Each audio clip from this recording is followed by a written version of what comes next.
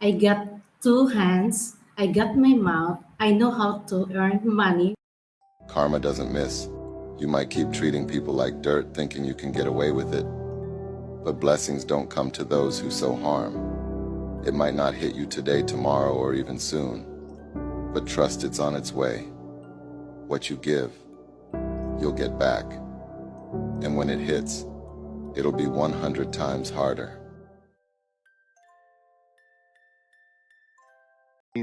And he wanted my opinion on a few things. And let me give you a little background here about him and his story. But what I really want to talk to you about today is Scam 101. Everybody's forgetting this stuff. People are constantly talking to me and they're getting scammed. They're surprised when they get here how easy it is to get scammed, how they were scammed, and they didn't even see it coming. Most of them are saying to me, Mike, my girl wouldn't do that. She's different. So this guy's name is Bert. He's telling me he's been on a long distance relationship with the school teacher. Well, it's another beautiful morning.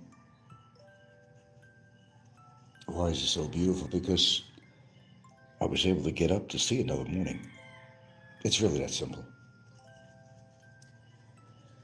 No tea yet. I'm too lazy.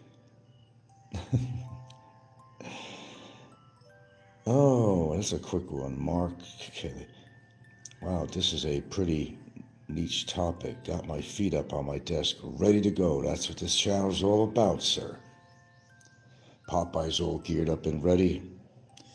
You betcha. Well, so am I.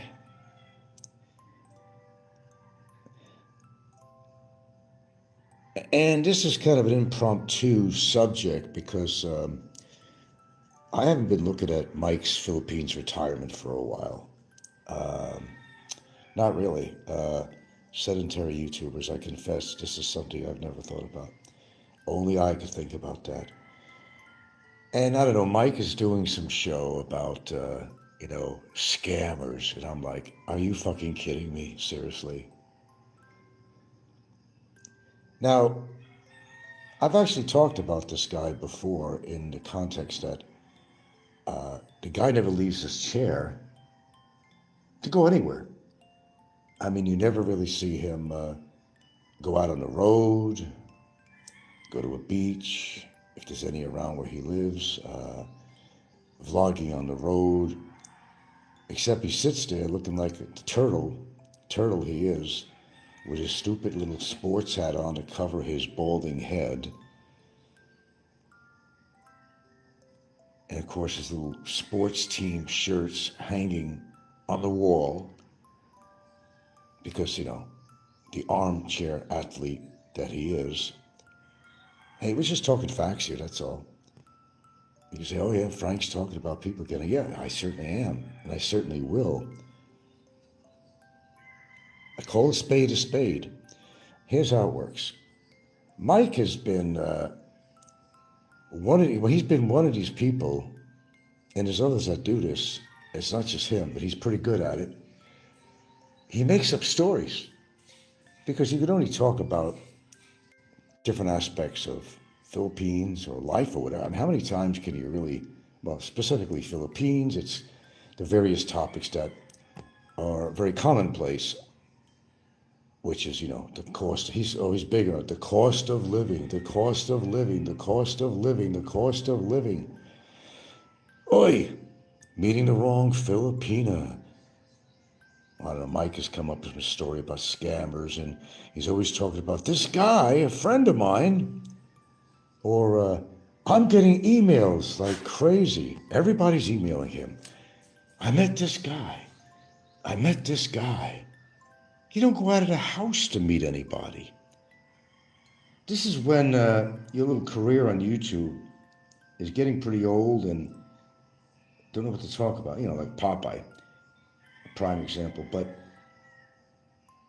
I could, talk about this guy, particularly this morning, because it's so expected. Just like I know when I'm going to take a shit when I get up in the morning, I could expect Mike's Philippines retirement to come up with some bullshit story A guy who basically scams his public with lies. I met this guy, and people are writing me. Oh, they're all writing him. They're all writing him.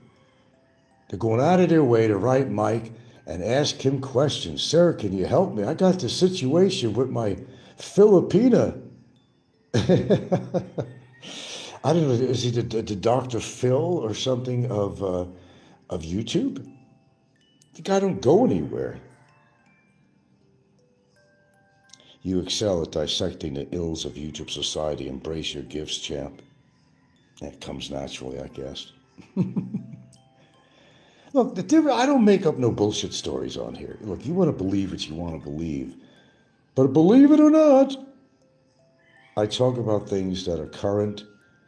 I talk about, again, things that you and I hear or see. So that can't be fibbing. It can't be lies. It can't be bullshit if we've all seen it and heard it. Right? Right, Popeye. So Mike, who's famous for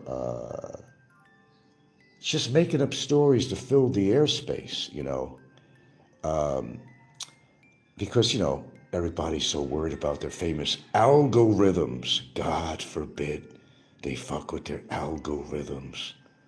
God, that's being enslaved to your show to get the views. I gotta keep that money coming in. Oh, I had a bad month. I didn't make as much this month. I don't know what's going on. I think YouTube is fucking with me and all this other crap. Jesus Christ. The fact is, if you have to depend on your fucking YouTube, then what will happen if you got your show taken off and you lost all your subs and, no money was coming in? What would these people actually do? They'd go into panic attack. They'd be calling me, Frank, can I borrow some of your fucking benzos? By the way, Popeye, I got a few for you, okay? Well, may I suggest you see somebody and maybe you take some for your own purpose. But that's besides the point here. And, it's not just Mike. You got Philippines through the eyes of an expat who is very famous for making up stories. He's another vlogger that doesn't really leave his fucking house other than to go out in a wooded area or the jungle area around his house.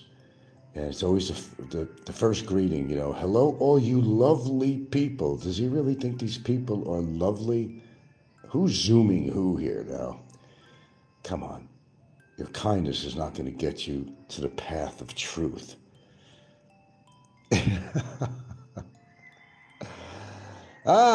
You got up the right time this time, expat forever.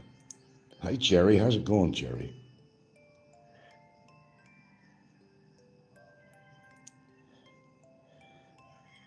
Okay, so let's continue with that. You know what? I couldn't even listen. I went 5 minutes into Mike's Philippines retirement. 5 minutes. Not 10, not 15, not 20. 5 minutes. And all I needed to do was hear what he had to say. And I said, wait a minute. What is this guy talking about? Scams? He's a scammer himself. Come up with something original to talk about on here. I never had that problem.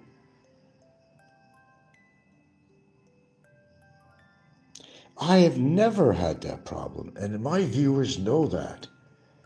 I talk about different topics all the time, or I at least put a creative touch to some topics that have already been covered and bring clarity to it. Now, I'm not on here to police what people put on their shows. No. I'm here to discuss some of the topic matter that people put on their shows. Nothing wrong with that. I don't have to agree with everything I hear, but if I find something interesting with the bullshitters, I'd like to talk about it. And it makes for interesting topic matter. There you go, Any topic goes on my Philippines interest, yeah. I should just change the title back, really.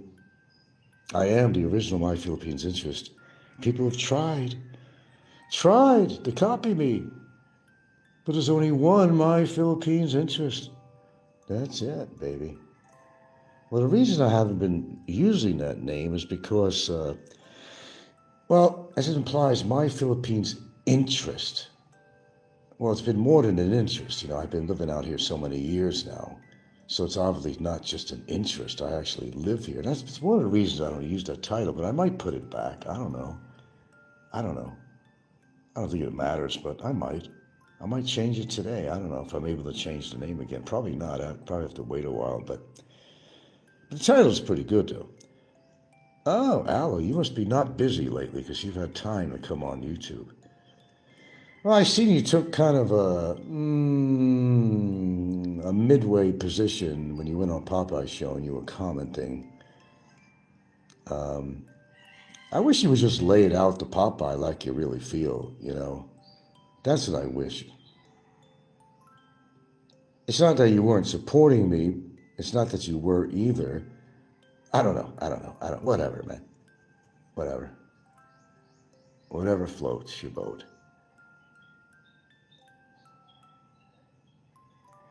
But point being on my discussion this morning is that, you know, all the years I've been on, and I've heard so many YouTube shows on here, I've been able to figure out what their MO is, how they're getting their ratings, you know, how they're getting people to watch, the repetitiveness of their shows that maybe some newbies don't see. But if you've been on here for a while and you've listened to any particular vlogger, and this really doesn't apply to me, and it's amazing that it doesn't, because I don't know, I seem to come up with stuff all the time that, you know, I mix everything with local issues, worldwide issues. I go into everything from medical to environment to, you know, you name it, to how often somebody fucking shits. How, you know, comprehensive can somebody make a YouTube show than I could?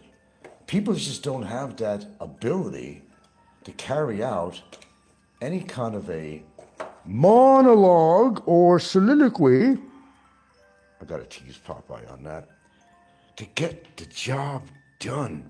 I like to get the job done. I'm known to get the job done. Isn't that right, Al? The community is dead. That's a fact, yeah. The good times are over, what you call the good times. Good times at Ridgemont High. Alan, the good times at Ridgemont High. What is saying Ridgemont High on here? This is not Ridgemont High. This is fucking YouTube.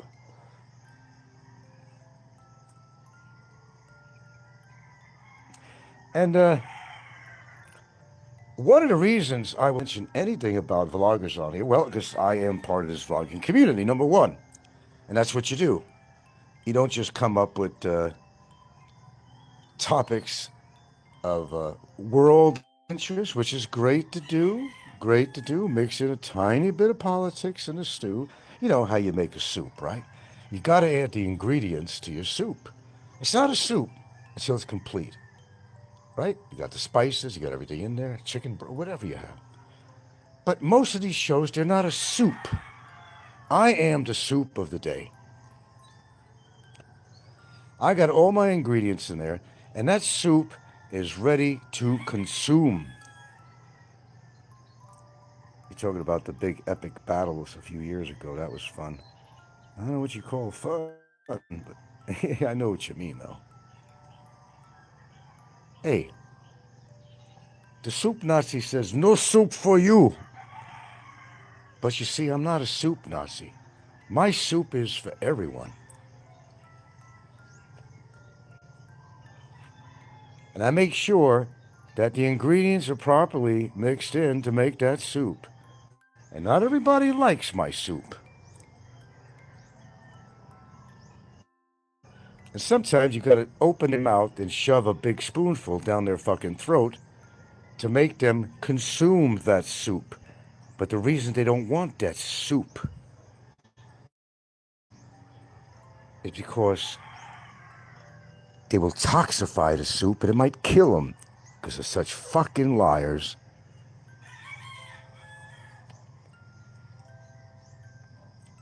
Isn't that the truth? Talk about the big epic battles a few years ago. Okay. Soup of the day. Soup of the day. No soup for you, Popeye. No soup for you. Come back. Never. Well, you know he simulcasted me, right? Of course. I mean, this is his prime part of the day before he takes his num-nums and goes to bed. Anyway, let's go back on topic here. Although, you know me, I got more topic matter than you could fucking shove in your fucking mouth. That's why people come to my... Oh, last night, it was funny. Let me tell you about last night. Last night, I had 95 viewers. Did I really have 95 viewers? No, I didn't. Unless it was a quirk, you know, people think it was a TikTok thing and they tune in, they want to see what it is. Or somebody was actually buying my views. It went all the way to 98, sucked down to 45, then to 35, back to 58, back to 94, somewhere around there. I'm not giving exact numbers, but somebody was actually spending money to buy views. That was funny last night, because I know I don't get no 98 viewers on my channel. No. Mark says, the heyday for me was the very beginning. I remember when there was only one Western guy who made Philippines vlogs. Yes, only one. Yummy Kaya. Is that a name? I never heard of that. Oh, there's plenty to listen to if you really want to listen to all the bullshit. But I have to tell you, and you don't think it's, you probably think I'm bullshitting. You probably think I listen to a full show of certain vloggers on here. Some people actually, I told you many times, there's people, it happened with Fazio and other people, I actually get a visceral effect when I listen to their voice.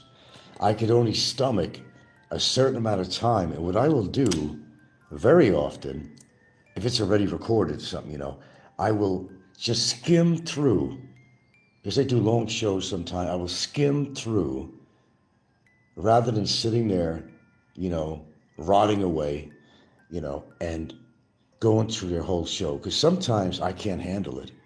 I can't handle it.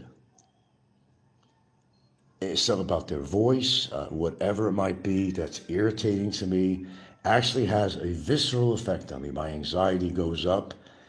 Something irritating about their voice. I said, I'd heard enough. But I didn't miss anything. That's the point. If I didn't listen to the whole show, I didn't miss anything. Because it's the same fucking bullshit. Bueno Cano, Popeye's, oops, I'm missing stuff.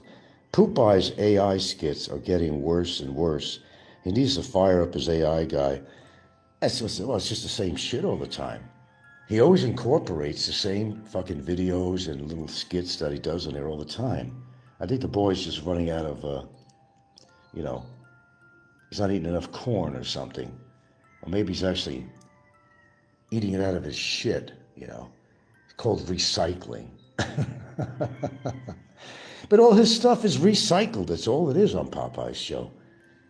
He recycles it, but it comes time for his commentary, you know, his monologue, okay? It's the same shit. Frank did this, Frank did that. Oh, here's a video for you. Is that your life, Robert Clausen? Is that seriously your life? That you're just recording everything? I mean, put it this way.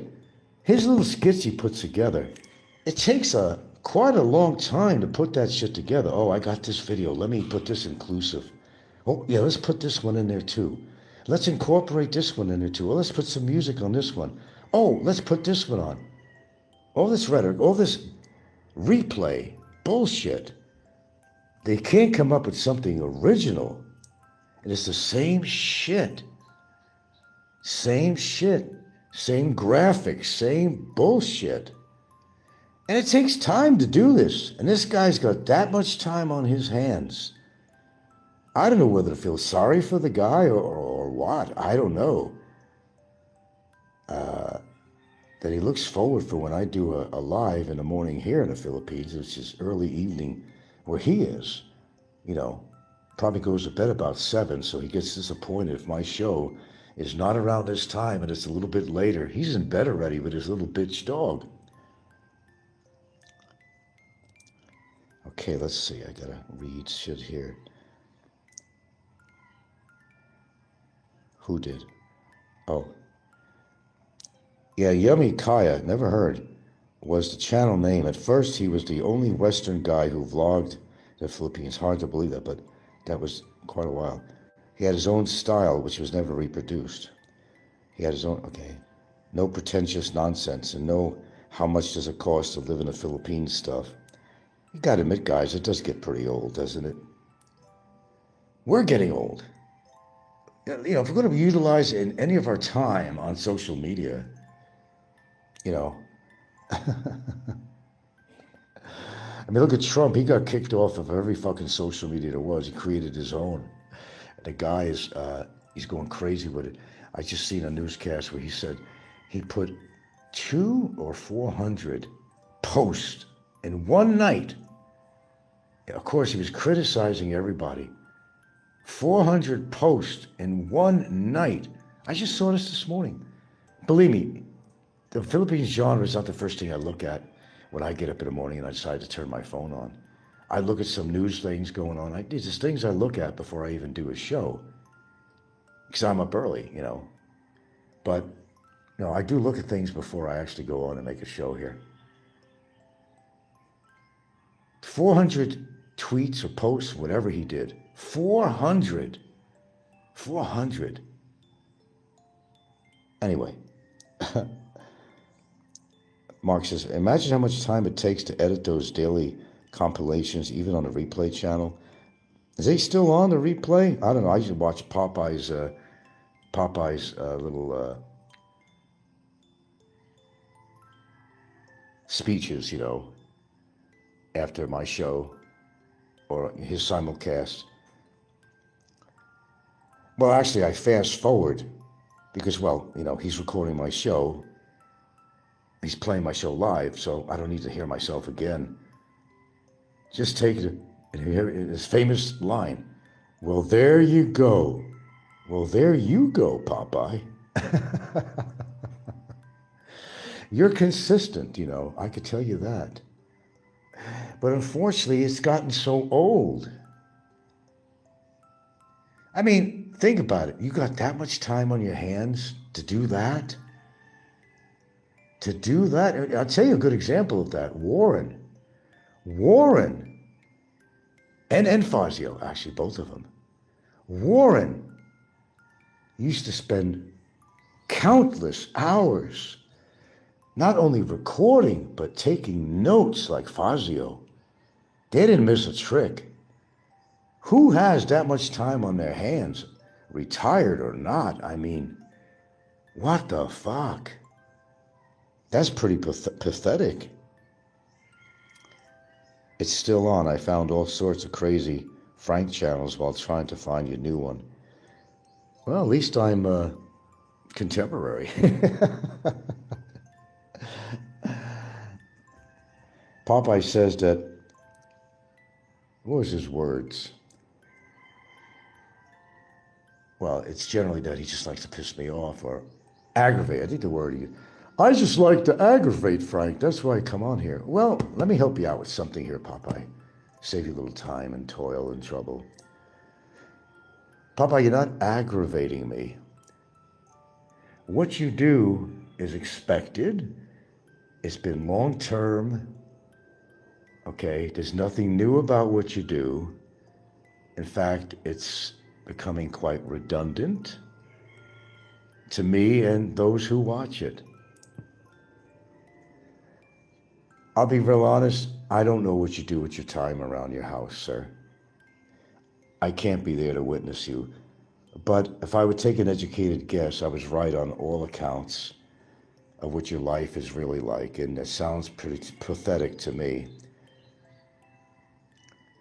I've never seen you in person, okay? I don't know if you have any friends. I can just make a an educated, well, I can just make a good deduction that your life is not very active and that you live your life, for me, and I'm the most exciting thing that has happened to you in the best part of your life, other than the round table in Subic Bay where you got your dick sucked. True, Frank, there's more to life than YouTube. Hey, when I'm not doing a show on here, it don't matter how many shows I do. 1, 2, 4, 5. Don't matter how many shows I do. But in between that time, and even during that time, I'm busy doing something. I'm performing something around the house here. I keep busy. I devote my time to put on my shows when I have the time to do it. Period. If I don't, you might see a show later on. But it is not my life to come here on YouTube. It is not my full life. This is just a part of some of the things I do because I do have a channel. I'm not seeking to get money.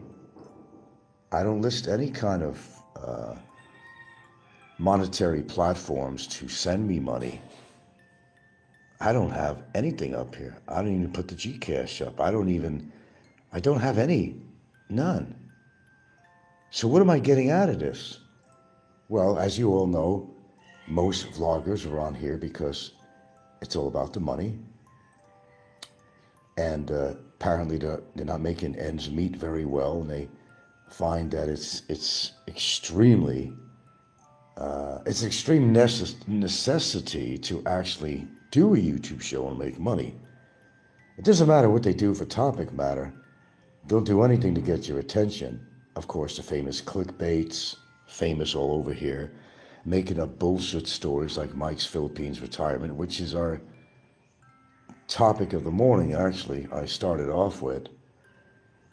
And getting back into that again, I don't watch Mike religiously at all, but I do tune into his show. Now, a lot of rumors that Janet left him. Well, there's no proof of that. Let's be real. Maybe she just doesn't want to be on camera. But it is kind of interesting, though, because Janet would be in the background at times, you know. Or she would sit down with him. Remember, she'd sit down with him while he does a show? Did she really leave him? And if she did, would you blame her? I mean, look at the guy. Look at the guy. Look at the guy. Looks like a turtle with a sports cap on. Sometimes talking about his favorite teams, Ohio, whatever the fuck it is. Who the fuck gives a shit? Does that put, vigor in your steps? I mean, what does it do? No one cares about what sports team you're interested in. Or do a special channel just for your sports crap. Your shows have improved a lot over the years, Double Chin says. I can tell you are very active outside of you. Well, I mean, I'm not doing somersaults on the road, okay? No. The fact is, I'm going to tell you what I do every morning. Let me tell you what I do every morning. And how many people do this? Very few. Before, but usually it's after, because I get up early. After I do a morning show. Besides, if you have to be, and Popeye wants to know all the details. When do I take a shit? Well, actually, Popeye, I take a shit. I'm a very regular guy. Don't confuse me with the show, The Regular Guy. I'm not Scotty, although he's a piece of shit. But I usually take a shit, Popeye, if you need to know, because you want to know everything about me. I get up, I tell you what I do. All night long you've been sleeping, whatever. Gotta take a fucking piss. Pretty normal. Follow me, Popeye? Oh, okay. Fantastic. I don't have to shit yet, though, Popeye. Come on, take notes now, okay? And, yeah, I'll go out and I'll have a smoke. Now, that creates an artificial metabolism in your body, and it makes you want to go fucking shit, Popeye. just like your camels, right? I go shit, I wipe my ass, squeaky clean. I don't just wipe with fucking toilet paper. I make sure that I am hygienic, Popeye. My arms could actually reach around to my ass and I could actually wipe it. Or does your daughter have to do that for you? There you go. How many times do I shit a day? A couple of times, Popeye. That's healthy, actually. But you're so full of shit that you're constipated. And your constipation turns into diarrhea of the mouth when you put a show on. What else you want to know? The brand of my toilet paper? I don't know the name of it, Popeye. But listen carefully. Maybe sometime I'll even mention the brand. What do you want to know? Do I wear boxers or briefs? Do you want to know that too, Popeye? Well, it varies, Popeye. Make notes. It varies. Sometimes I wear briefs. Sometimes I wear boxer types. What else you want to know, Popeye? Because you have the need to know because you are infatuated with me. You are obsessed with me. That's how I know you don't have a life. No, I'm not skydiving or anything, but you live well and you live deliberately. There you go. Oh, please, don't get me wrong. I have my moments where, what the fuck? Like, what do I do now? Absolutely. If you're retired and you're living in the Philippines, I don't want to hear no bullshit from anybody. You're going to have some moments where you're so fucking bored. Even if you do live in a big city where it has amenities and stuff, even that gets old. How many times can you go to the mall? Then what do retired people do? Unfortunately, they go to bars. They go to bars. Oh, by the way, Jim said he's quitting drinking again. When Popeye could walk without a mobility device. Yeah. It says, as a My Philippines Ninja super fan, I know you're primarily a boxers guy. I can remember bar beers. I can remember that. What is this about bar beers? What does it have to do with boxer shorts? You're blowing my mind here this morning. As long as you don't blow me any other way. Blow my mind, it's a lot better. What about Barbara Beers? Boy, you are a note taker. Who the hell knows about Barbara Beers? Are you fucking kidding me, man? Where does she come into this? Yeah, you must follow me, and you must be somebody I know real well. Bar beers? What do you mean you remember bar beers? What about bar beers? What does it have to do with boxer shorts? I mean, you're beginning to scare me here with your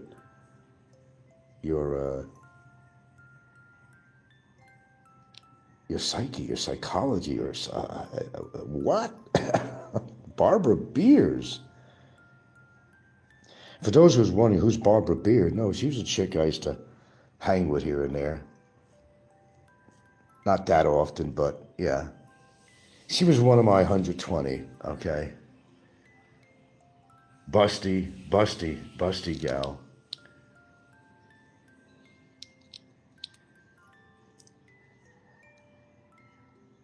Now I want to hear more, Mark. I want to hear more. What does Barbara Beers having to do with boxer shorts? Look, it's morning, okay? Give my brain a break here a little bit.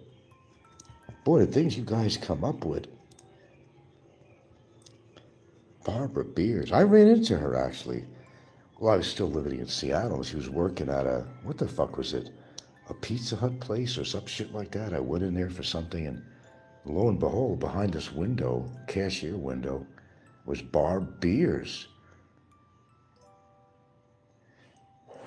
And Barb Beers was a free soul, if you know what I mean. She's very defiant of her parents. She used to just take off and go to the road and go on these little road trips. Be hitchhiking, in other words, hitchhiking. Oh, the story she told me, my gosh. Anyway, she repented. She found God. By the time I seen her again in that store, first thing she says, I noticed it was her. Frank, if you still have those pictures of me, I want you to get rid of them. First thing she said to me. Oh yeah, I had some great pictures of her, if you know what I mean. Good old Barb. Oh, they were good pictures too, let me tell you that. First thing she said. I said, oh no, I don't know what, I lost them a long time ago, but no, I still have them. They're actually transparencies, actually. You know what they were, slides, transparencies, color, ectochrome, you know. How did I get it through? The developer, the lab, I don't really know, but they weren't that lewd or nothing. No, nothing like that, but very suggestive. Mark has been around for a while. You talked about Barb before. Mark says, I have a mind where random facts stick for no reason. I don't know, that's kind of scary, Mark, in a way.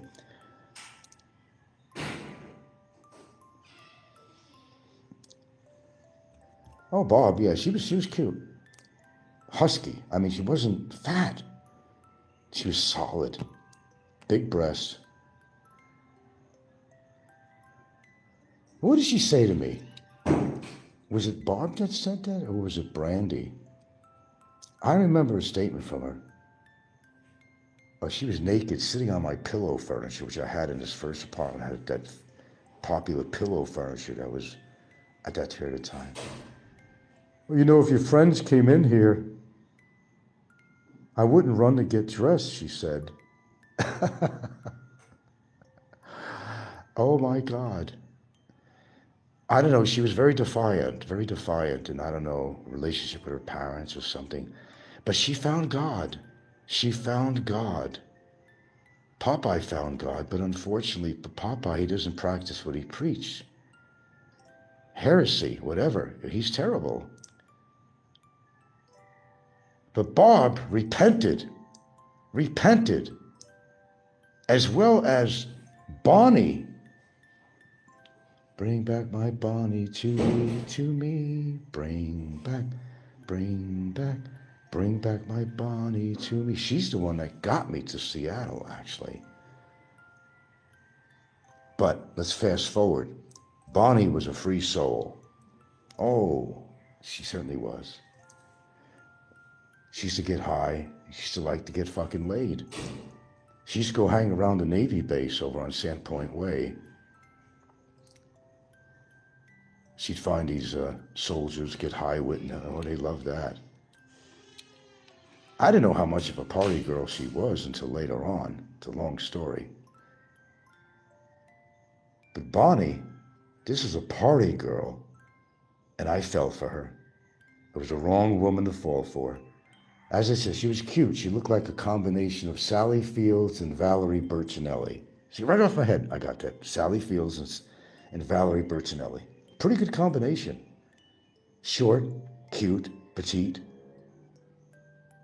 sexy. I took her up to Yosemite because I met her in California. I met her in, what is that town just before Yosemite? Oh, that's where my bus stop was to go to Yosemite. I know the name of it. It's a town right before you're going to go to Yosemite. Well, it's not important, but. And I brought her up there. I only stayed a couple of days. I never even got to even see Yosemite. I was too busy fucking. But anyway, Bonnie she was a wild card. But then, years later, you know, I tried to call her house, which is in Lake City, part of Seattle, called Lake City area. Her mom answered, I just want to find out how Bonnie's doing these days, whatever, you know. Well, Frank, you know, she's joined the choir, and she's doing very well. And I'm like, I said, wait, say that again. She joined a choir? And I'm saying to myself, not to her mom, are you fucking kidding me? Let me tell you something. She was no choir girl. Neither was Barb. Repent, repent. Popeye, maybe you should repent. The end is near. Repent, Popeye, repent. The end is near.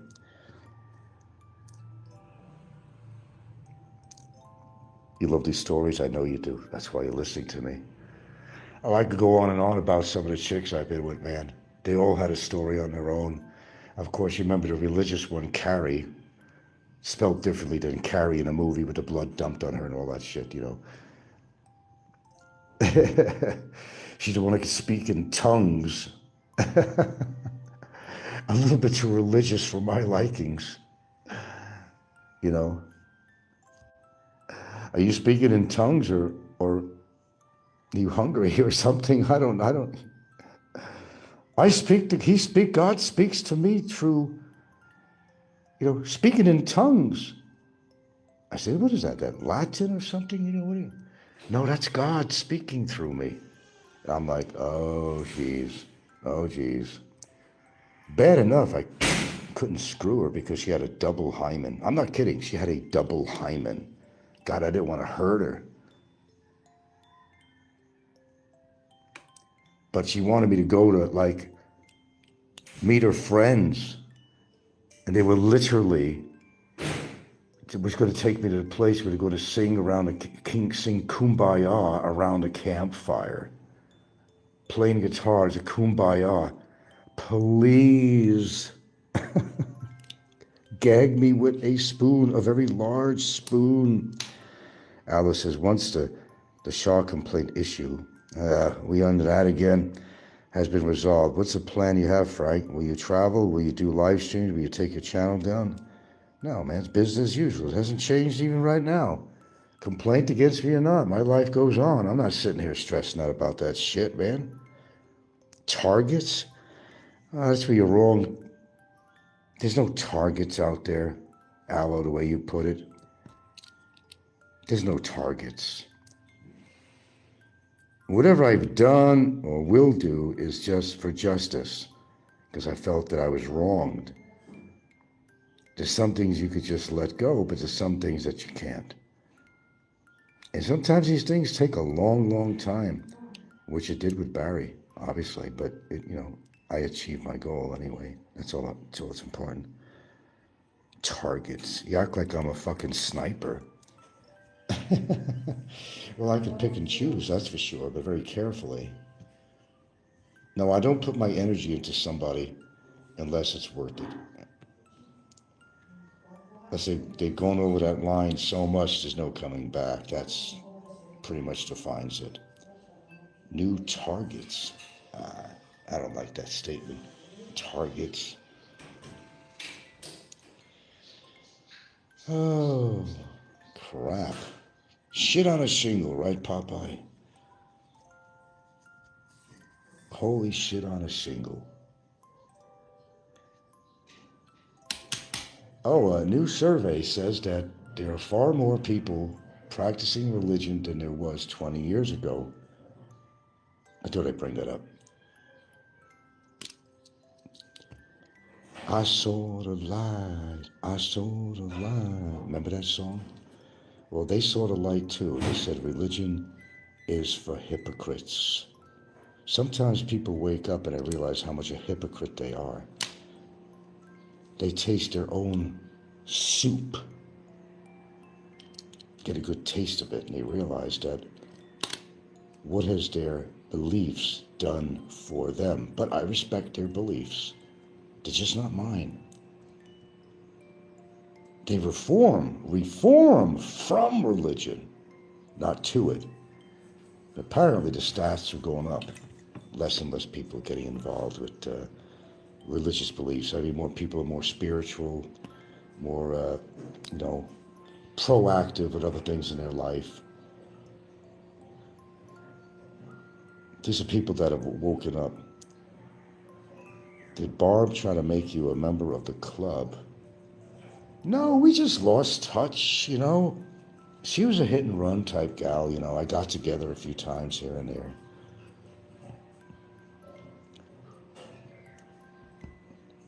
She knew how to work her parts, let's put it that way. God, I think it was that graphic. I always remembered one thing, it's in my mind. That never stopped me from saying it. I get your hand off your dick, Popeye, because this one's gonna really, if you got any load to shoot, it's gonna really shoot your fucking load. Because you live vicariously through me. After having sex with her, on the pillow furniture. Hey Frank, take a look at this. I don't know if you're ready for this. I don't know. I don't know if you're ready for prime time on here.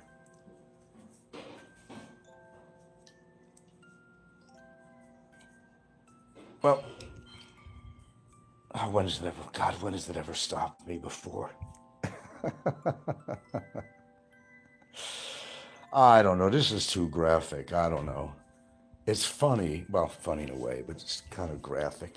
Let's just say she did something after the act and wanted to show me what control she had of her part after the deed was done. That's all I'm going to say on that. Popeye's stroking one right now. Oh, you bet he is. He's stroking hard. If he comes on later and he's out of breath, you'll know why. Nah, I can't be your life, Popeye. I just can't. You know, you got to put your own life together like other people have, and I certainly have. You can't live with me in your head all the time. That could be, I don't know, that could be kind of dangerous. Oh, he's stroking one right now.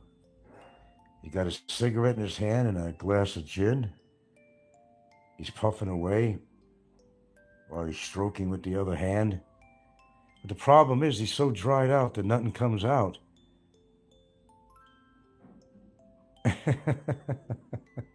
He's like an old dried out desert. And he's got retrograde ejaculations. What's going on, really? I know a lot about everything. You wonder what retrograde ejaculation is? It means you can't get it out. It gets sucked right back into your fucking bladder or whatever. You have to piss it out. He's been so inactive sexually that the shit's afraid to come out of his fucking dick. I don't want to face the outside world unless I have a mobility scooter.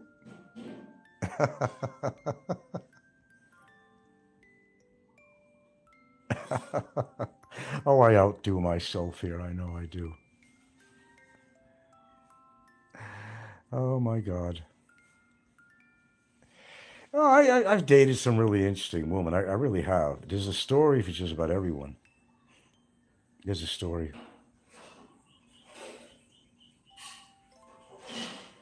So many stories. I just can't recall all of them. Only the ones that really stand out. Then again, I'm like Seinfeld. I make the mistakes with women, too. As I said, I've ruined relationships that could have been potentially just wonderful. You know, Seinfeld's always screwing up on what he says. How about the one with Leslie? I've said that one. Leslie, that's the one that, didn't like cigarettes. She hated cigarette smoke. You know that one, right? And I'd be over to visit her all the time and stuff, And we even, she was even planning the fact that we were going to have sex. She wanted me to go to the public health office with her, and she was going to get a test, and I was going to get a test to make sure, it's proper, to make sure I didn't carry any STDs. That was good. I mean, that was, considering I got the crabs from one woman, yeah, that was a good thing to do. She was being, health conscious. She was being very careful, and I really appreciated that,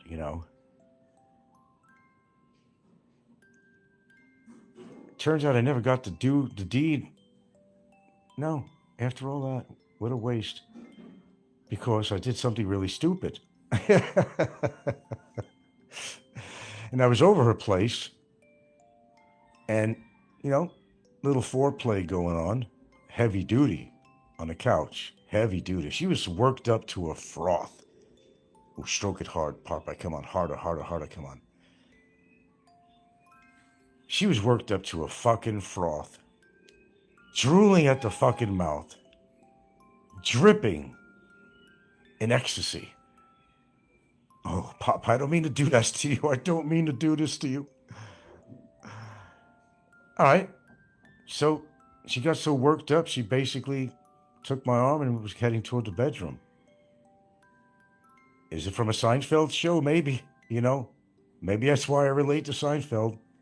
What did I say? Since you follow me so much, you know what I said that ruined the whole night. And Mark, you seem to know everything. What did I say to her that ruined the night? To see how well you do follow me. Because I've talked about this before. What did I say? Come on. Think. Well, I'm not going to wait that long. I said, as we were approaching her bedroom, oh, this is where it all happens. Bing! Buzzer bell. Buzzer goes off. Failure. Cigarette. Oh, no, it wasn't that. No. The factoid eludes you. Well, you're missing stuff, man. You ain't taking your notes well enough. I ruined it. She stopped me at the door frame. That was it. So I went out to the club I used to go to. I said, okay. I went out to the club after that. She didn't ruin my night. In fact, I met somebody that same night. I always compensate.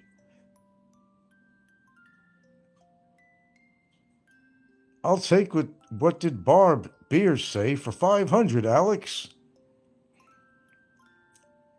You don't want to get Popeye too excited here. He might have a heart attack. You still there, Aloe? I want to make sure you're still listening. Cherry, cherry lady, listen to your heartbeat. Sing a little, Popeye, for God's sakes. Show that you have, you have life in you. Show us you can find some happiness in something. Stop being an old grudge. Stop being, the ancient mariner. Stop being so grumpy. Sing a little bit, man. Sing a song. Okay. Sing a song. I don't think there's one show I do where I'm not singing somewhere. So I'm supposed to be this miserable guy. Oh, the world is against me. And you want me to live in this substandard type of living situation of emotion, No matter what's going on, I don't sit there, and just wallow in my woes. My day goes on no matter what's going on, no matter what adversity. I live my life day by day. You're going to sit there and just be miserable? No, it's not me. You can hear it in my voice every time I do a show. I'm fucking singing all the time. And if I can think of more songs, I can remember any lyrics, I'll sing more. It's whatever comes to my mind, really. It's kind of like Gilligan. You remember when he had the thing going on with his tooth? If you turn his head a certain way, a certain radio station would come in. Do you remember that Gilligan's episode? That's me. Turn my head a certain way, I don't know, a certain song will come to my mind. There you go. Turn your head this way. Oh, a little bit. Oh, the signal's not coming in good. Because he had metal, he had fillings in his mouth, and it was, it was, it was conducive to radio frequency, RF frequencies. Alice says, Frank, you mentioned yesterday the Mexican standoff, and I fully understand that you can't go into details. Oh, yeah, it's an absolute Mexican standoff. You got that right. along with the tacos, burritos, all that good stuff. Guacamole, sour cream, tortillas. I don't know. I have no idea. I don't have no idea. Let's just say we're working on it. We're working on it.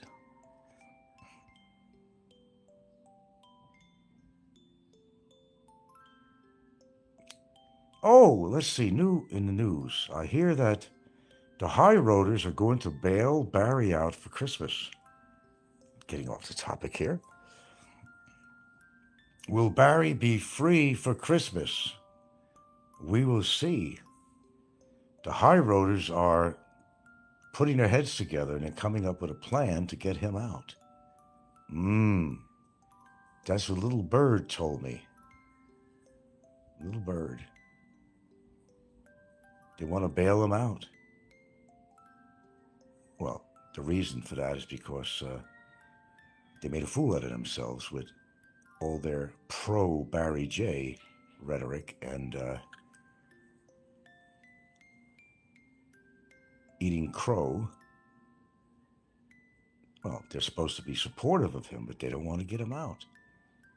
But through all the shows I've done and the pressure I've put on them, it's my understanding that they're going to be giving in. That's what I heard. And there is Tesla Edison.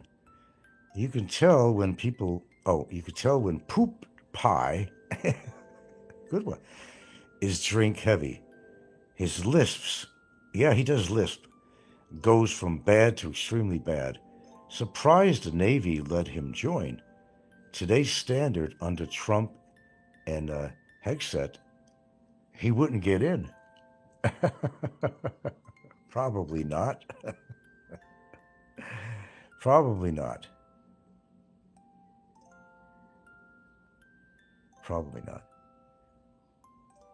By the way, a little hygiene tips for you, Popeye. You know, I always think you're a shit ass, but I think you're literally a shit ass because let me explain proper hygiene to you, Popeye, which you never learned. You got to understand what is it they give you in the service? They give you one sheet of toilet paper, right? 3 squares a day and 1 sheet of toilet paper. Well, I hate to tell you, you can't accomplish your deed with 1 sheet of toilet paper. Maybe that carried on with you after your glorious and victorious career in the Navy. Let me teach you how you do it, Popeye. You could use the toilet paper, or you could use the spray method. But if you don't have that, you wipe your ass, Popeye, right? Get all the crunchies out of there, right? Don't rub too hard. You're going to get a fucking hemorrhoid. All right? Follow me? All right? Wipe your ass meticulously. But you're not done. And by the way, everybody should listen to this because you're a walking E. coli factory. You have to get a rag with soap, people. And after you wipe yourself down with toilet paper and you're not seeing any more coloration, then you proceed to go for a wet rag with some mild soap like Ivory or some Dove. Right? Follow me? Listen, Popeye. Then you wipe your ass gently and you clean it meticulously to then rinse it out with the rag again. Then you take some toilet paper and you pat yourself dry because you don't want to make it moist. You build up bacteria that way. You follow me?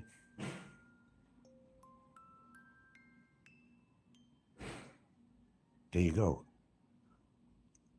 And you're going to be fine the rest of the day. But the truth is that most people, you can only hear this on my channel here, most people don't know how to wipe. They walk around and they even smell, they don't realize it. They can get infections, skin infections down in that area because you've got a combination of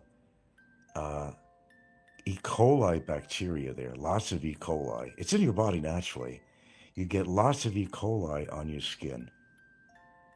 And there's another one, it's called Oh, hell, what is this one? It begins with a C. Anyway, it's a nasty bacteria factory.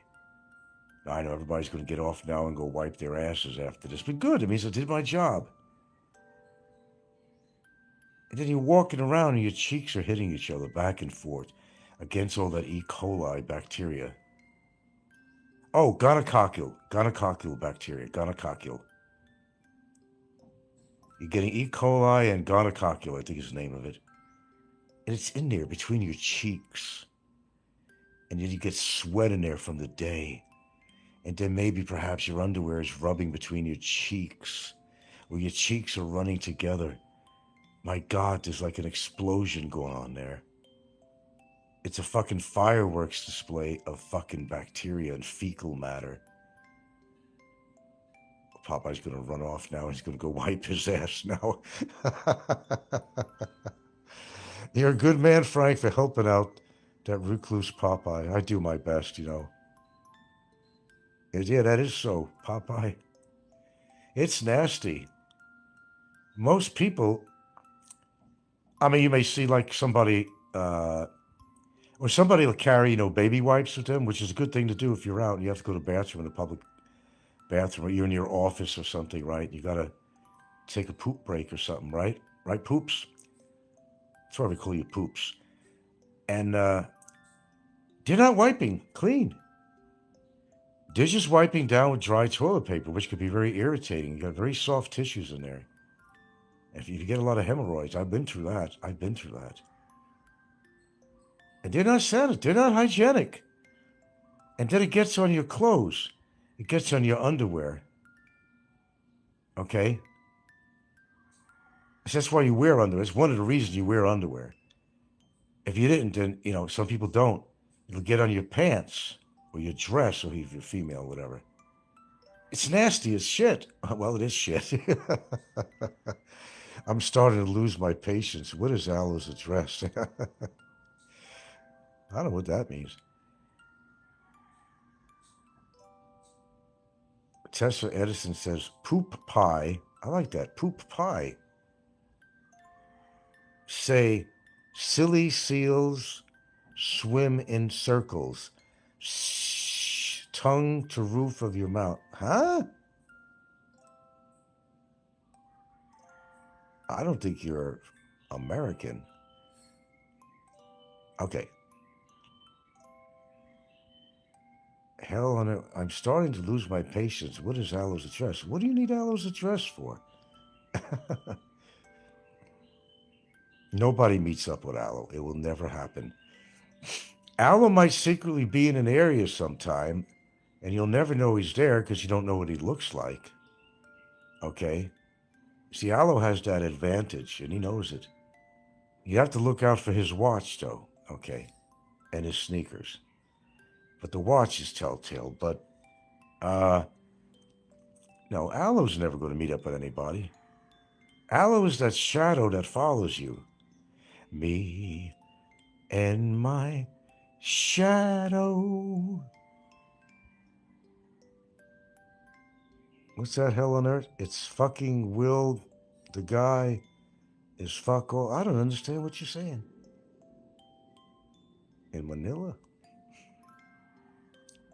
Aloe will go to meet you, but you're not going to see him. You know, he's a shadow man. He'd be right next to you and you wouldn't even know it was Aloe. Historically speaking, that's what he's done.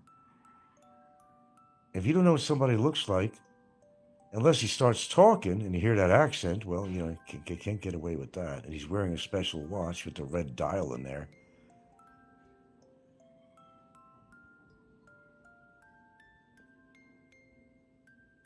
Is this guy getting really bad, Mr. Hell on Earth? Are you challenging Aloe? The Vinta? Meet me in a gym in Europe. Oh, come on, pussy. You're not going to meet Aloe anywhere. You know, you're another Popeye. Like, Popeye would never meet anybody.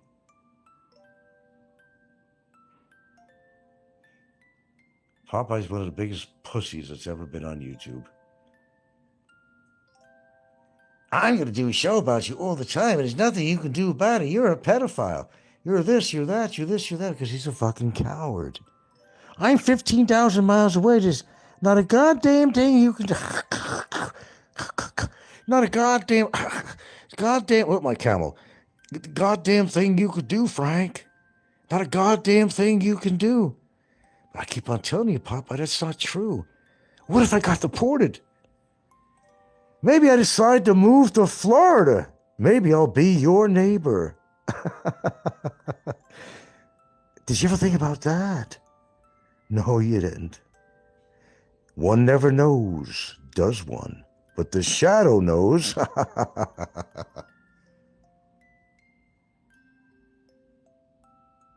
Alan Winter says, what brings you to this community when you never visit the Philippines? There, good question. Eleanor says, Aloe, France, Paris, I have a mate who owns a gym, or in Turkey. Yeah. He goes, I'm serious, Aloe, let's fight on camera. Oh, come on now, boys. This is a respectable channel. For God's sakes.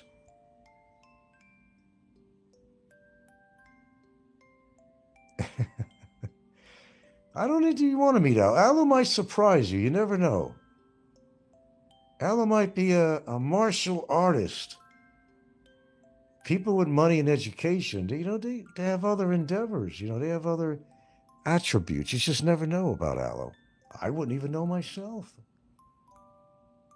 Bueno Connor. Oh, and Popeye is going to have some fresh AI-generated content after this one. Oh, you betcha.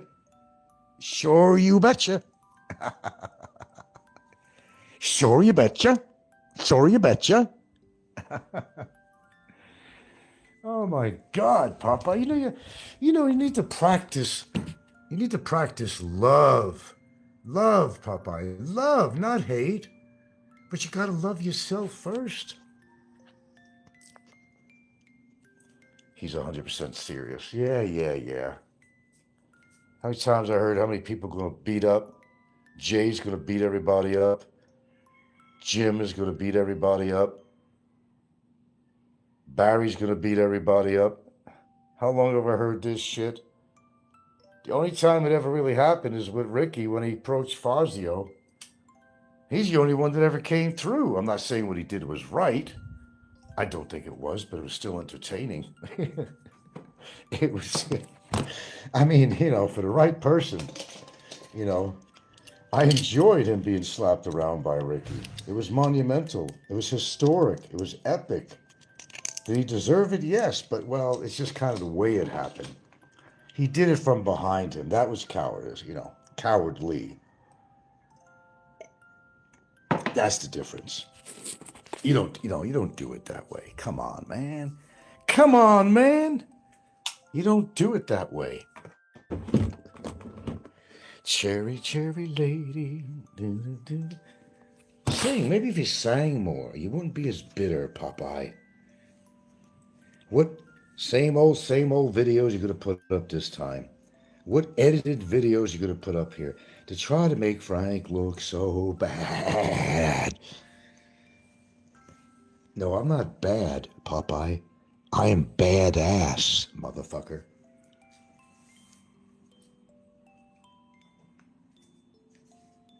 Try seeing me in person, bro.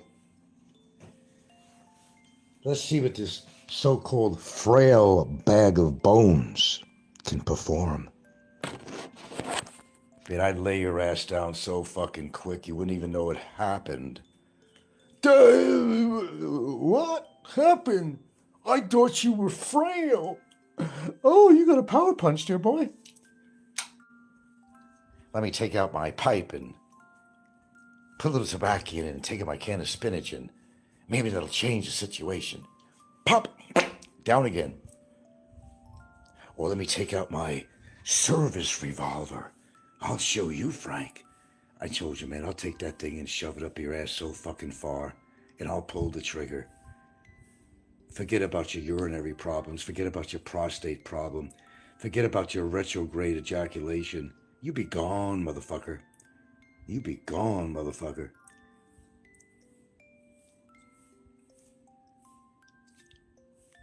Oh, so hell on earth. Oh, he is a definite troll, isn't he? We'll get rid of him, Alan, right now. I got rid of him. Alois says, you sound a bit like Heminger. Hell. You mean that guy? Hell on earth? I got to give at least some credit to Heminger. Heminger is intelligent. He can put words together. He knows a lot of stuff, no matter who Heminger is. Mike Luna is now doing Dexcel. God, you guys. Oh, and speaking of Jim, this is a good one. Jim goes and spends up to $600. All he's trying to do is going from Cambodia to do his visa run. So he's going to go into, Vietnam, I think. Right? A simple flight he could have took to do this.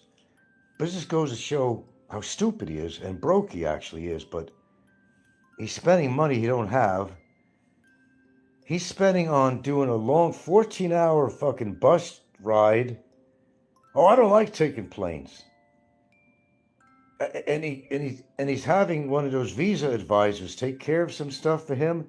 Anyway, the total fucking cost is like $600 just to cross the border, and then on top of that, pay for his visa run, or he incorporated somebody into this.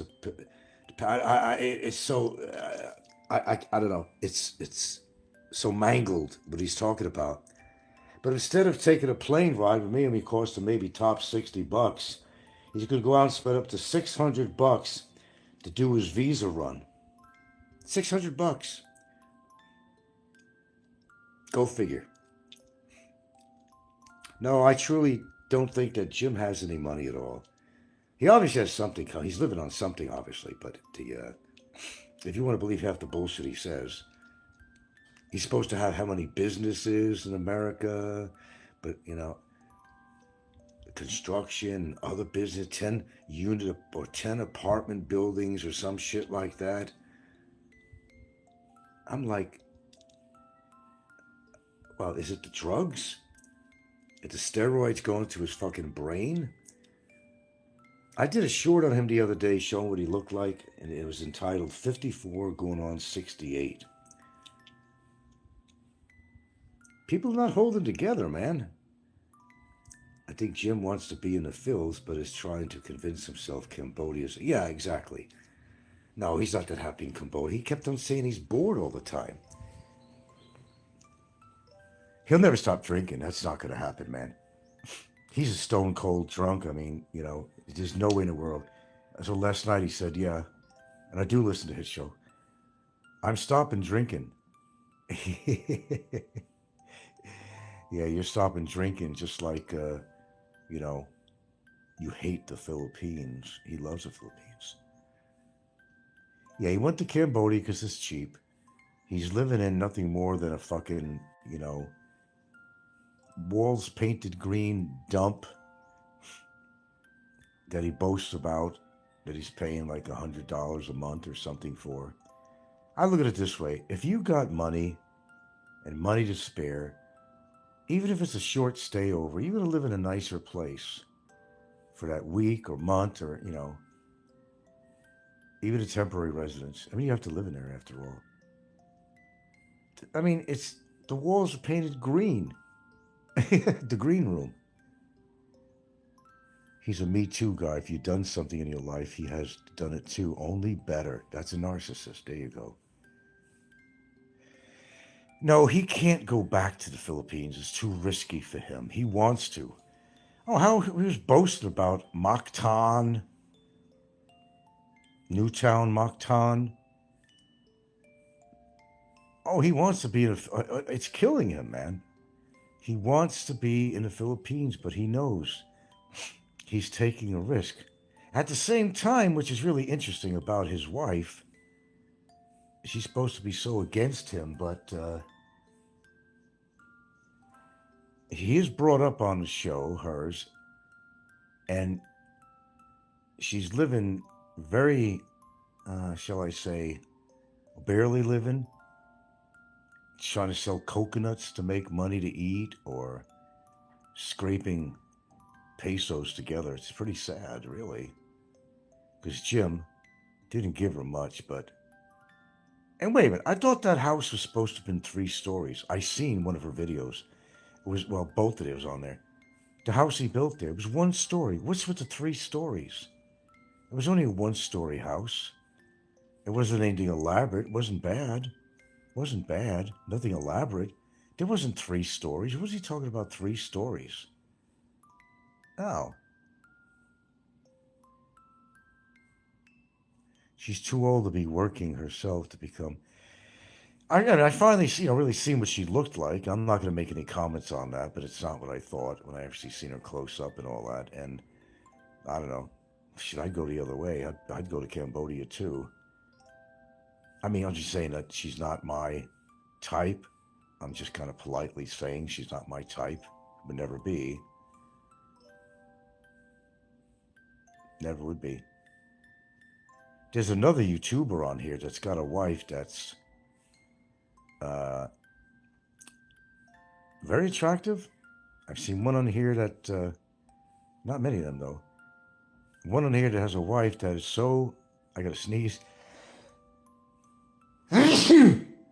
so intellectually different than her husband, and as far as looks, and the way this guy's got kind of a big ego. We're not talking about that guy. There's nothing to do with that at all. No, we're not talking about him. Another guy. And you're trying to say, what's the match here? What is the attraction factor? This guy is pretty intelligent. Let's see, he was in the service at one point. And he's got this wife that is so down home province, if you know what I mean. You can't get more province than this in any way. You cannot get more province than this. And it just makes me wonder what the attraction factor. I don't get it. Where some of these guys could get a lot better. It's not just looks we're talking. No, not just looks. It's the whole character. It's everything about him is so primitive. Where the guy is very intellectual. Very intellectual. You know, seen the world and stuff like that. No, it's not who you think I'm talking about now. Somebody else. And you just don't see the match.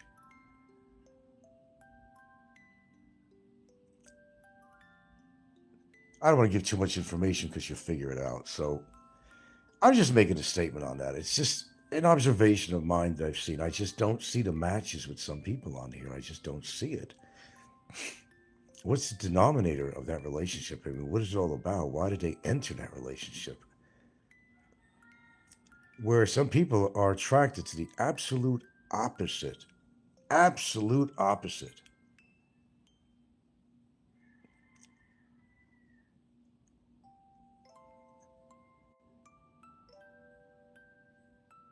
Generic provincial Filipina. Oh, you mean Jim's wife?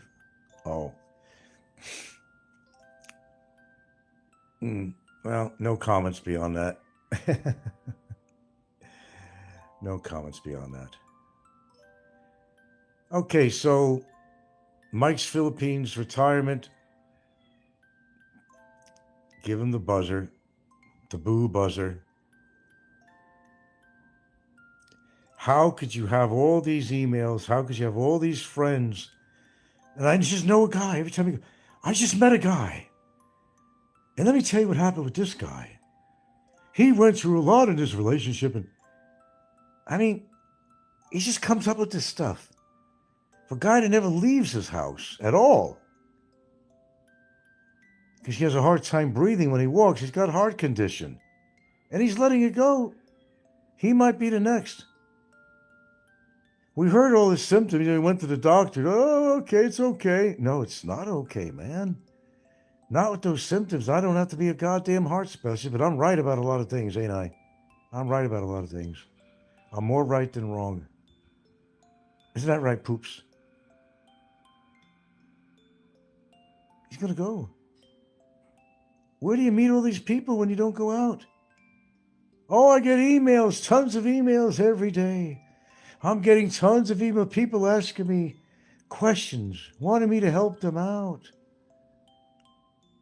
The only thing that guy attends is this damn thing in Doomageddon. Every now and again, there's a luncheon or some kind of a get-together of some sort that he manages to get off his chair and take, well, he doesn't take off his baseball cap. He never takes that off, you know, and he'll attend something like that. But I highly doubt it that all these people are emailing him all day long and people are asking him for advice. Advice about what? He don't know shit.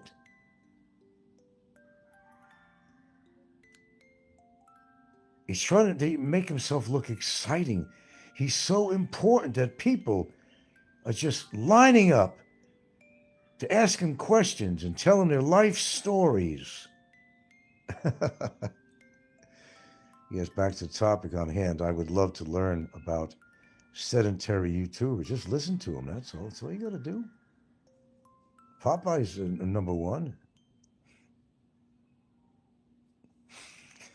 But I tell you what, man, you know, I've seen many of the mates of these YouTubers on here.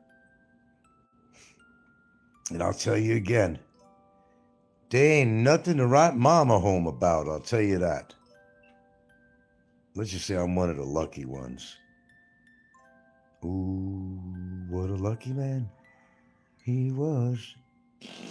Ooh, there you go. Sing, Popeye. Sing like a fucking songbird. Stop your bitterness and your ugliness. You're going to uggle to death. For God's sakes. What do you do when you go to the confessional booth? Do you even do that, Popeye? Do you go to church on Sunday and confess your sins? Look, the guy in the booth there, right? He's only got so much time for each customer, and they are customers. If this guy has to do a confession on Sunday, Jesus Christ, Jesus Christ, he'd be in there all day. I mean, the priest is only going to say, oh, you can only do so many Hail Marys, okay, Popeye, you know. He'd have to quote, you know, Bible and verse all fucking day long to make penance or whatever for his sins. No, so I couldn't see Popeye in one of those little vestibules, whatever, talking to a priest behind a dark screen. So why is a priest trying to hide himself? Or is he sitting there jacking off to somebody, especially when a woman comes in? Or perhaps a little boy, Popeye. I'm sorry, if you have to hide behind a screen, there's something wrong with that picture, bro. But do you confess? See, Popeye's one of those guys. He'll fuck people over all week long and say the most hateful fucking stuff you could ever say about anybody. Go to the confessional booth. Yeah. And the guy says, yeah, okay. You sound like a horrible motherfucker. The priest will tell him, what a bastard you sound like, but I'll tell you what, we'll make it better. I'll absolve you from your sins. You know, a few Hail Marys, but in your case, sir, we're going to have to do something to narrow this down because you're going to be saying Hail Marys all goddamn day long. We'll figure out something else. Then he goes home, told all his sins. Next fucking day on Monday, he goes back to being a scumbag, a loser, a hateful piece of shit, a no-lifer in his house with mobility issues, rubbing one off to my voice, making simulcasts about me. I wonder if he told the priest about that.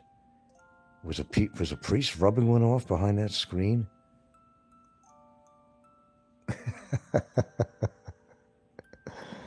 Hey, it's all yours, Pops. I gotta go. I gotta get something to eat here, man.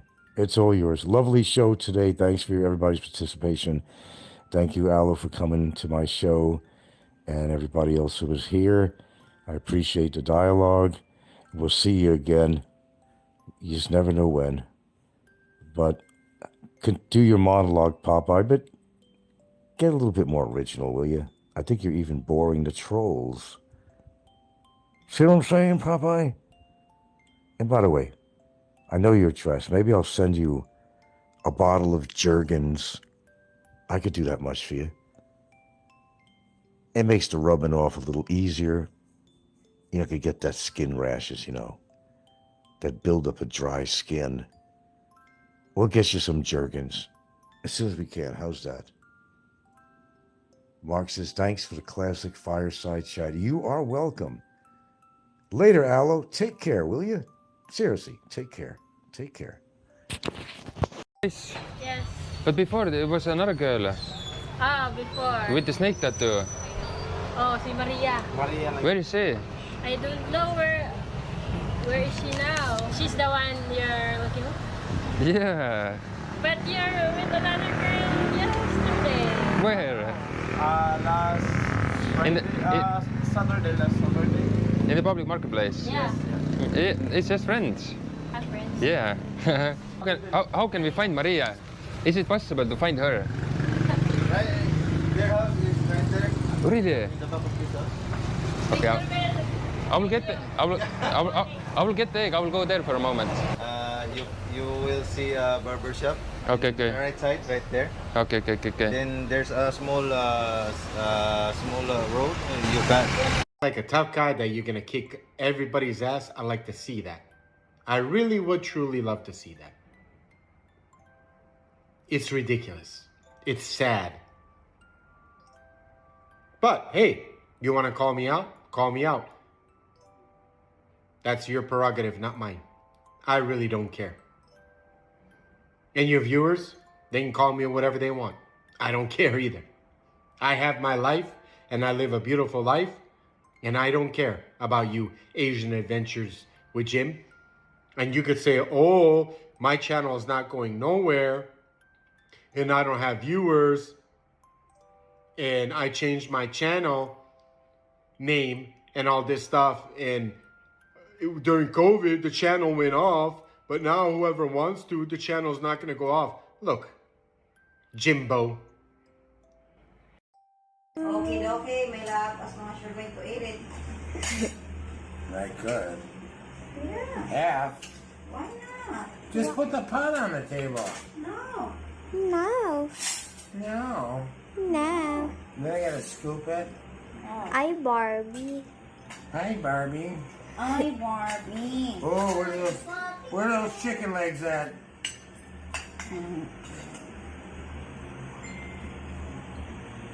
Where's some juice at? Wait a minute. Here. That's supposed to be the double juice. That's good. Hot sauce? Ooh. This is chicken wing. Oh, Chicken drum right wings, there. chicken wings. That's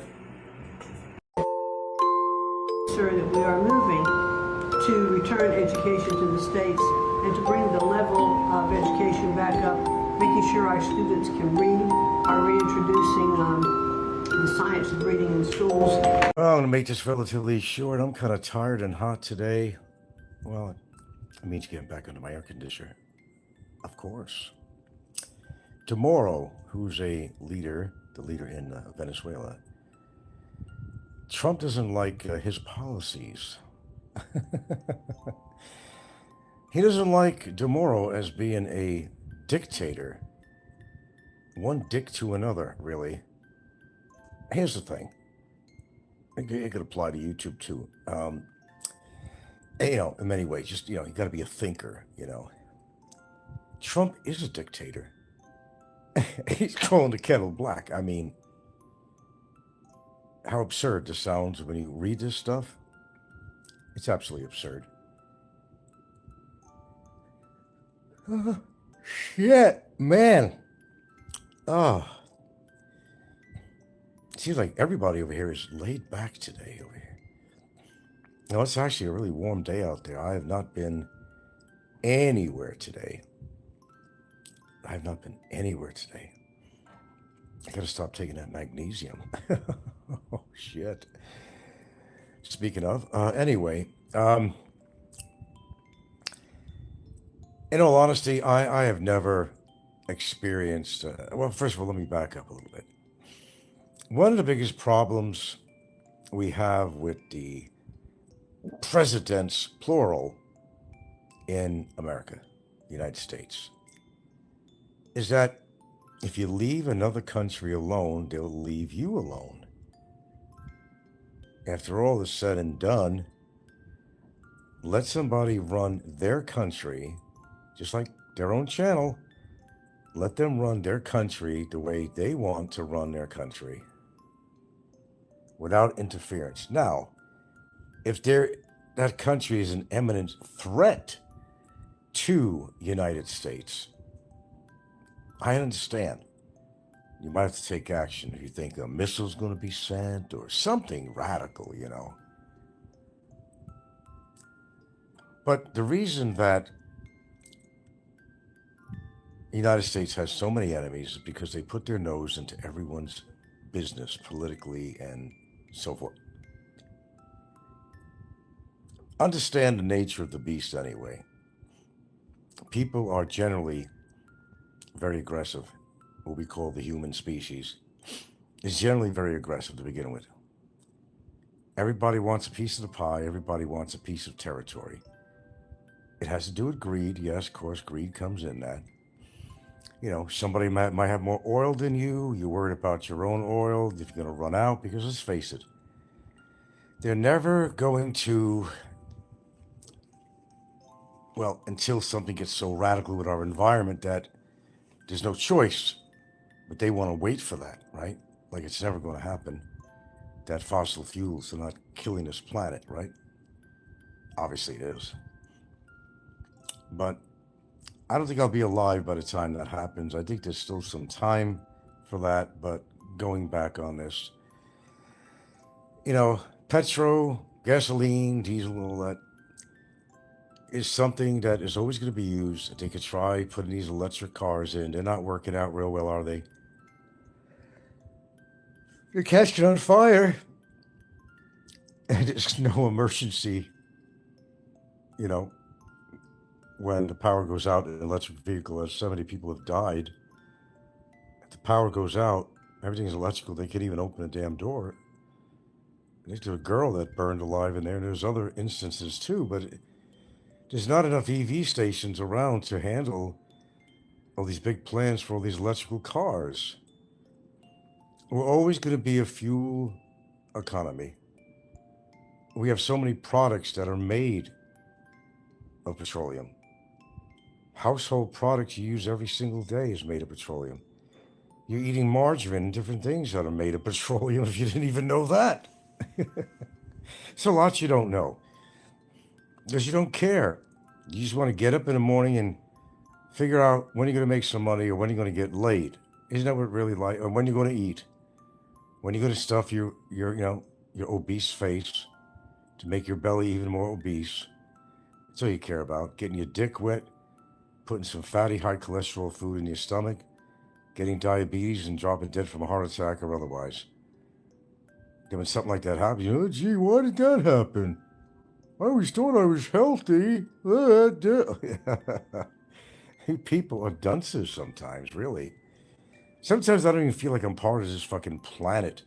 Seriously, it's like I'm looking down at the human race, as we call it. I'm saying, what are these people doing? They live on this rock in the middle of space. They're destroying the very planet that they live on. It's the only place they can go right now. That's their home. It's our home. There's nowhere else to go. We're not, we didn't get settled on another planet or something. That ain't gonna, if it ever happens, it's going to take long beyond your time to be able to, take advantage of that.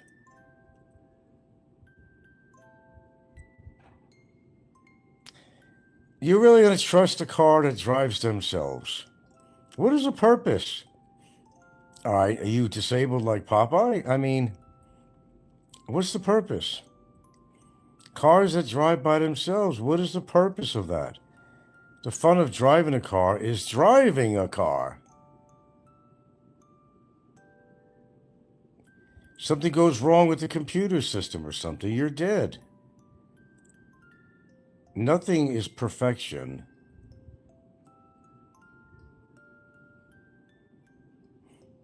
Oh, fuck off, invisible friend. Stay invisible. You're probably ugly as a motherfucker, so get out of here. Go away, go away, go away. You're not making any sense at all. 0 sense. You don't belong here. You're not an intellect, apparently. Electric cars is not a happening thing. It's been tried, Elon. And there's not that many people buying them. There's not enough EV stations around, for one. Now Trump wants to destroy all the windmills. He's saying that's making the land... What the hell does he care about the landscape? That they're making the landscape look terrible. All right, they're killing a few birds here and there. Yeah, they are. They are. Maybe they're not totally environmentally safe, if you want to talk about killing innocent birds and stuff like that. Yeah, that get in the way of it. Yeah, I'll agree on that.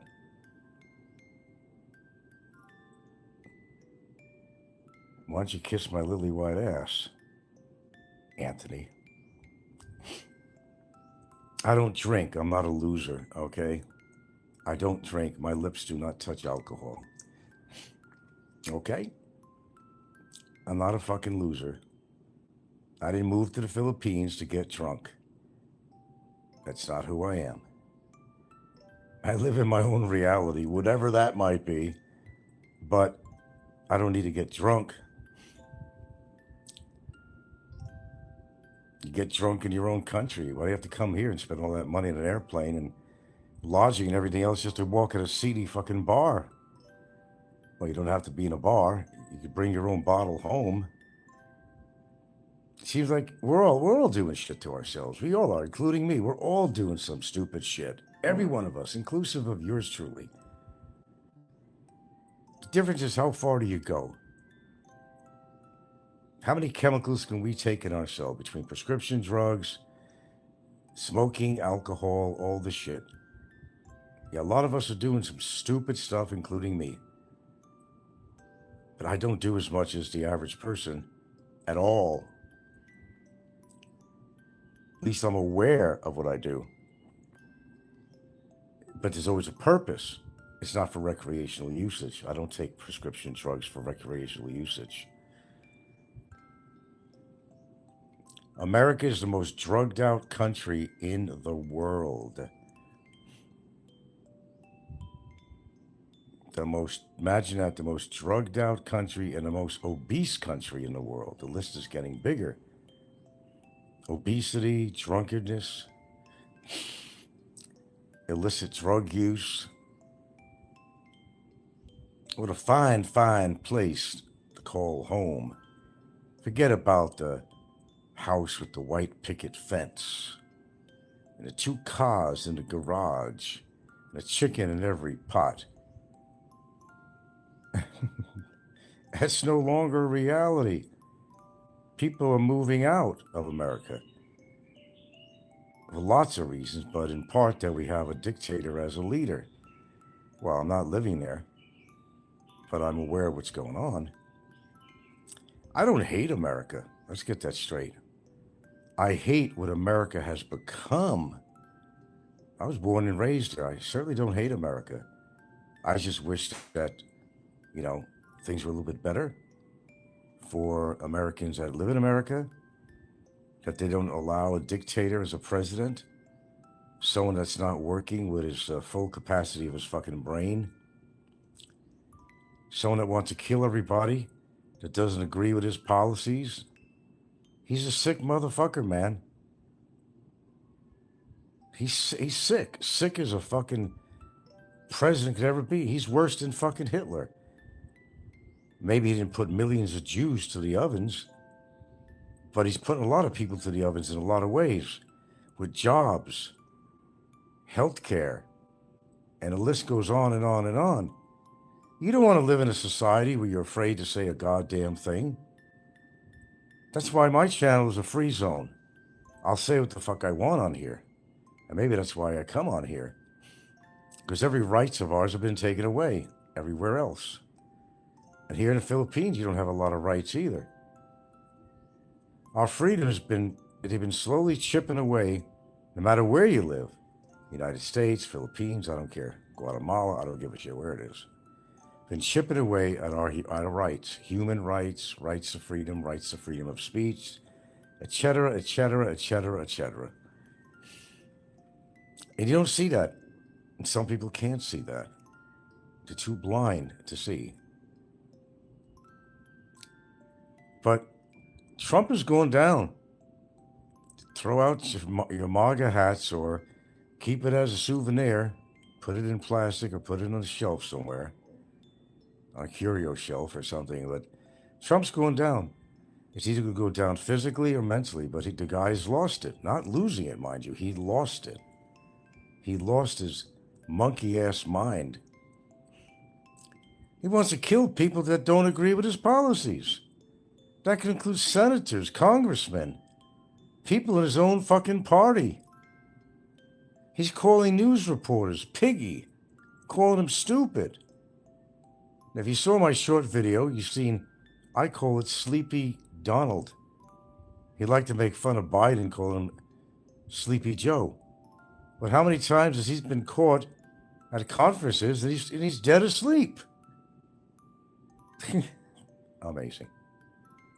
Absolutely fucking amazing.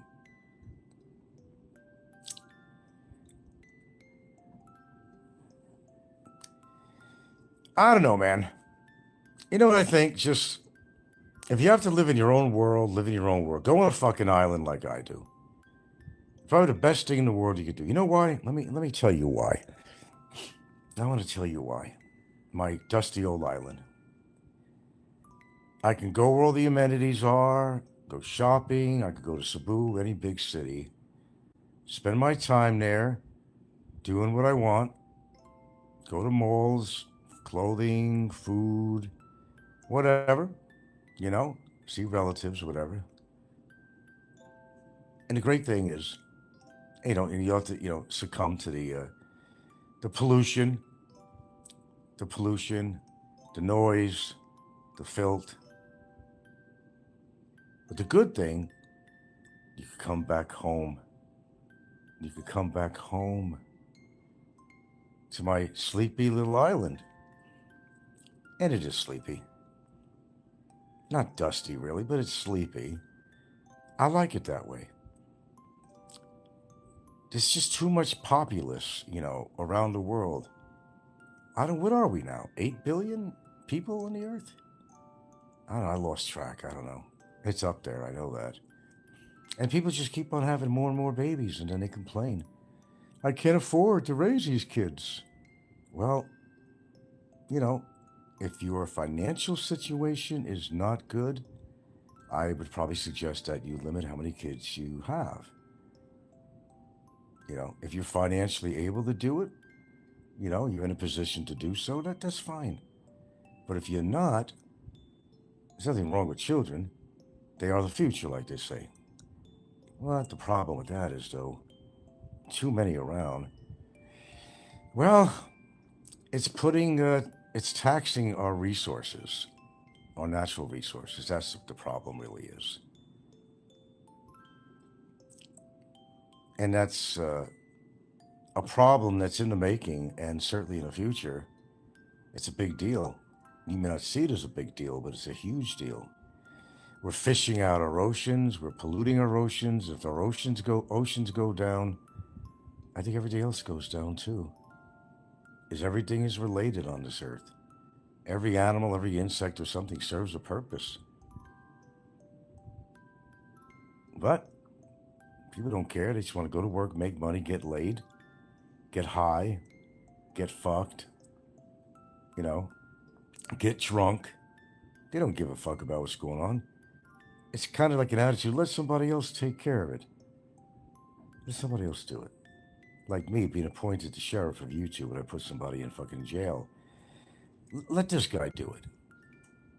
Let this guy do it. So we don't have to do anything. Well, if everybody in the world thought that way, then yeah, we have no chance in this world at all for it to continue and for people. And let me tell you something also. And you'll notice, of course, in very big cities, like New York City, whatever, big cities, LA, New York, whatever. People are everywhere, right? You walk down the street, it's like you're a ghost. Nobody sees you or cares to know who you are. Nobody says hello to you.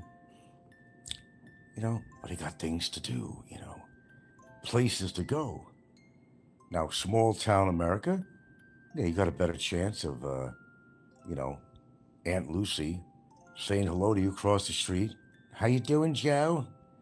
They're going to acknowledge each other. But when you have a high population, you're just like a bunch of insects on the ground doing their thing, serving the queen or whatever. Nobody cares. Nobody cares in a large environment. Look at India. Oh, my God. Bangladesh. And, you want to talk about living conditions, and some of you complain about the Philippines. There's no comparison at all. There's none. Be very happy you're living in the Philippines if you've made it out here, lucky enough to made out here. No, you know what, man? Philippines ain't a bad place. We all have our little gripes about one thing or another about the Philippines. Even I do. But when you really look at the big picture, it's really not a bad place to be. If you had to be anywhere. It's not a bad place. It's really not. Yeah, I know. Infrastructure and all that stuff. Things improve, and unfortunately, it just takes more time. And then there's corruption and all that stuff too, and that's why money's not going towards certain projects.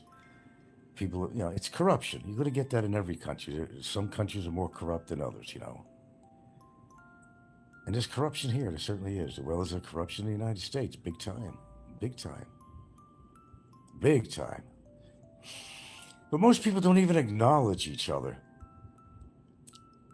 The chances are you walking around a Philippines town here, you say hello to somebody, they'll say hello back. They're shy by nature. They don't know you, may not say nothing. So you have to initiate it. You just initiate it. And they'll more likely say hello back. But you have to initiate it. It's a slow progress, getting people to acknowledge each other. Because generally, and I've experienced that in big cities, don't forget, I spent a lot of time in New York City, Manhattan. And you didn't exist. Unless something happened to you and you drew a crowd for some reason, like your head exploded or something, or you were a woman getting raped, they all come around to watch. Someone was smoking cigarettes while they were looking at that too. How gross. It happens in big cities. There are really uncaring, uncivilized people, even in New York. It has happened. I don't know about the cigarette smoking. After sex cigarette, you get it? My point? Okay. It happens. But if you're having children, of course, you're still an ass, teach them well. Okay? Teach them well.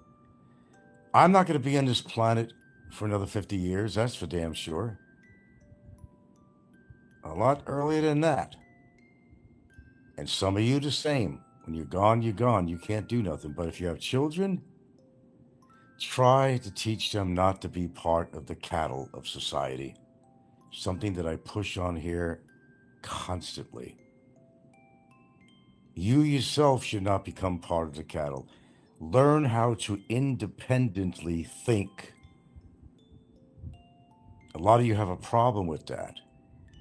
Independent thinking, not based on what somebody suggests or is pushing you to believe, like people pushing you on their religion, their own politics, and so forth.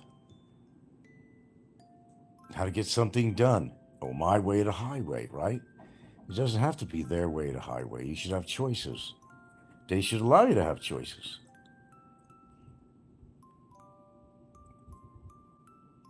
A lot of you people that are, say, much younger than I am, you still got a little bit longer future. Well, if you take care of yourself, you got a longer future than I have. You are forced, unless you want to commit suicide, you are forced to live your life on this rock, rotating how many 1,000 miles per hour, whatever, floating in fucking infinite space. Now, while the Earth spins around, maybe you should stop and smell the roses a little bit and stop spinning your fucking head like a top and concentrate on what's valid in your life, what makes sense in your life, and keep it in mind that life is not infinite. You're all born and you're all gonna die, including me. I'm not any different than you. But I make sure that while I'm alive, I'm going to speak my fucking mind. I will have the last word before I croak, guaranteed, because that's who I am. So should you. Don't hold back how you feel about somebody. You shouldn't pretend that you like somebody if you don't. And we see a lot of it on here. They're not pretending. They make themselves very clear. I give them points for that. Speak your fucking mind. I don't hold back. I never will. I'm not intimidated by anybody either. I've never been intimidated by anybody on here or in my personal life. But, just get the idea that you're on a planet with 8 billion people. And if you can't find one good fucking woman or 8 billion people on this fucking planet, you're doing something awfully wrong. That there's no excuse for you to be lonely. You got to reach out and touch somebody. But watch out how you touch them. You go to jail for that. And watch out what age there are too, gentlemen. There's no reason for anybody to be lonely in this world. Even the most grossly, by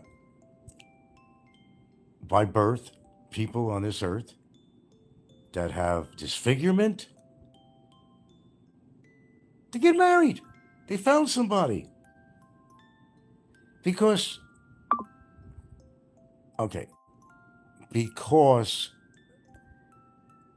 ugliness, there's beauty and ugliness within and externally. If you show ugliness from inside, people will see it. You could be the ugliest person in the world, like a few people we have on YouTube. But if they were a nice person all the way around, a respectable person who respected people, their looks should not be a problem. Beauty and the Beast type situation. We see it all the time. We see people together and you say, I don't see the connection, man. I just don't see the connection. And I've seen a lot of situations I don't see the connection. It's deeper than what we're looking at, I guess. I've seen the kind of women people are married or have as girlfriends. I'm saying, fucking A. You come all the way to this country to wind up with that? Well, it's a personal choice. It's called desperation. It's called loneliness. But don't waste a girl's time either. You just want to be with her out of loneliness or you need a caretaker. Well, why don't you make your position known that, well, look, I'm not really attracted to you, but you seem nice enough and, I'm a lonely guy. Lonely, lonely, lonely, lonely, lonely guy. Could you be my caretaker, please? Spit it out. Tell them what you really want. I'm getting old. I got some health conditions. And I'll pay you money every month to be my caretaker. Think you could handle that? Sure I can. I'll be your caretaker. Your money as good as anybody else's. Yeah. Yeah, salamat. Oh. Yeah. Just be open about what you want. Be straight. Hey, this is what I'm looking for. Do you fit the billing for this? Say it in a way that they understand it. A little slang language, you know. They may not know what fit the billing is, so just be as clear as you can. Just be straight. Okay, you seem like an interesting woman. You know, can I kind of hang with you? You want to move in with me? Oh, I know you think I'm ugly than sin, but you know, I'm a good guy. And I got a big wallet. Imagine what I can do for you. That's a match made in heaven, I think, brother. I think that's a match made in fucking heaven. She wants you for your money. You want her to get a piece of ass. Hey, if it works out, if that's what you both want to do, I got no problem with that. I really don't. I think you're cheating yourself. You know, I think she is too. Because you just can't live on money alone. Sure, you get a better life, da-da-da-da-da-da, blah, blah, blah. But you have one life. That's the point. You want to live it to be in a relationship with real love, not being pretentious that you're with this guy or whatever, you know, because I love him. Yeah, you love him, all right. You get poked by him, you get sexually satisfied. Well, maybe you do, or maybe you don't.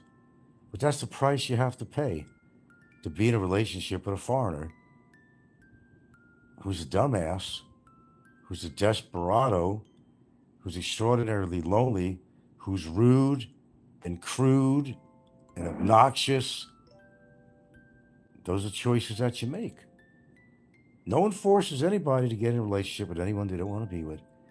Unfortunately, people make the wrong decision based on their loneliness. I know. You're getting older. I get it. I was thinking that way too with that one woman in the past. I've always talked about it. I went too fast.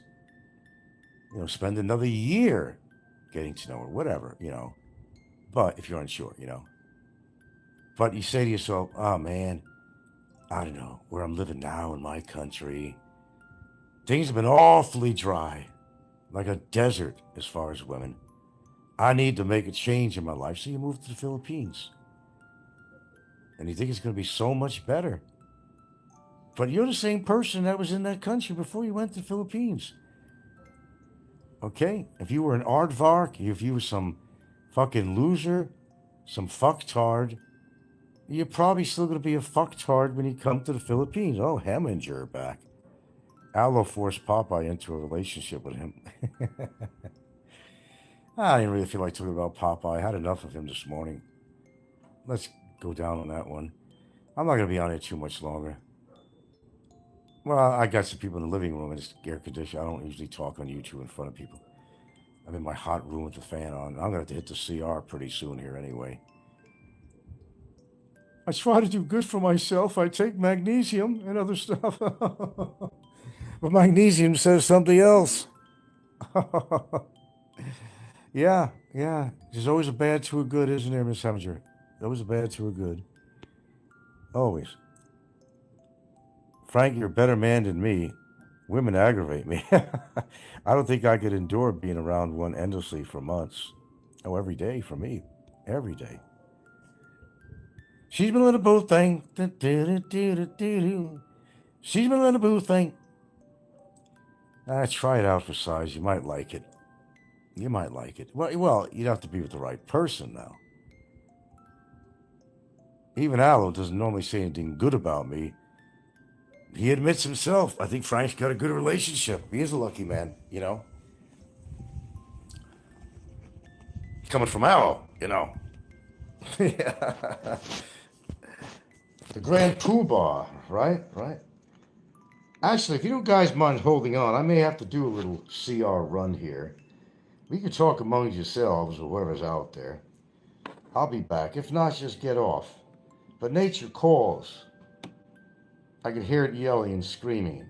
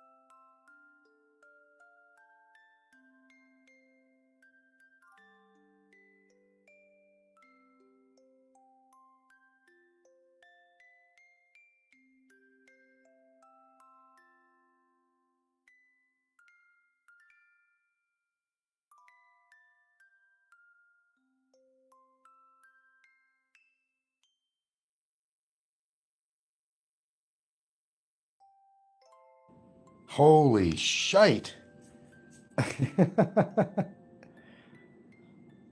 Funny, Heminger.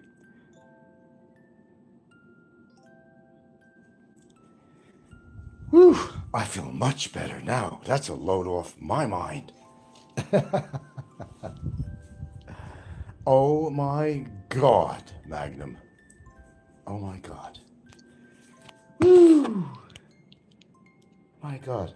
How many times you shit a day will tell you about your health, by the way. Yeah. Remember Fazio was sitting on his toilet on camera? You could see him in the background, and you could see him reaching for the toilet paper. Memories in the corner of my mind. Some things you just don't forget.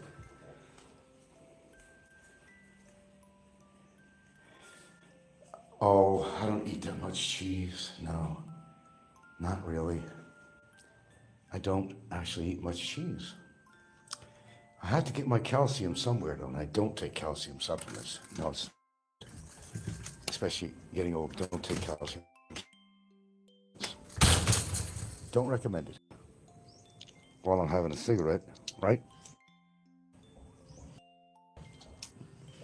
They say take magnesium pills, but I mean, are you into fish oil tablets? Are you into C?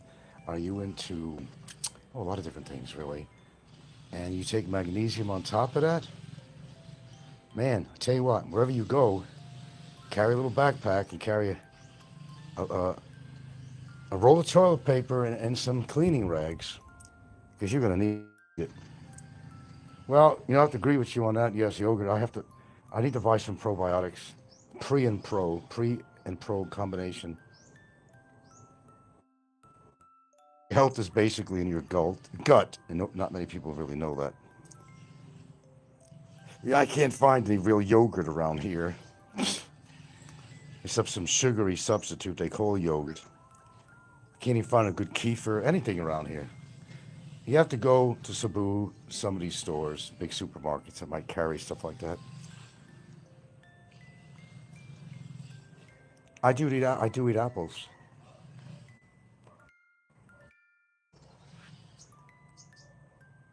Oh my God, blow out my fucking asshole like a fucking volcanic eruption. Well, but you could measure your health. If you do number 2 more than 2 times a day, you probably got some good healthy bacteria going for you, really. It has to do with your gut health.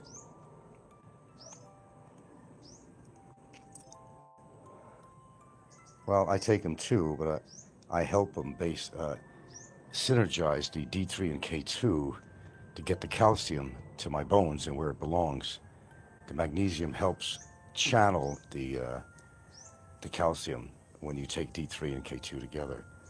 But there's different types. I have 2 types. I got glycinate, and I've also got theanone, which is actually passes the blood-brain barrier. It's actually more effective for you in many ways, including brain function, all that other shit, you know. Which I think people in here should take. What's that? Yogurt helps prevent cancer, helps your gut microbe, yeah. Yeah, you don't want nothing with emulsifiers and gums, and yeah.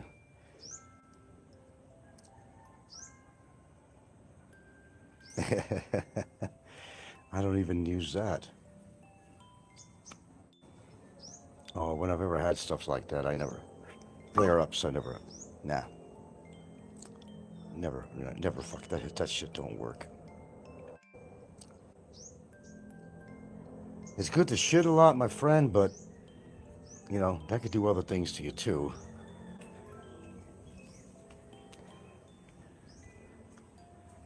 But enough about shit. Human shit. Well, everything's about human shit, really. Talk about the human race. Speaking of race, everything is a race. Everything is a competition. Everybody competing with each other for something, whether it's, you know, YouTube revenue, who's going to get the best girl, who has the most fucking money, and so on and so forth. Oh, man. I hate being such a regular guy, if you know what I mean.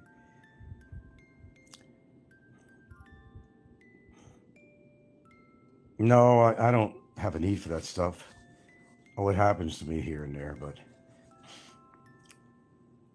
you know, it's what you consume. It's everything that goes in your mouth, you know. And you know, I got to tell you another thing too. If you don't, you know, practice good oral health, your mouth, what do they call it? The biome, the bacterial biome, is actually, excuse me, healthy bacteria. But the thing is, if you use, you know, regular mouthwash and stuff, you know, it kills all the good bacteria that you need. Like, for example, if you don't take care of your teeth, you got cavities, your gums are getting infected. I mean, this shit goes to your heart. I don't know if you knew this or not. You got bad bacteria in your mouth, it could go to your heart, you get a heart attack. And most people don't know that or understand the whole concept of what's going on with oral health. Oh, I eat a lot of fiber, that's the problem. I have oatmeal almost every day. And other things that have fiber, like beans. I eat a lot of beans. I'm not low on fiber, I will tell you that. I don't need no Metamucil. And if I wanted to buy one, I see what they're costing for on a Lazada. You could find it over in S&R, Metamucil, or something similar to that. But that's really expensive shit. You could just get that from your diet. No, that's the one thing I forgot. One of the most important things I forgot when I went to Cebu, and I practically slapped myself in the face for it, I forgot to pick up a bottle of olive oil. So, if anyone or children, I don't know if they're going to make another trip here, I'm going to tell them to go stop at S&R and buy a bottle of olive oil because I'm not sure when I'll be back there again. Yeah, I don't have any. Do you get your teeth cleaned? Yeah. In fact, I'm due for one right now. Thanks for reminding me. Yeah, I do. There's a lot of fiber in oatmeal. Just get the rolled oats. All you need is the rolled oats. If it's whole grain, it's even better. Doesn't matter what I eat. Magnesium, oils, oatmeal, bread, I still get backed. I don't know what you're eating to cause that. I'll tell you one thing that works. You'd be surprised. Grapes. And by the way, most people don't know this either. You have to hear me tell you it. God, how unlearned some people. I mean, they say if you would like eating grapes, don't eat more than 6 in a day. Dates? Do you like dates? Not the girl type. Dates, the fruit. That'll do it to you. Grapes will do it to you. That's for sure. And the olive oil is a lube job for you. That'll loosen you up too. So if you're taking fish oil, if you're taking vitamin C, if you're taking magnesium, any kind of other oils, fish oil, olive oil, all that shit, well, you're going to explode.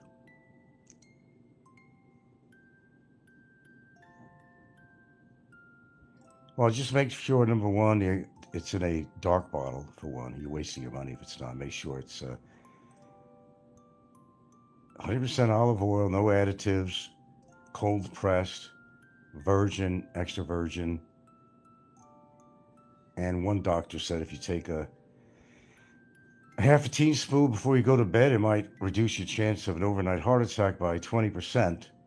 I don't know the validity on that, but I'm going to probably have to sneeze again.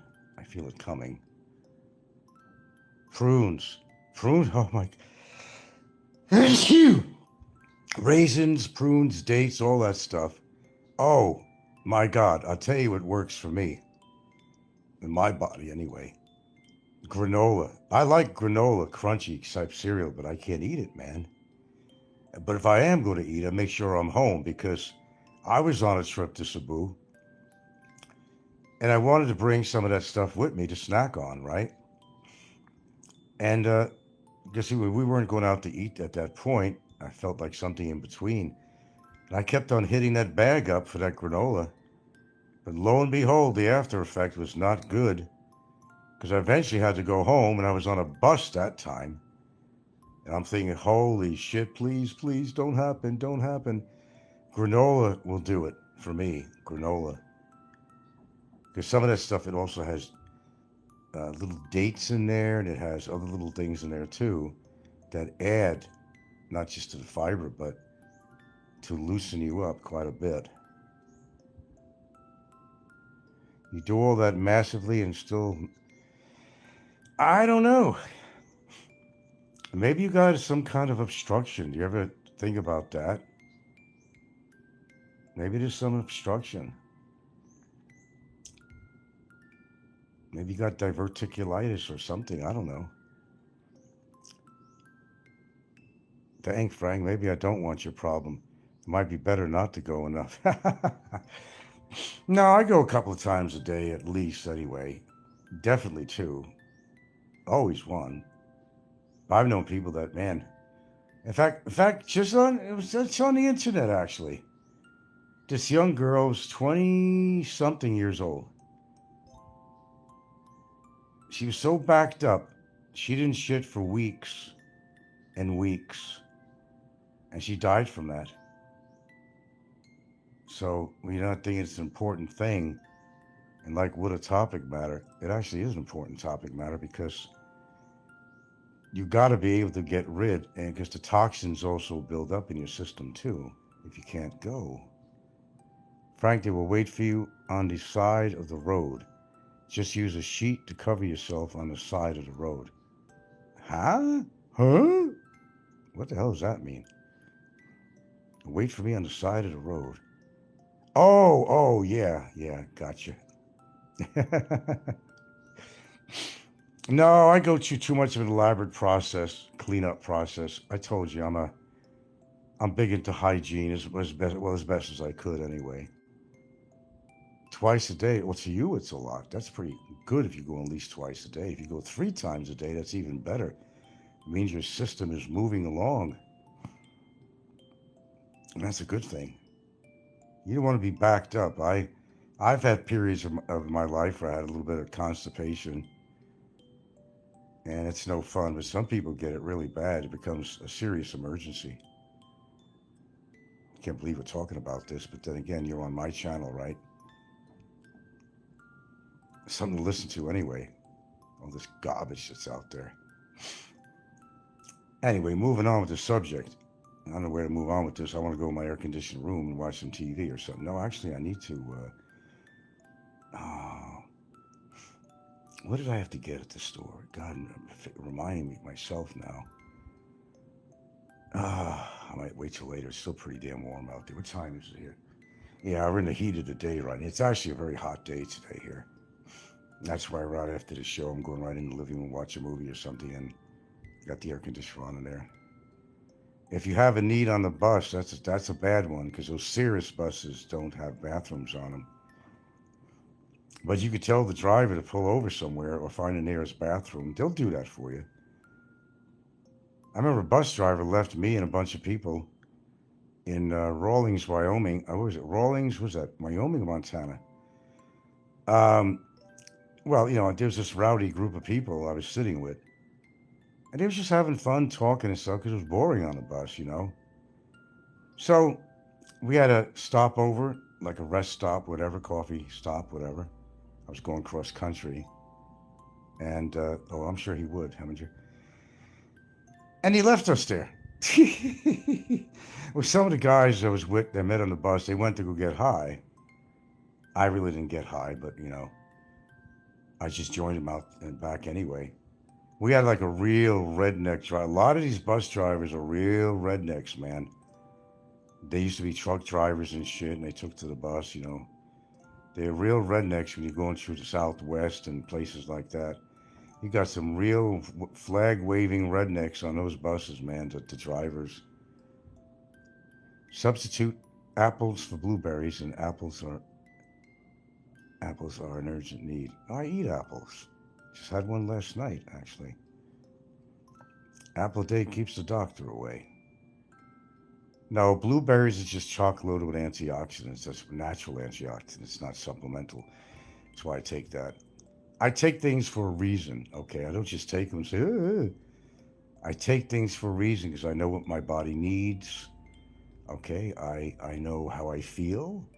I know what my diet's like, and I will compensate for certain things for my age group too. It has to do with my age group, what I need more of, and maybe less of something else. One of your fears is, yeah, you get off, and yeah, our stuff was on there too. But we got the next bus. It took us to the next destination where that bus was there, and we were able to go on there and get our shit. So we got it back. I got my backpack and all that shit back and all that. Yeah, it was on the bus. All of our stuff was on the bus. Where is it? Where was that? Rawlings. Is that Montana? Rawlings. That's Montana, isn't it? It's been a long time. It was Rawlings. Oh, yeah, he was... In fact, this guy gave a warning to people on the bus. He said, if people didn't behave... Now, I remember we were going through the high country in Colorado. Bus rides are pretty cool, by the way. I don't know if you know. As long as you have stopovers. I spent more time on the bus than I did even seeing places, to tell you the truth, because I was like up and out here, went to see this, went to the next bus. I had one of those special tickets. You go anywhere for a month. But they don't play around. You're on their bus. They're the captain of that ship. They will leave you off, and listen to me good. They will leave you in the middle of the high desert. They will leave you there. They will knock you off, push you off the bus if you were causing problems on that bus. And if you were really causing problems, then I would say, sure, why not? I think that's a good thing to do. God. Oh, I've been to California numerous times. I'm not big on California, man. It's going to break off into the sea. You wait. It's going to be like Catalina Island. It's going to be totally separate from the mainland. It's just going to break off with that fault. Sorry, Frank, but I'm proud of California. I wouldn't live anywhere else. But good for you. I wouldn't live there if you paid me to live there. Nope. Oh, don't get me wrong. I've been to some really pretty places out there in California land. There's some really pleasant little towns. I've been to some places. This was in Northern California, outside of Monterey and all that shit. These little coastal towns were so cool. There's all these like big forest trees, pine trees, whatever they were, And there was these nice little clear water coves, some boats, docked around there. What a lovely community. Some communities, it's just really nice. There is some really pretty places. But I remember when I went to visit an old girlfriend of mine that, moved to California, and I decided to take a bus, and she was over in the, area of North Cal, over exactly in, IT area. She was in the bedroom community of Concord. She was in Concord. Now, when we're in the bus approaching the general area, I couldn't believe how much desert was in between me and Concord on that bus. There was another town called Maple something there. But Concord was the town she was living in. Oh, no, Northern California. If I had to move anywhere. Oh, yeah, and it would be Northern California. Northern California. Absolutely. It's pretty up there. It really is. It's so much different than Southern Cal. I wouldn't choose any other place. So, other than the earthquake, that kind of situation, and how expensive it is, I wouldn't live in California. But if I really had no choice or something, it has to be Northern California. But I doubt I could ever afford that. So, there were such pretty places. I couldn't believe it. Such pretty places. Okay, here's a real mind bender for you. I'm trying to remember what beach this was. It was called Pacific Beach or something. Okay. There was this elevated area above a huge beach. I want you to listen to me now. And you might be able to figure it out. Do you know what a camera obscura is? It's like an old camera, like a box camera, just with a hole in it. That was like the earliest cameras where light went through the hole and you had like, well, put like a, whatever you had in there. It would catch the light and be embedded on the sheet of nitrate, silver nitrate or whatever they were using at that time. What was it? And they had there a museum with all these freaking pinball machines and all kinds of really weird, bizarre shit that was of the era way back. Okay, we were high above the water now, okay? Now, it wasn't Stimson Beach, although I was there too. Maybe not that far, but it was high above the water. There was like a restaurant there, and they had this really interesting place in there. Well, it's a bizarre type of collections, and they had all kinds of pinball machines and all kinds of what would you call that?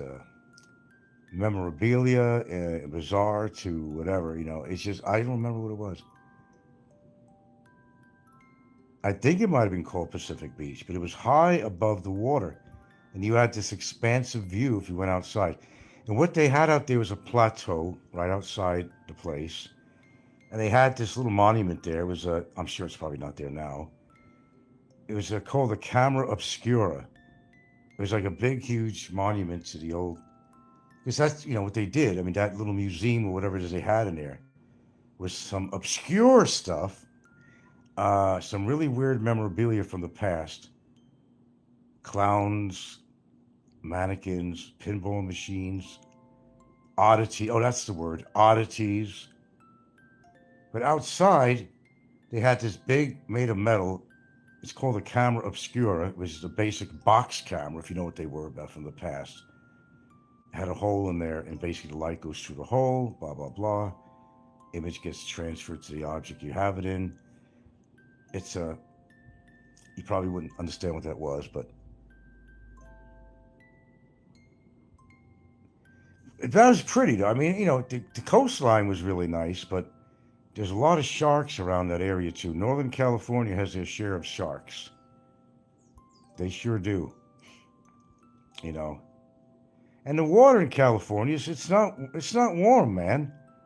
And I got news for you. The water in Hawaii is not as warm as California's, cold as California's water. But the water in Hawaii, with a lot of places I went to, is pretty cool. Especially like in Hilo, where I lived close to, I had these little beach parks, right? And they were fed by streams underground, some of them. So you're swimming around, snorkeling in the water, like, whoo, what the fuck? Or if you come into this cold stream, you say, whoa. Doesn't ring a bell, huh? I always remember that. Well, I did enjoy San Francisco a little bit. I really liked all the little shops they had there over at the wharf. I even took a ferry to Alcatraz. That was cool. It was cool just being in the bay on that ferry and seeing that water. It was really rough and windy. And I seen those windsurfers out there. Them motherfuckers were going over 40 miles per hour. I couldn't believe it. And the muscle control they had to be able to control that and put the sail in direction. You had to be really athletic to do that successfully.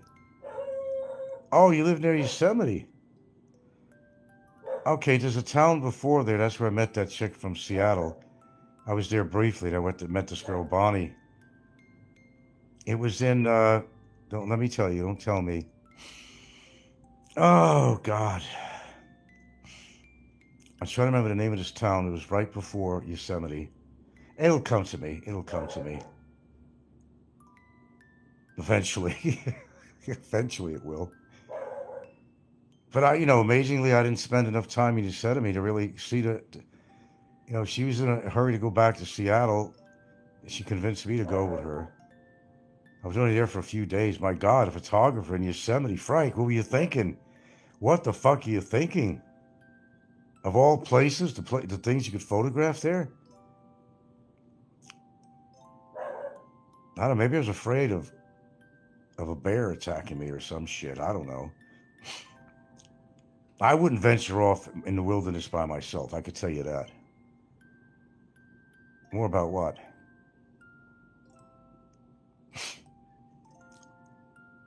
Well, Yosemite was a place that I would have loved to explore, but I was only there for a few days. Okay? And I was, being influenced by this woman I met. And, God, I remember all the raccoons. How could I forget that?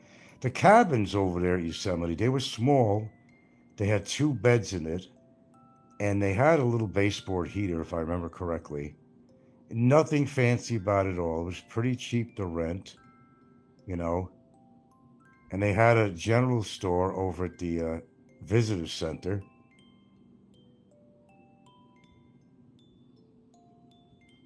Oh, yeah. I just didn't get a chance to really explore. I was too busy, doing the wild thing with Bonnie. Of all the places, I didn't go out and explore. A lot of people have died there. I literally know someone personally that died in Yosemite as a solo hiker. Can you believe that? Well, let me tell you something. It's very dangerous to be out in the woods alone, considering there's some dangerous animals out there. You can't be cocky about shit like that. Anything could happen. Even Bigfoot could come along and whip your ass or something.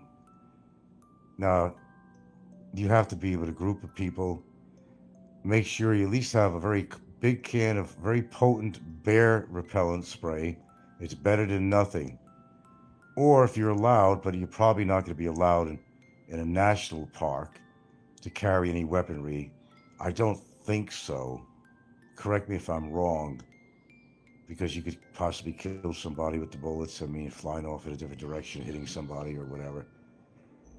But I would not travel like that without a pretty big pistola. You mean they don't have any more cabins at Yosemite? You gotta be kidding me. Yeah, they had cabins there. A bunch of them. They were all numbered. 1, 2, whatever. Oh, yeah. No, they were lettered, I think. Oh, this is well before the 90s. That's why. Oh, yeah, they did. When I went there, it was in, 78, 80, or somewhere around there. Never find out what he died of, but he was not some young or inexperienced guy. Maybe he fell and drowned. Well, it's very easy to injure yourself and you can't get help, and maybe nobody's on that trail, but they always say, if you're going to do hiking, they try to emphasize this all the time. Stay on the trail. Do not venture off the trail, because that's the only way you're going to be found. And you also have to sign in. I'm sure they're still doing that. You want to sign in at the visitor center if you're going to go out on the trail. That's another way knowing that something's wrong if you don't show up for a couple of days. Yosemite's a dangerous place. It can be. But it's beautiful. Look at all the beautiful photographs Ansel Adams took. I want to see him in person. I told you. I was up in that area for a couple of days, and I actually called him on the phone and actually talked to him very briefly. I wanted to visit him. But he was heading to New York. His son answered the phone, then gave it to him. But yeah, I actually talked to Ansel Adams on the phone very briefly, though. I can make up a big story, but I'm not. It was very briefly. He said he wouldn't mind. I told him I was a student at SVA. Oh, that'll give you an idea when I was there. Okay. And he would have gladly. He was a nice guy. He sounded nice anyway. He used to go with his Travelall type of truck all the time. He would set up his tripod on the top of his Travelall. He even had a way of bracing it on there, using a big old graphic camera. In the smallest was a 4x5 format, mostly in 8 by 10, even 11 by 14 format. Pretty incredible.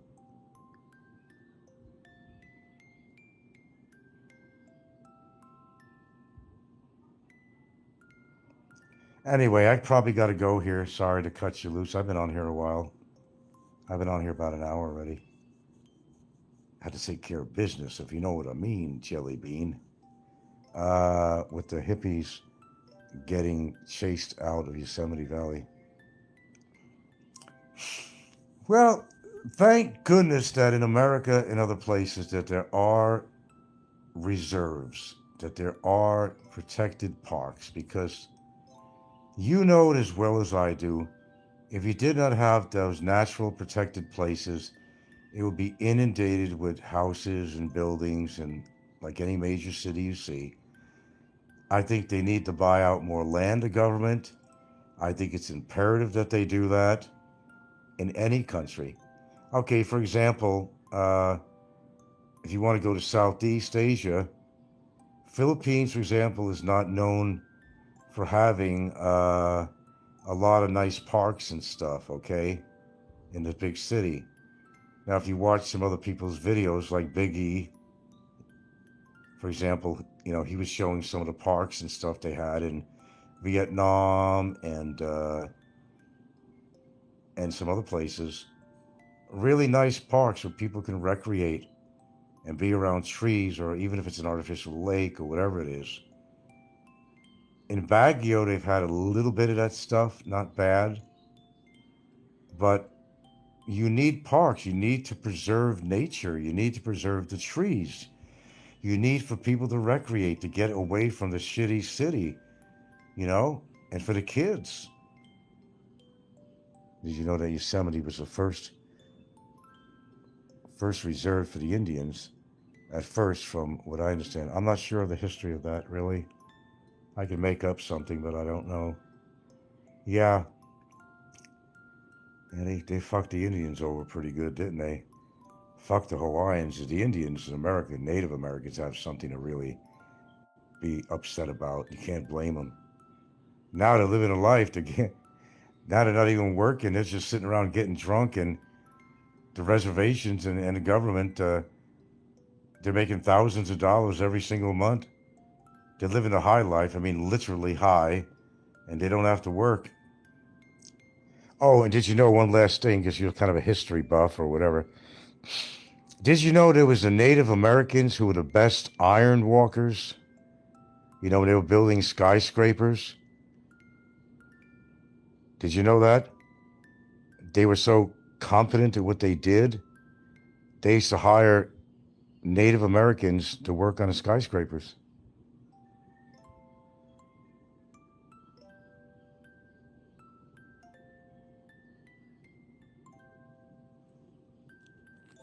Well, I gotta go here anyway.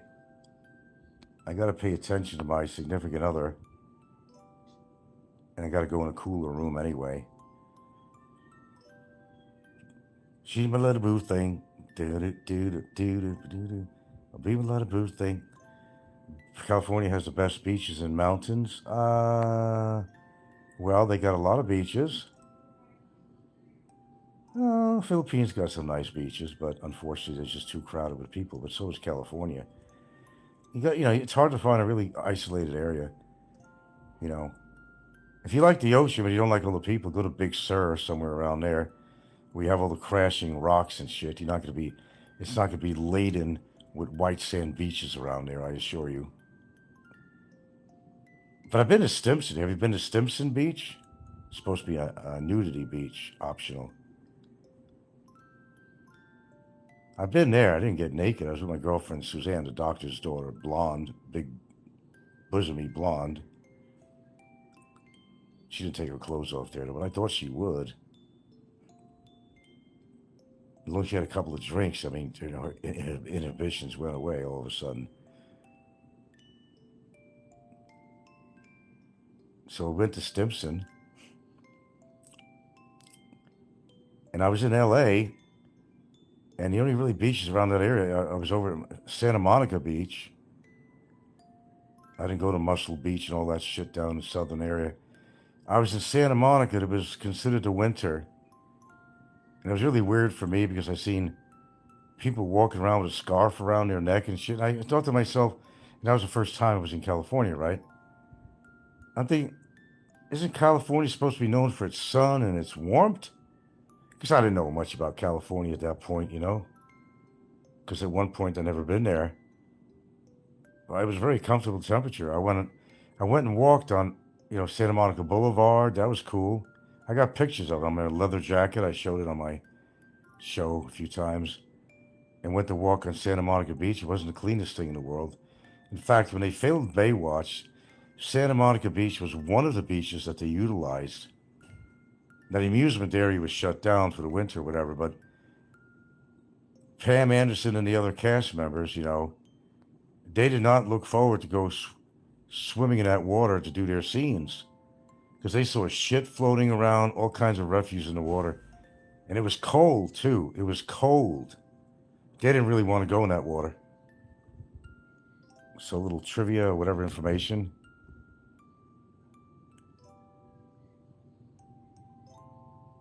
Southern Cali. No, it's not. For what I've seen on both, and I didn't see a lot of Southern. I was just in the Hollywood area, Santa Monica Beach area when I was down that area. Yeah. But Northern is nice. For what I've seen of it. Oh, hell yeah. Northern California is very nice if you could afford it there. Yeah, I mean, if I had to go to California, it would never be Southern, ever. And I wouldn't live all the way down to the Mexican border either. Like San Ysidro, that's right on the Mexican border. Is that how it's pronounced? San Ysidro? Fuck that shit. No, right on the border of Mexico. I wouldn't live there either. However, what do you call? My brain a little bit here. Oh, forget it. There's some pretty wild nature areas in way down in Southern California. Baja. That's got some rough waters. I've never been to Baja, but I just know about it. They got all that coastal water that's crashing against the rocks. It's pretty rough waters between California and Mexico, and that's supposed to be in deserts, everything too. I mean, that's like, it's got it all. You want the ocean, you want desert area. You want to go out on all-terrain vehicles, all that kind of shit. You got it down there, but I wouldn't want to. The attitudes are terrible and so. Oh, I know. Look, we went to the Billboard musical. Before I go here, I might as well just give you this one. I took my daughter, she's very young, to the Billboard Music Awards in Hollywood area. And I don't know, Snoop Dogg was there. And I won a contest on the radio, and I could have took a chick with me. But I'm such a bad father, that I took my daughter, right? And she was cool on it. And, I didn't know we didn't actually have a seating in there.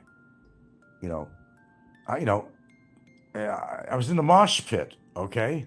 I'll tell you something. I was in the mosh pit. There's all the cameras above me on the boom was kind of exciting, Hollywood stuff. The cameras on a big boom keep on going over your head to take different position. Tammy Grimes, I don't know if you knew who she was. She was kind of an actress, was there. And also, who else was there? Well, anyway, Snoop Dogg was an act there, opening act or something. And, here's me and my daughter. And then the teens and 20-year-olds in California, in Southern California, are obnoxious, spoiled valley people, and just obnoxious. And my daughter's getting just pushed around because they're all fucking, in a mosh pit, okay? I didn't know what the fuck was going on. I really didn't. Then Snoop Dogg started playing, and this docile crowd turned wild, and they didn't care who they were bumping into. My daughter's in between all this getting squashed. I said, hey, man, what the fuck? And some rude chick will say, well, you should have took her here anyway. Well, she's right, for one, in a way. But her attitude is really wrong. Like, fuck her. I'll crash into her. I'm here to have fun. I don't care who my fist hits when I throw it up in the air in jubilation of Snoop Dogg or whatever. No. All these valley girls and shit out there, they're rude, crude, spoiled people. They really are. I don't remember if I went through Central Valley. It's a long time. That's a long time ago. Did you see the farmland along the interstate of Central Valley? That's where I had to been. Oh yeah. Well, no. I'll tell you what. When I was going to head to my quasi whatever girlfriend's apartment down in or up in well, you're talking about southern, but I'm talking about northern. I remember there was a lot of desert in between on the highway. I couldn't believe it. I just thought everything was built up except for a few deserts here and there, but I was surprised because I went through areas just to get to her town, just outside of San Francisco Bay. I mean, there were some vast areas of desert there, man. I couldn't believe what I was looking at. I'm thinking, what's she live in bumfuck Egypt or something, man? So I come to a bus stop in that town. It was Maple something. It was a town that had the meter in. In the middle of fucking bumfuck Egypt, man. I couldn't believe it. I couldn't believe it what I was looking at. Yeah, I've seen a lot of farmland. I've seen a lot of desert. Oh, God, yeah. Well, if you go to Sacramento, I mean, tomato country and all that, yeah, that too. But anyway, I gotta go. It's been fun. Thanks, Heminger. It's nice to bring back a few memories and all that. And yeah, I don't mind talking about California. I don't hate California, but I don't think I really want to live there. But if you've been living there long enough, you become comfortable with it. It becomes your home. You're proud of it, and that's okay. You know, you're comfortable there. You found your own little niche or whatever you want to call it, and you're enjoying it. But Southern California, man, that's the part you should break off and go float out into the ocean because it's just a lot of creepy people down there. A lot of creepy people. And I didn't spend a lot of time. I've been to California numerous times, mostly northern. Okay? And only one time did I actually go to LA. One time only. And I spent more time around Santa Monica area, walking around the beach. And what happened was we got out of the Billboard Music Awards there at Universal. It was right next to Universal Studios. I said, fuck this, Sean. Let's go have some fun. I don't think you're going to have fun here with all this. She was acting cool and all that. She had her hands up in the air with the crowd. She was trying to be cool and all that to the music. I thought it was precious, man. I just thought it was really precious. She was trying to be cool, you know. It's what you know. It's your homeland. I understand that, sir. I do. But she thought she was cool. We decided, and to end this story, we decided to just go right next door to Universal Studios, and we had a blast. We had a blast. That was it. And that was my thing for California. Otherwise, later on, I did go to California for some other reason, but I'd never go back to there. Even if I had to get chased back to America, I wouldn't go to California. Hell no.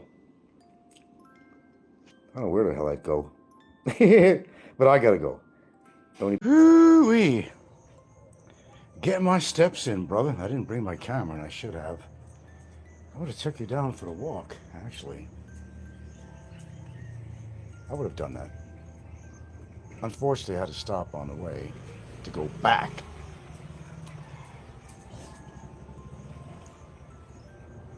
Got about, 12,000 steps in or so. But I had to go back. Nature was calling. So I didn't go all the way downtown. We took the long way to go downtown through a couple of other little barangays. Nobody there. All right, I'll come back on when there's actually somebody on. All right, here we are again. One more time, baby. One more time.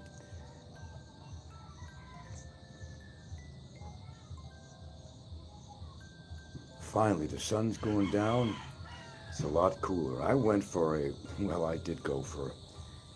I did at least 12,000 steps. And I would have went all the way down. We took the long way to go downtown instead of taking a trike ride.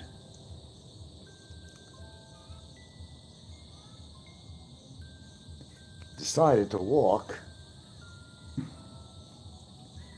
And I get about 3/4 of the way, and I said, can't finish this. Not that I couldn't physically finish it, no. It's because magnesium was still in me. Hold on.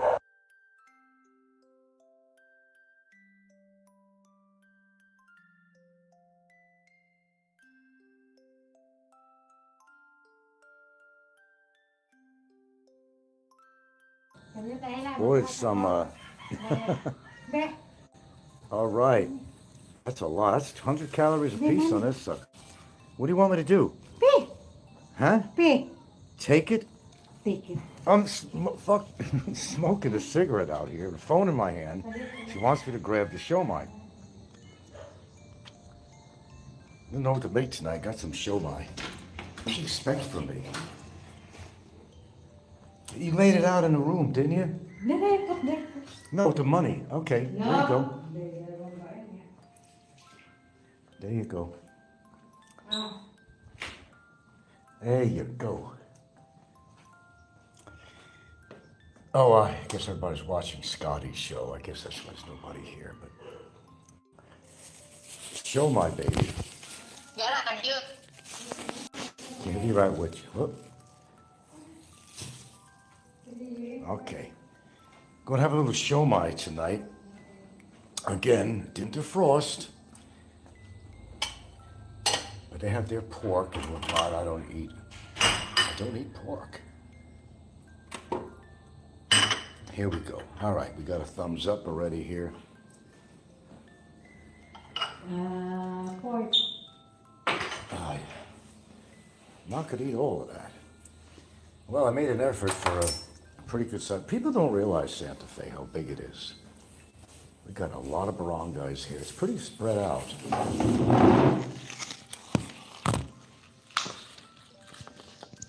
We do a lot of walking in this town, let me tell you that. It's not, a lot of people come here, they just go to downtown area, they don't have a clue. A lemon? Yeah. I don't usually put that on shit. You can Put that in here? Yeah. Okay. I don't know if I'm gonna ruin this. Okay. Enough. We'll eat some. Okay.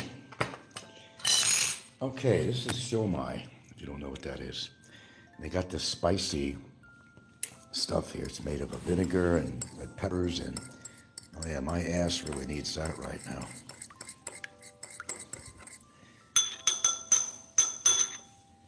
Take this, dip it.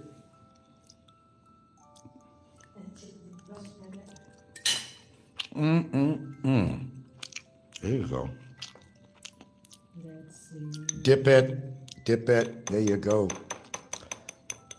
Dip it. Here we go again, watch this first. Ooh, spices. Pretty intense, actually. My God. Anyway, proceeded to go downtown, but I said, you know what? I anticipate a CR run, dear. I said, I'm not going to chance it. No. Well, it's a good thing I did go back.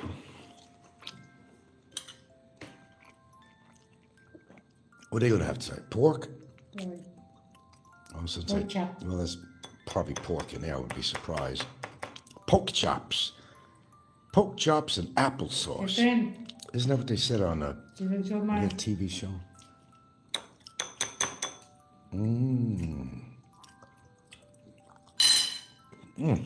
Okay.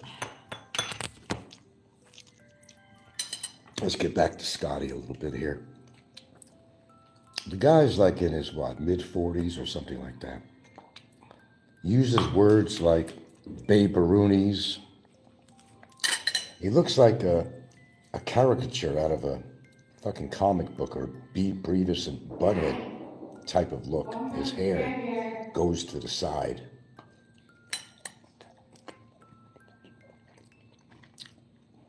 Hangs around Angeles City photographing whores. You're talking about a 48-something-year-old man who's almost got beat up many times. It's going to happen yet. Because he's pointing his camera everywhere. Some people just don't want to be photographed. He's always pointing his camera at somebody. This is a guy that's not settled down, probably never will be. No girl could ever stay with him. Certainly no respectable girl. And he goes from town to town. Town to town. Photographing fucking whores.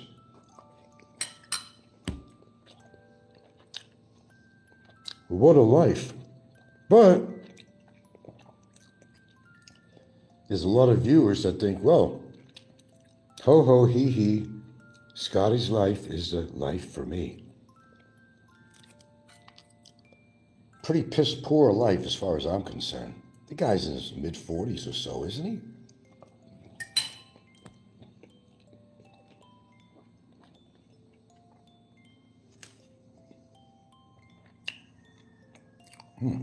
Something tastes different about this stuff.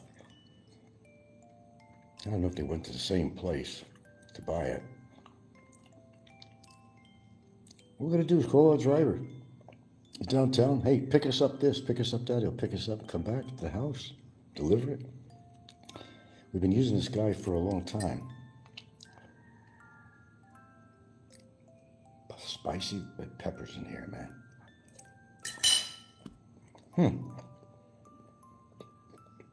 Now this, is the only local food that I eat, really. I mean, other than produce, fruit, stuff like that, you know. Chicken, whatever. But, again, it's just an opinion of mine. And it's really horrible that Scotty would be an example, and people like him, Jim, Scotty, all those people, Ricky, would be a piss poor example of the expats that come into this country. It really gives us a bad name. Look at Slim. Slim. He goes back to the same little sorry store to find this girl. Remember, he's married, right? And the guys even said, yeah, we've seen you before. Aren't you married or something? You know, and oh my God. He's going to get his ass beat up sometime too. I just can't wait to see this. It's worthwhile to wait.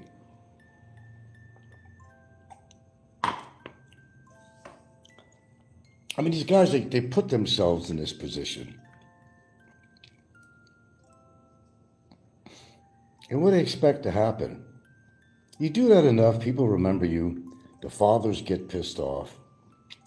They wonder, you know, what do you want? What's your business with my girl? Didn't I just see you the other day with another girl? And Slim just kind of laughs. Like it's a big joke. Like it's a big joke. There's so much using and abusing that goes on in this country. It's sad. But these fucking blowhards, these losers that come from another country, they come here for a specific purpose to get laid. Well, if they had a problem in their country, chances are they're going to have a problem here.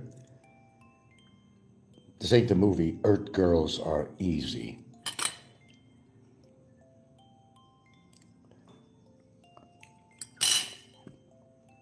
Well, look at Jay. He can't get a woman. They have to buy their company, but he says, no, I never paid for a whore. And Barry's not in jail, right? Give me a break. Sooner or later, it all comes out in the wash. It always does. I've been saying that for years. And it usually works out that way. They drop dead or they get in trouble or whatever. Find themselves in jail or whatever. But Scotty is, he looks like a caricature, you know, of a cartoon character. His hair is really funky looking. He has a goofy fucking face. Calls girls babe-a-roonies, can't say women. It's like the guy is like stuck in high school. Fast Times at Ridgemont High or something, you know. What a fucking loser, man. They all are. I mean, shit, I could go through a list of people right now. I don't have to prove that they're a loser because you've all seen them and you know they are. So it's not just this guy, the voice you're hearing saying, well, the guy's a loser and I can't back it up. I could back it up every fucking time. Anyway, that's my kind of a shorty I'm doing here. Go back to listen to Scotty in Angeles City. Someday he's going to get the living snot beat out of him by somebody, man. It's probably going to be a lady boy. That's the funny thing about it. It would be a lady boy. Almost did. Remember when that one came up to him last week? Didn't want to be photographed? She would have beat the shit out of him because it was a man. Scotty doesn't look like he could actually defend himself.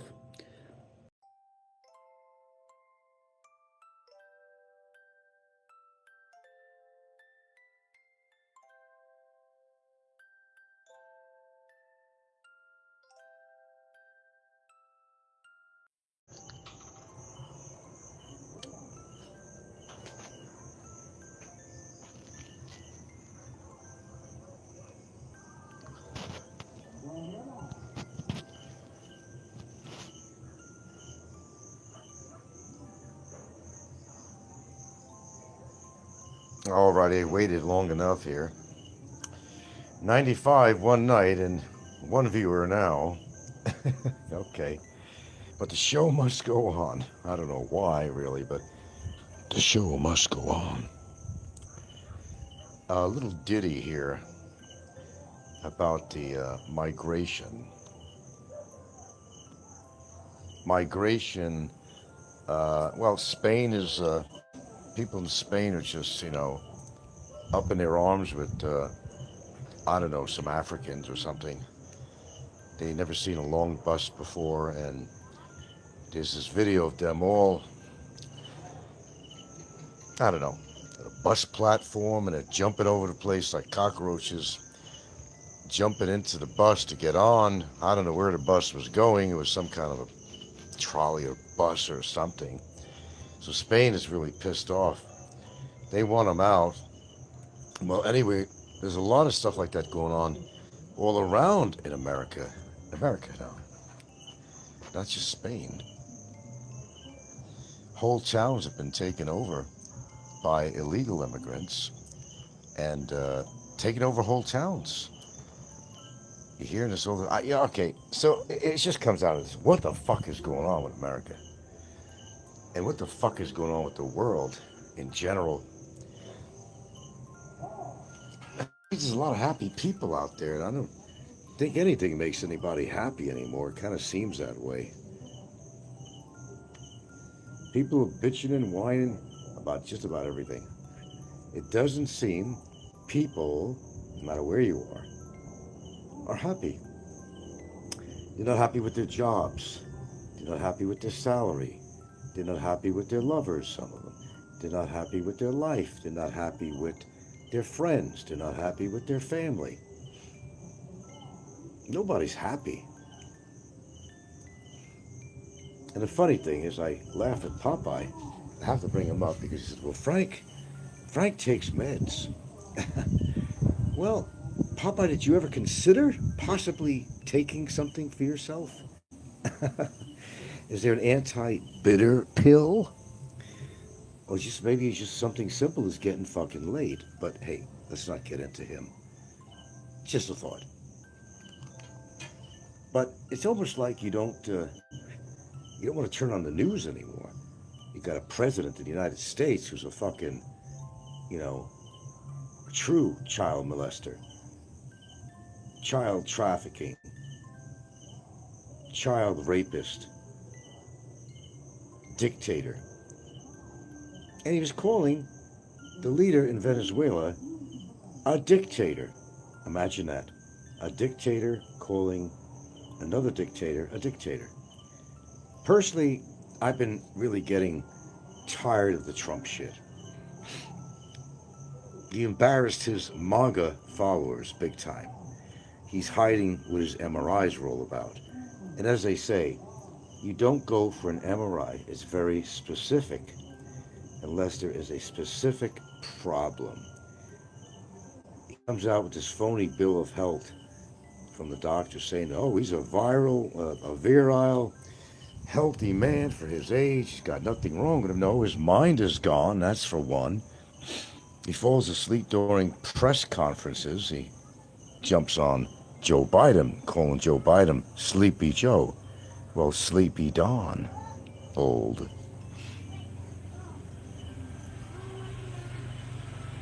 Man, I'd say there's a lot to say what's going on, but I would need 3 weeks to go over all the injustice, all the violence, all the ignorance, and mayhem that's going on around the world. The economy is tanking, and nobody's prepared for it. They think they are, but they're probably not. You know, you got a president that fucking with everybody's heads, making them think they're going to get $2,000, you know, as part of a tariff, from the tariffs that's been collected from other countries. The very fact that he put tariffs on these countries is putting the American economy on hold or destroying it. Always had a good relationship with Canada. He fucked it over.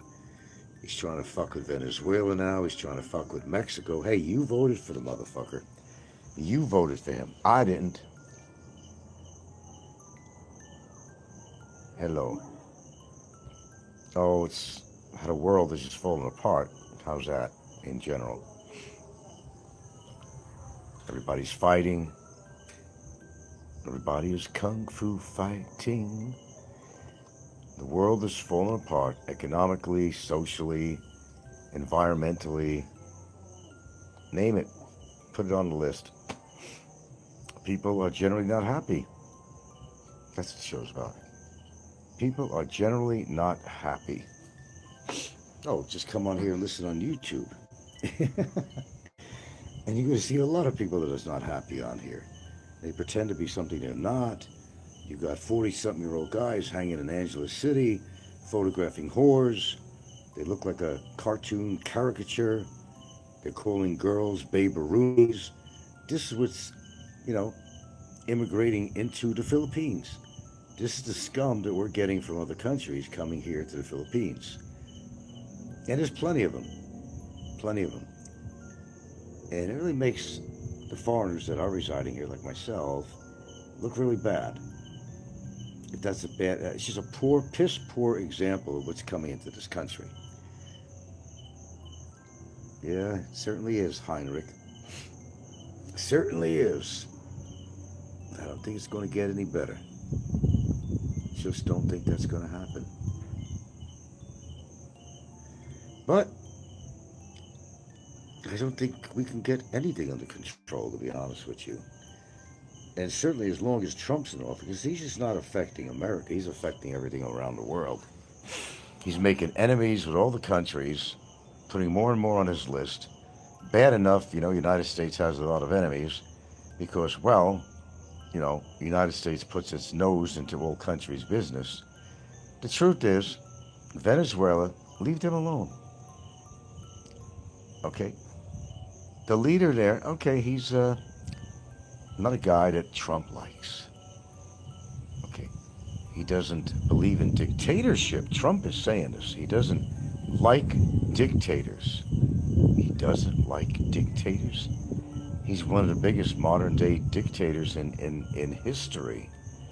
Going back to maybe Hitler, Stalin, all these people. Amazing, isn't it?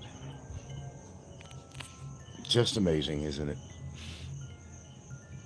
Trump needs to be out of office one way or the other. I don't care how they do it, and I mean, I don't care how. This guy's got to go. It doesn't just affect the United States, it's affecting worldwide, him being in office. The guy's obviously mentally ill. He's not physically well. He really is a dictator and a dickhead on top of that. And he doesn't like you, he gets you fired. Or he gets you killed. And I forgot the gentleman's name, who's actually a senator, and he's been getting threatened by Trump's people. There's a lot of shit going on behind the scenes with this guy. Most of you don't see it. All you know is that, oh, I'm Republican and I got to stick to my party no matter what. Really? The fact that you know of all the ill doings this guy has done. Little children, pedophilia, child trafficking, murdering people. And you proudly wear the MAGA hat, don't you? Well, I think there's a lot of people that have taken off these hats these days. There's a lot of party jumping too. Republicans going Democrat. Didn't turn out the way you guys wanted it, I guess. Well, I kind of seen this happening, to be honest with you. I saw it happening. And it's just starting. It's going to get worse. Now, what's happening with the files, the Epstein files? Come on, well, how come they're not all out? How come they're not broadcasting all this? What hold is Trump putting on that? He signed papers to this to release it. But there's something on, probably threatening people behind the scenes. He threatens news agencies to fire people that talk against him, even buy the company and fire them. That's what money can do. There's a lot of ill with money to the right people. A lot of it. They get power crazy, power hungry. He tries to put fear in people's hearts that, you know, if you do this, you're going to get killed, or I'm going to take your job and your pension and everything else. What are people to do? Well, I'm happy to say that he's almost 80 years old. He's not going to be around forever. Eventually, he's going to croak. Sooner than better. I don't like to wish this on anybody, but this guy is nothing but trouble for the whole entire world. Not just America, not just the USA. The guy is big trouble.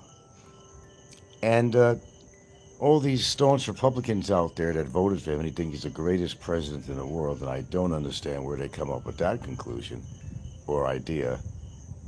You're going to see later on, when the smoke clears, who you voted for.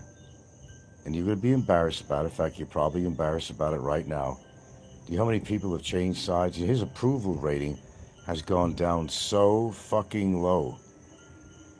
So low.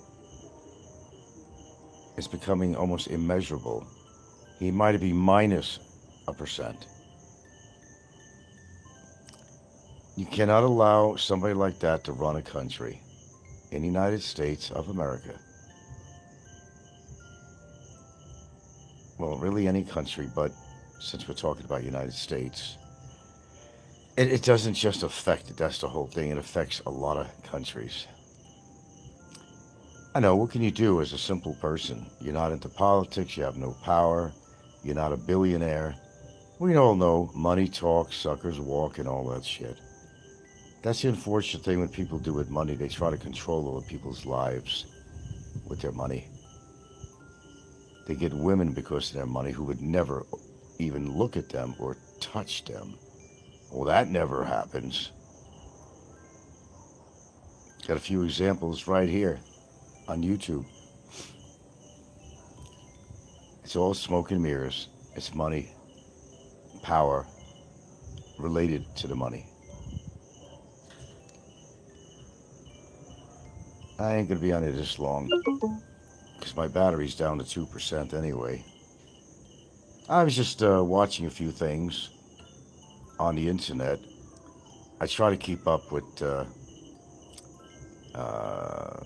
a little bit about the news, what's going on in the rest of the world outside of this isolated country here, Philippines.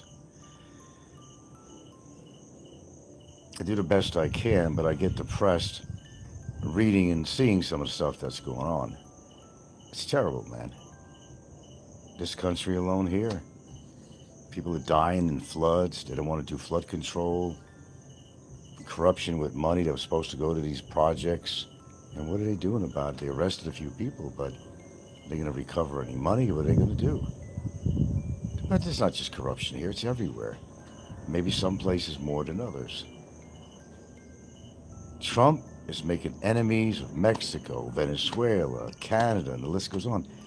Canada got their own little thing going against America because they power off, and I think Maine and New York and some other states. Guess where the electricity's coming from? Canada. They could pull the plug on about 4 major states on the East Coast at least, and I don't know the number. So Canada's got America grabbing him by the balls. What, he'll go to war with Canada? That would be a first. Canadians are our friends. They always have been. They joke around, about their different athletic teams, of course, hockey and everything. Of course, they're anti-American athletes and so forth, and back and forth. But fuck the sports. They're all like that anyway. Right here in America, one team against another. People rooting for one team because it happens to be their state. What does it matter? And in the scheme of things, who the fuck cares to win a stupid, I don't know, soccer match, baseball, football? Who the fuck cares? It's not going to put food on your table, but it sure put a lot of food on the athlete's table, won't it? Oh, it sure will. So how do you benefit from that? Well, unless you made personal bets with a friend or something. Okay, I can understand why you have an interest in such thing. What does it do for you? You're all couch potatoes with your armchair athletes, fat bellies, beer guzzling. You look like a stupid moron with these 2 beer cans on your head with hoses to your mouth. I can't even relate to those kind of people. I cannot even remotely relate to the morons in this world. We're supposed to be getting more educated, more intelligent, but I don't see that going on. That's why I got to give credit to the real people on this earth that mean something. Scientists, doctors, inventors, and so on. That really could contribute to this planet. Not a bunch of fucking drunkards that are chasing ass in other countries, hanging around in seedy fucking bars. They're worthless. If it came down to a lottery, where there's going to be some big natural or unnatural disaster, whatever, and they had to choose people that were going to get their shelter and food in Cheyenne Mountain or whatever they want to do it, you think they're going to pick these fucking beer-guzzling morons that can't contribute nothing to society, that all they care about is hating other people? No contribution that they could offer at all? Those are the ones that are going to be left behind. Well, most of us will be left behind, unless you really could contribute in a big way. Scientists, doctors, engineers, and selected politicians. Those are the only people that are going to matter. Say bye-bye. Bend over and kiss your ass goodbye.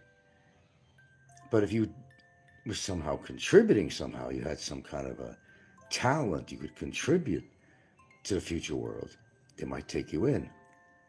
But you think all these fucking bar-hopping sexpats and alcohol drunkards are going to be selected for anything? Spray them with fucking cockroach powder. Get rid of all of them. They don't serve any purpose on this fucking earth except to drink and act stupid and stuff their mouth to their bellies 18 inches out till they die of heart attack or diabetes. Nobody even gives a fuck about themselves anymore, never less anybody else. Well, it's your world, folks. It's our world. And guess what? It's just not getting any better, is it? Behold, the new earth, the new order, where the less money you have, the more insignificant you become to the government, to society itself. I think there's going to be a caste system, just like India, just as bad, that if you don't make above a certain amount of money per year, that you are basically worthless. They consider you non-contributing. I have no crystal ball. It's just common sense of what's going on. On this planet, the only planet that houses you, it's a rock spinning in space. But you're more interested in getting the babe-a-roonies. We got guys, grown-up ass men on YouTube that act like they're in fucking junior high, hanging around in red light districts in the Philippines out here, pointing their cameras on all the whores in the street to make a show to make money, and get all the desperado viewers to watch the show so they can make more money. They also get themselves in trouble. They also get themselves hurt. Some of them eventually will be killed by somebody. And here we go, Scotty. Oh, God, what a great one there. Now he's attacking Muslims. What a formula to get yourself hurt or killed. And he does it religiously because viewership is more important than his own life. Hey, it's fine with me. Let Scotty and people of his nature continue to do the same shit he does. Maybe the Muslims will get him for all the shit he said about him. You know? Maybe the girl in the street that he pissed off will get her relatives with knives and chop them up into fucking sushi. I'd love knowing about that. I'd get immense enjoyment knowing that. I would. There's some people that are meant to be here, and there's some people that are just really not meant, that they don't offer anything of value to anyone, and I don't mean money. They don't have a good heart, and, you know, literally, too, they don't have a good heart, figuratively and literally. Just worthless people.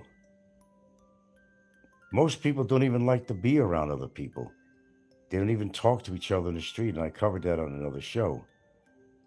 They feel that we just have to live with the other 8 billion people on this planet. And growing, and growing, and growing. Well, try to find a beach without people on it. It's almost impossible. The Philippines has over 7,000 islands. I'll bet you very few of them are uninhabited. I'll bet you. Look at Boracay. Oh my God. November 29th, somebody put on a video. I don't know what the occasion was. I don't know what the situation was, but Boracay Beach was standing room only. All these people just standing around, drinking, whatever, staring out into space. They don't know what to do with themselves. The beach is so crowded that you can't lay down with a blanket because you probably get stampeded on by the literally thousands of people on that beach. That's why I've never had any inclination to go to Boracay. I've never, ever wanted to go there, and I never will go there. Me, I'm very fortunate here because the beach is near me, which are white sand, by the way, in an 8-minute walk, if you don't know that already. That dusty island of mine. Doesn't have that much people. On the big holidays and stuff, yeah, you'll see a bunch of people. It's not like Boracay, though. You got the nice white sand in the water and all that stuff here. But you don't have the masses that you get in places like Boracay. I don't know. Sometimes people just like to be part of a big happening. They like to be around a lot of people. It's okay to do now and then, but I really don't think you'd want that all the time. That could get pretty goddamn old. Spread of disease with too many people. There's so much shit that can go on for being around a lot of people. Me, I like my isolation. God, I love it. I love it. I'm on a fucking island in the middle of the fucking Pacific in the Philippines. Only way to get anywhere to any kind of urban environment, if that's what you want, for supplies is by ferry and so forth. There's no roads leading off the island. We're locked in by water. Or we have an occasional planes that take off twice a week here. We have that option now. But as I always say, whenever I leave the island and I'm coming back, and I see the turquoise blue waters coming in front of me and all the palm trees or coconut trees, I say to myself, I am home. No concrete jungle here, except one building project that corruption allowed this 11-story condo complex is being built. They went against all the environmental laws. All the permits they needed were not intact until later on. They had halted the operations, but money greased some hands, and lo and behold, the project is still underway. It ruined the island. It really did. You could see it coming in with the ferries. First thing you fucking see from a distance, even 5 miles away. That's going to create more buildings because someone's going to say, well, Why can't I create a tall building, a big condo complex? Because these people did. If they could, I could do the same thing too. And they would get away with it because money's going to be exchanged again because it's so fucking corrupt. So fucking corrupt. But I still love the island. Don't get me wrong. I'd rather be here than anywhere, really. I'm happy here. I can't change the world. And I can't save the world either, my friends. You just gotta go with the flow of everything, but you do not have to be part of the cattle of society, and you don't have to act or be or, live like everybody else does. Live your own life. Make your own kind of music.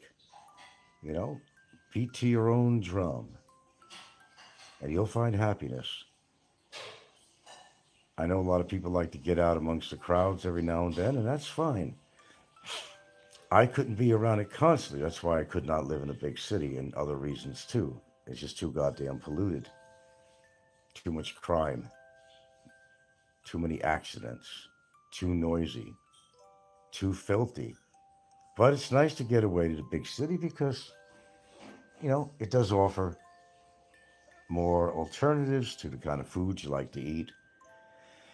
The malls, of course, the malls. It's a refuge for just about everybody in Cebu City and places like Manila and so forth. It's a refuge for foreigners to come to try to pick up women, pick up whores, find some nice stores to buy clothing, some restaurants to eat, shopping stores for food that also carry some of your favorite comfort food. Other than that, there's really not much to do in Cebu or these big cities. All right, maybe there's a waterfront park or something to take the kids, or maybe you as an adult would enjoy it too. There's a few things you could do, but here's the thing. Once you did it, you already did it. Chances of doing it again is probably not, going to happen. So, what's the privilege of living in a big city? Yeah, the amenities, of course. But then again, you have to put up with everything else. So, get on the scorecard and just figure, do the math. It's worth you living in a big, busy city with homeless people begging you every 5 minutes, trying to sell you some worthless shit. But why are they on the streets doing this in the first place? Well, they're not getting help, for one. They're doing what they have to do, and you can't really blame them. Yeah, they might be kind of a pest after a while, but they're just trying to survive. And you got to keep that in mind. Even though you get irritated of them coming up to you, you got to say to yourself, well, okay, hold on a minute.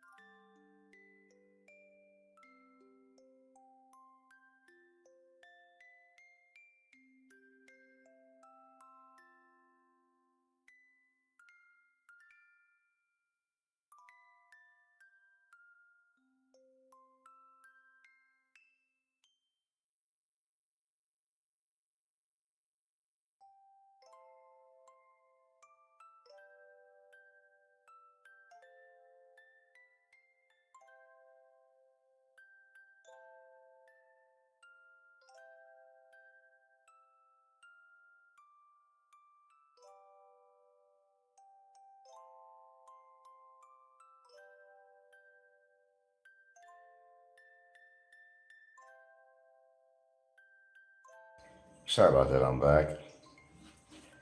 Nature called. And I went to answer. And unlike other countries, and here in the Philippines, well, let me give you some examples of some things that you don't look forward to. Among the good things, a hospital fucks you up in some way. Has that ever happened to you? It happens to a lot of people. And you really think you're going to sue the hospital because, I don't, they permanently damaged you or something, Fucked up. Well, here's how it works. You can certainly put a lawsuit against, for example, a hospital. or a product from a manufacturer, whatever your situation may be. But that would be in court so goddamn long that it's almost not worth it. Say you get in an accident with a car, okay? And they're going to make you responsible for a certain sum of money. Well, a Filipino is going to say, well, you owe me money because you hurt my uncle, hurt my auntie, or whatever. You ain't going to see shit, put it this way. But they'll try to get all they can of you, figuring that, well, you're a foreigner, you have the money. Expect that. No, there's not justice everywhere. This is not United States where you have quicker court hearings and, you can get your case over with in a reasonable amount of time. That's not how it works. And believe me, I know. That's not how it works here. Not at all.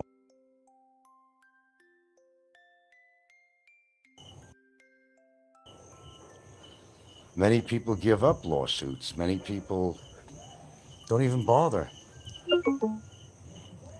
Oh, shit. That's right. I didn't stick this damn thing on a charger, did I?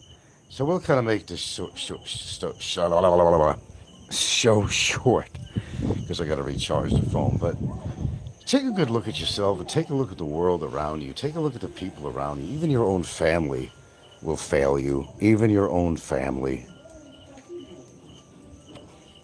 The first thing you need to learn is that everybody is out for themselves. And when you learn that, and when you understand that, you'll be able to deal with this world just a little bit better. Your best friends, family, I don't care who it is, can turn on you. People trying to escape an auditorium that's on fire. They will walk right over you, crush you, not even try to help you. The human species is self-serving. Never mind your wonderful neighbors that you've done picnics with and vacations with. They sooner kill you, maybe even eat you, if food was a rare resource, that it's come down to that. They'll eat you and put barbecue sauce on you, no matter how many vacations you took together. Yes, it comes down to that. You're only as good as what you can provide for somebody. If that means being a meal for your neighbor, you'll be a meal for your neighbor if it came down to that. Or one of your best friends. Cook up his sausage, cook up his fucking penis for a sausage. They all do that. Cannibalism go wild. Here's what I predict before I go here. I predict complete anarchy. We've seen it at the Capitol that Trump was behind. It was total fucking anarchy. He basically enticed these crazy people with horns on their head and fucking makeup. That's the guy you voted for to go and raid the Capitol building. That's what happened. If you want to listen to the Republicans, all you're going to hear is fake news. Fake news. It's all fake news if it doesn't warrant some good for them or their image. It's all fake news. The media is all fake news. All fake news. Everything's fake if it doesn't benefit them, right? I wish more people would speak out about stuff like this. I really wish they would. I think everybody's in a position of fear. That's why there's no progress in the world. People are in a position of fear. You have nothing to fear but fear itself. Stick up for your beliefs. Don't do something just because somebody else is doing it, or saying it, or implying, or alleging. Be your own person. Be independent. It's very hard for people to be very independent these days. Look, nothing is going to be perfect anywhere. Anywhere in the world. There's no perfection on people's living situations, their income, their health. Everybody's fighting just to stay alive. Just to stay alive. They're all fighting, and they will do everything they can to stay alive. They'll kill, they'll maim. They'll turn to cannibalism if they have to. We're that close to it. You don't even know it. You don't even see it happening around you, how bad it is. Because you're too busy on your fucking phones. Playing useless games. Gaming on your fucking phones. Useless. Completely useless. I could say a lot more, but I'm going to be irritating myself if I talk about this any longer. Let's just sum it up by saying, this is not a perfect world. If you were born into this world, well, you got a whole lifetime to make your own decisions about how you want to live your life. Don't let somebody influence you on how you're living. If you're happy about what you're doing with your life, your position in your life, fantastic, keep it that way. Don't let people influence you. Because those are the people that are probably not living a life as good as you are. And it shows out in many ways. Come here on YouTube. That's all you need to know.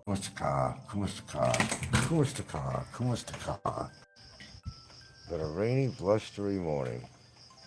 I'm in a bad spot at the moment, so if I kind of blips off, you'll understand why. My goodness.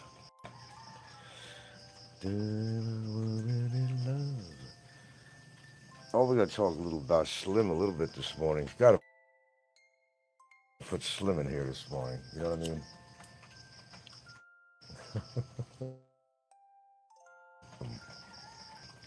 Yes, he does have mobility issues. He had a scooter and all that shit. How do I know this? Well, somebody I know did some research. You know how you could find out from their address, neighbors, you know, nearby?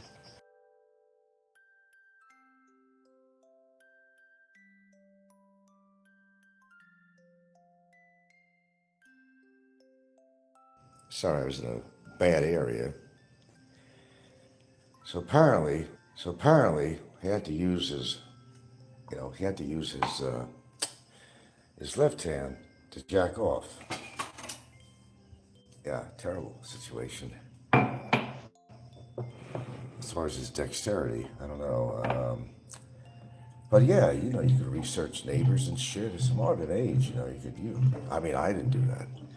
That information was brought to me by somebody very surprising, actually, but we won't go there, you know, confidentiality.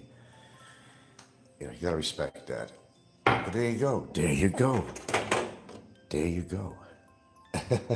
Yeah, simulcast this. Poops.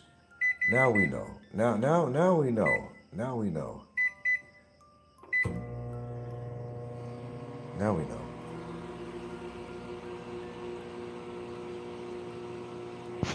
Audio is cutting in and out. Well, what am I making here? I gotta buy some tea today. That's it. I'm not sure why my audio is cutting in and out. Well, I don't know.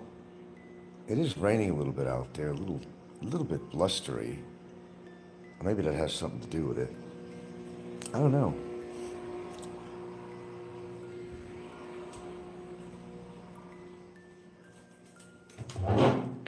Okay, there's your simulcast, Popeye. Oh, what a beautiful morning.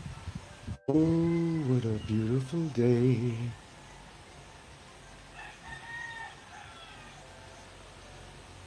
I say, Governor, it's raining this morning.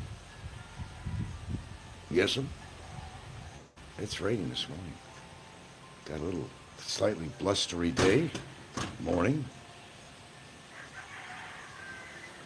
Oh my. Today we're going to discuss Popeye Gate. Popeye Gate today, we call it. And we'll get into that. I should have entitled this, actually. I'm sorry. I didn't entitle the show. Let's call it Popeye Gate. You heard of Rice Gate? Well, this is Popeye Gate.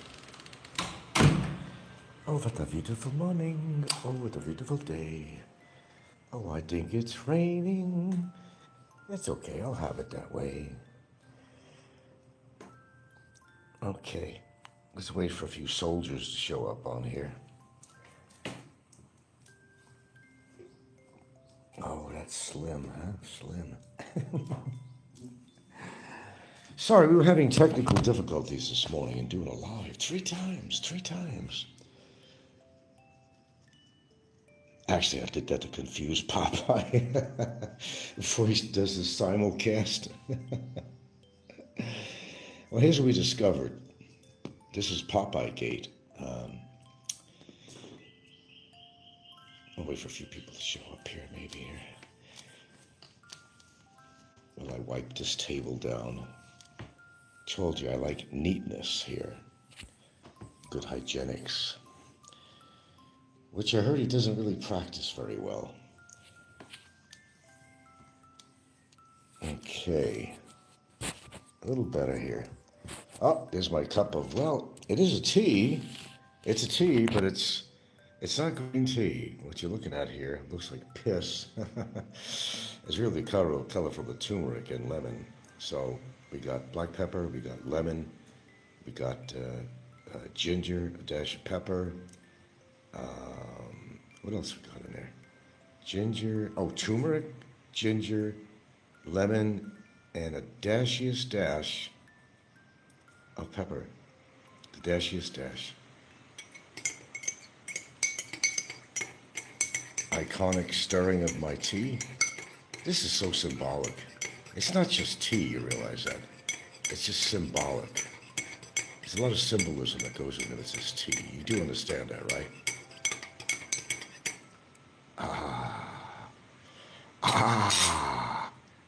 Here you go, folks.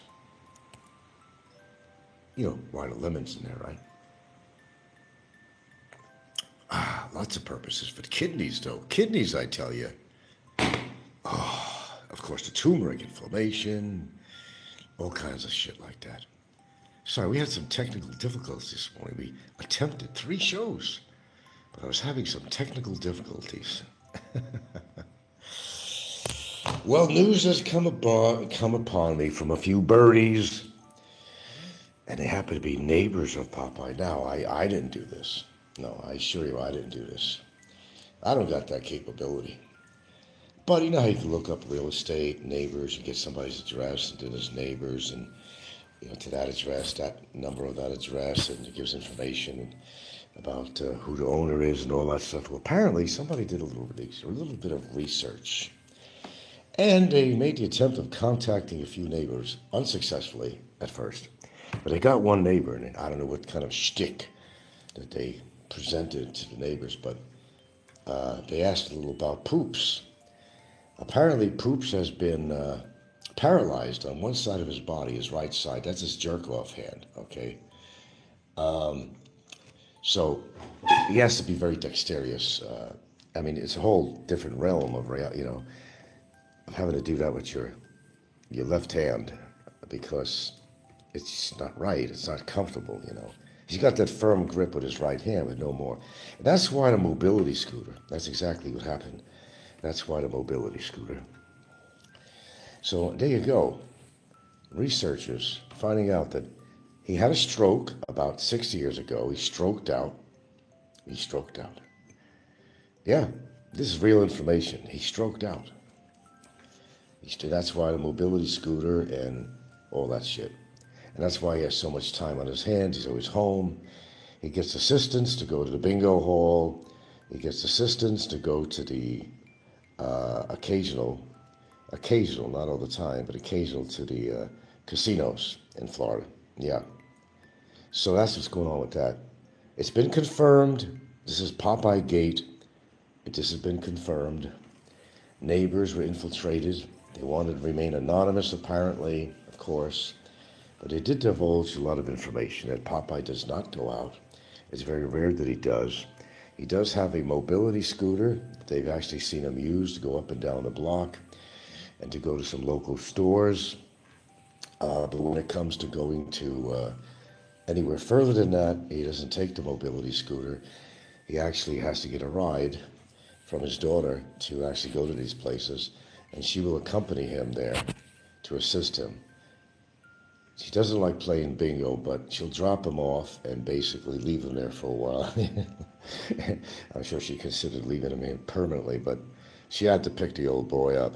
So it's true that Popeye had a stroke about 6 years ago. This has not been a long-term thing. He stroked out from all the, craziness on YouTube and his infatuation with me, and so he got stroked out. The guy got stroked. I never seen her cook any meal, his wife. I never seen her cook a meal. They're eating fast food, junk food, even giving the baby junk food. Can you imagine that? Can you imagine that? He bought a bunch of those salted eggs. Oh, that rain's coming down now. He bought salted eggs, which he tried tasting it and couldn't handle it. But what does Slim do? He gives it to the baby. The baby was gagging. Slim had to run over there with a rag to catch any vomit. Hey, I don't make this shit up. It's on his show. I don't make this shit. I told you, I don't make this shit up.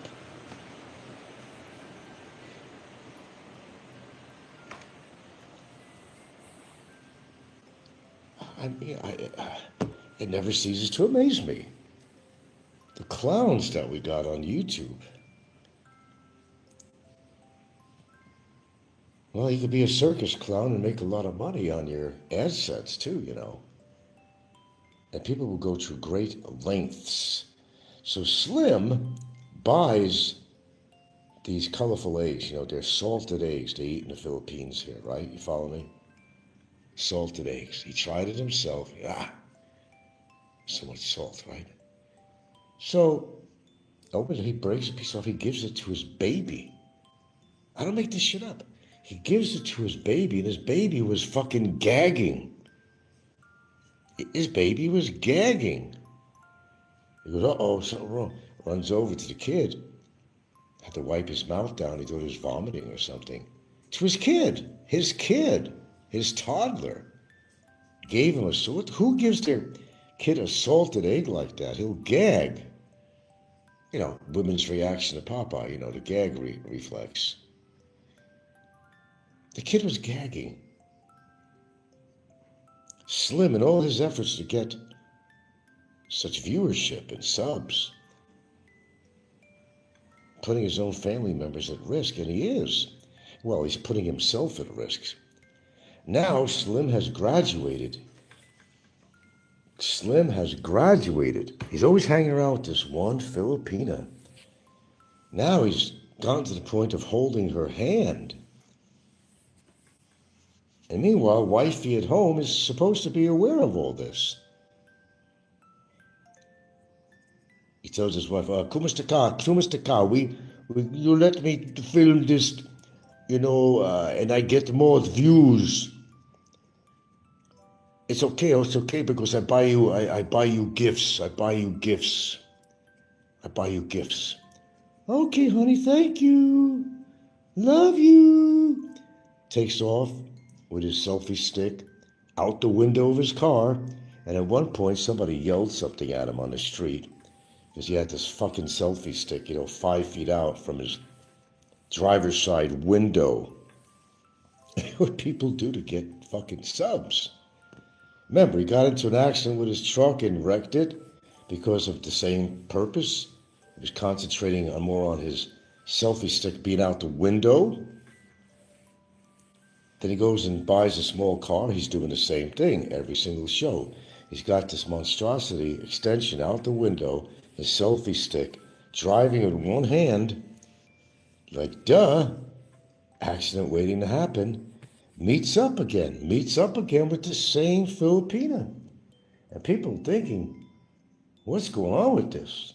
All for ratings? And, well, it's working. It's working.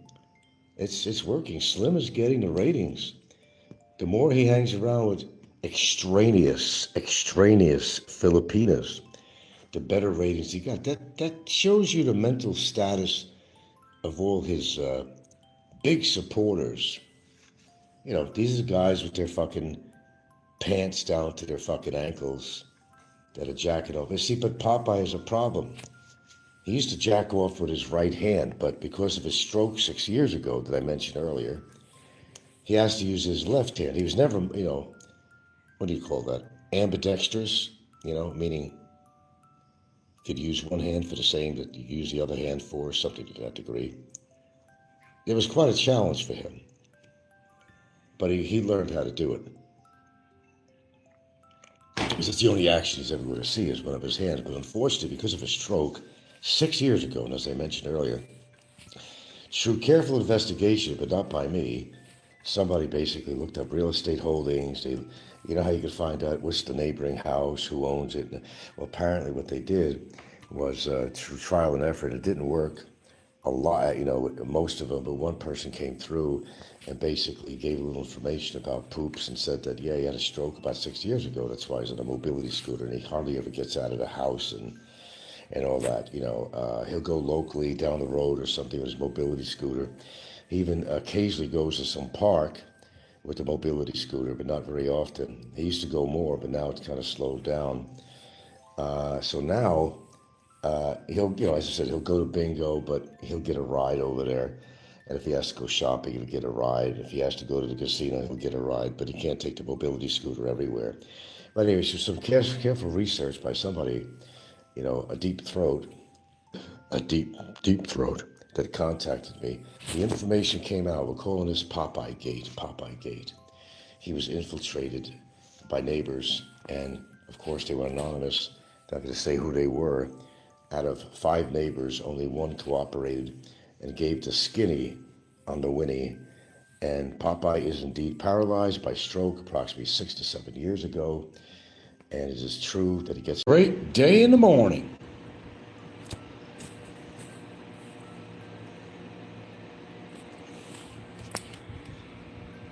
First aid kits.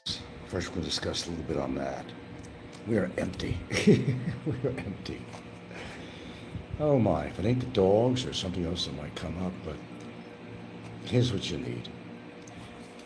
Well, we've got some other stuff tucked away, but this is just a little thing we found, a pouch, but forget this tape. That's not wide enough. You got some Q-tips, you got a little scissor. Nah. But you gotta have some triple antibiotic for one. Okay, what have we got here? This is not our kit. This is something that we just had around. But I do plan to hit the pharmacy today and,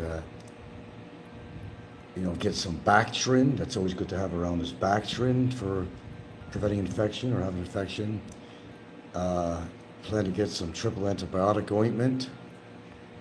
I have to have these things on hand.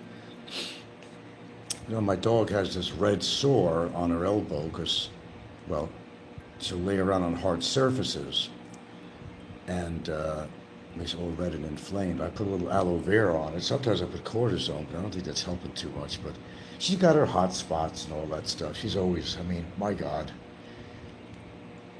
If I didn't give it the kind of attention I do, I don't know who would, other than petting her and acknowledge, but I'm the one that cleaned my dog's eyes out, tending to her hot spots, and we never come to the conclusion. She's got allergies. She takes in from outside, the grass.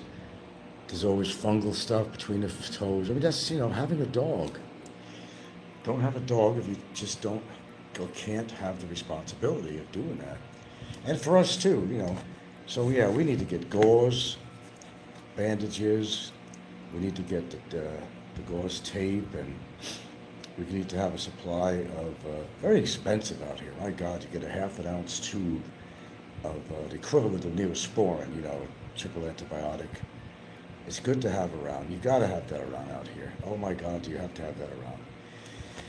Oh boy, they're just giving your dogs baths, and we have a ketanazole shampoo. I gotta get more of that, which helps fight fungus on a dog, which you get. Shampoo, leave it on for 10 minutes. Helps, doesn't help. Sometimes I give her antihistamines, blah, blah, blah. But yes, having a first aid kit and we have a box. I mean, this is not, we just found this around.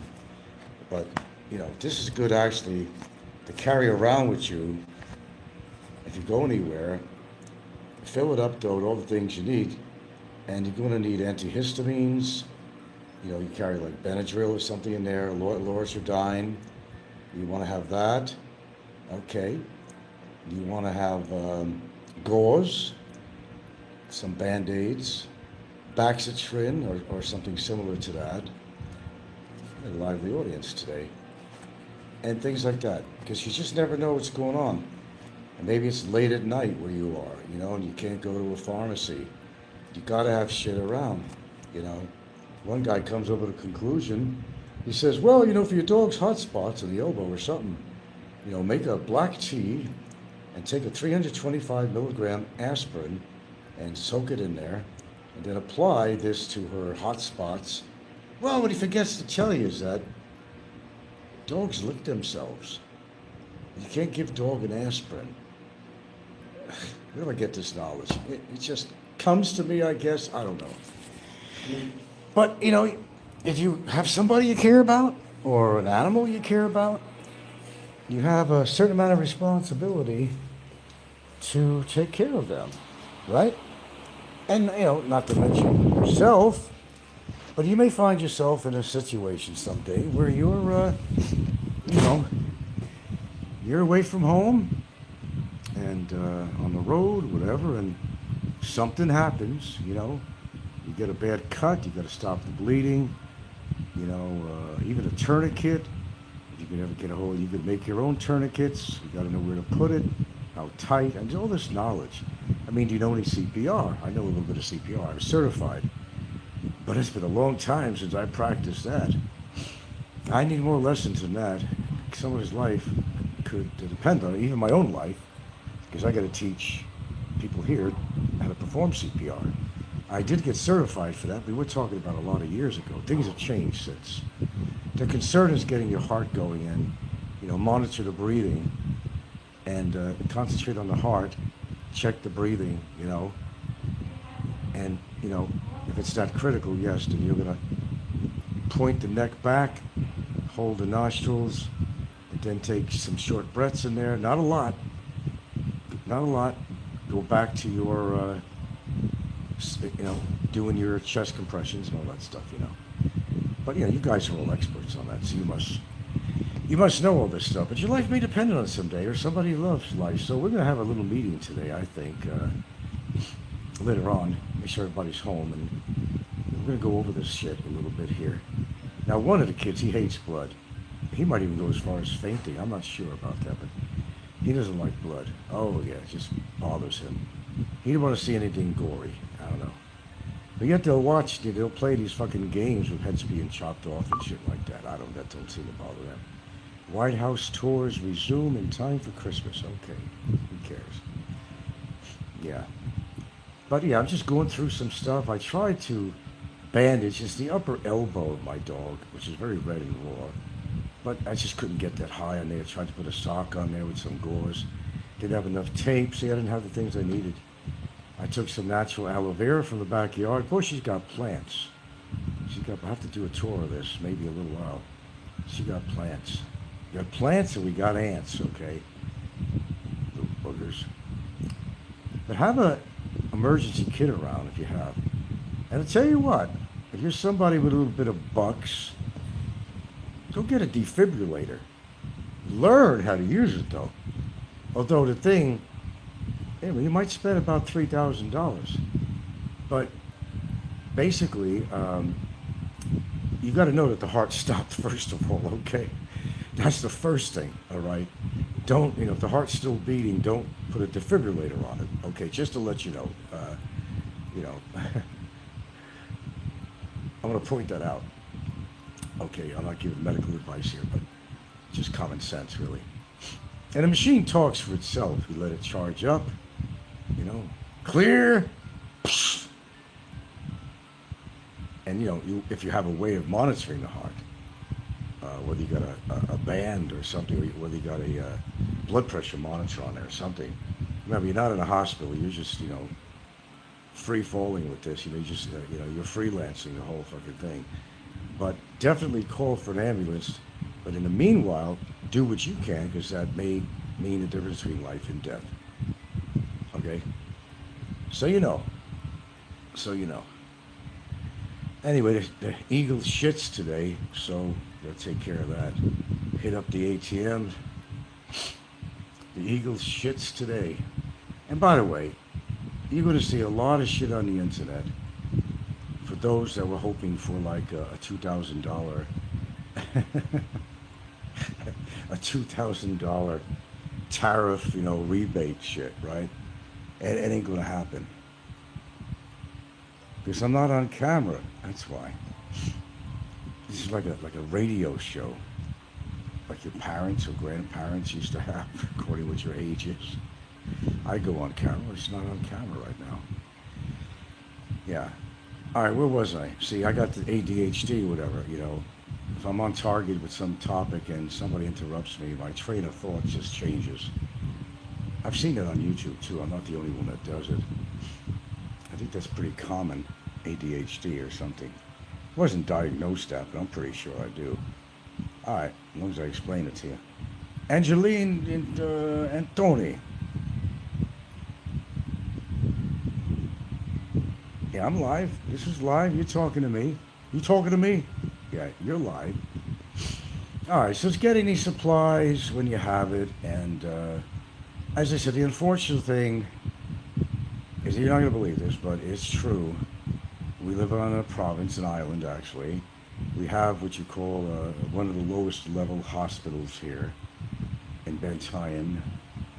And believe it or not, and I'm sure you probably believe it, those who know a lot about the Philippines, they don't even have a defibrillator to save your fucking life.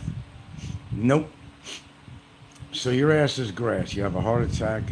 Remember, it's critical within an hour, unless you're already expired, that they're going to have to get you to a real hospital. They have surgeons and heart clinics and all that shit. You're not going to find that all the time in small provinces, okay? You're not going to find that. So your life is in their hands. So like, I'll give you an example from here where I live. You'll get an ambulance, and what'll happen is you'll get a nurse. You have to pay for her time, okay? And she's going to guide you all the way to Cebu, all right? She's going to accompany you. Ambulance is nothing more than a taxi cab out here, just to let you know that too. A lot of these people don't even have any kind of emergency experience, They're not paramedics most of the time. They're just taxi drivers. So you're going to have to go wait for a ferry, however long that's going to take to come in. And then how long it takes for them to unload the ferry. Listen to this. It's good stuff. And how long it is to load up the ferry with passengers. Okay? How long it's going to take for them to leave. Then it's going to take about an hour to an hour and a half to get to San Romeo, which is Hagnaya Port. From Hagnaya Port, you could then go on the road. And it could be several hours before, according to traffic, 2.5 hours before you could reach Cebu. You already used up your hour safety time, all right? You probably expired already in the ambulance and you're just going to the morgue. So that goes to tell you what a lot of people go through out here. So why do people live on an island like this? Well, it's a decision you have to make, and the odds of surviving a heart attack or something like a really bad accident, you're probably not going to live, and you got to adjust yourself to that. If you're you're an older age, you may not give a shit. Some people do give a shit, You may not give a shit. If I die, I die. Some people have that attitude. Okay, so, yeah. And if you're still alive by the time you get to Cebu, which is the nearest big city for us, okay, you're going to have to go through traffic to get to the hospital, all right? You're probably cold and dead by that time. You probably got rigor mortis, okay? It's probably setting in already, All right, so you're just going to wind up going to the morgue. But if you make it alive to the hospital, you got the triage, you got this and that.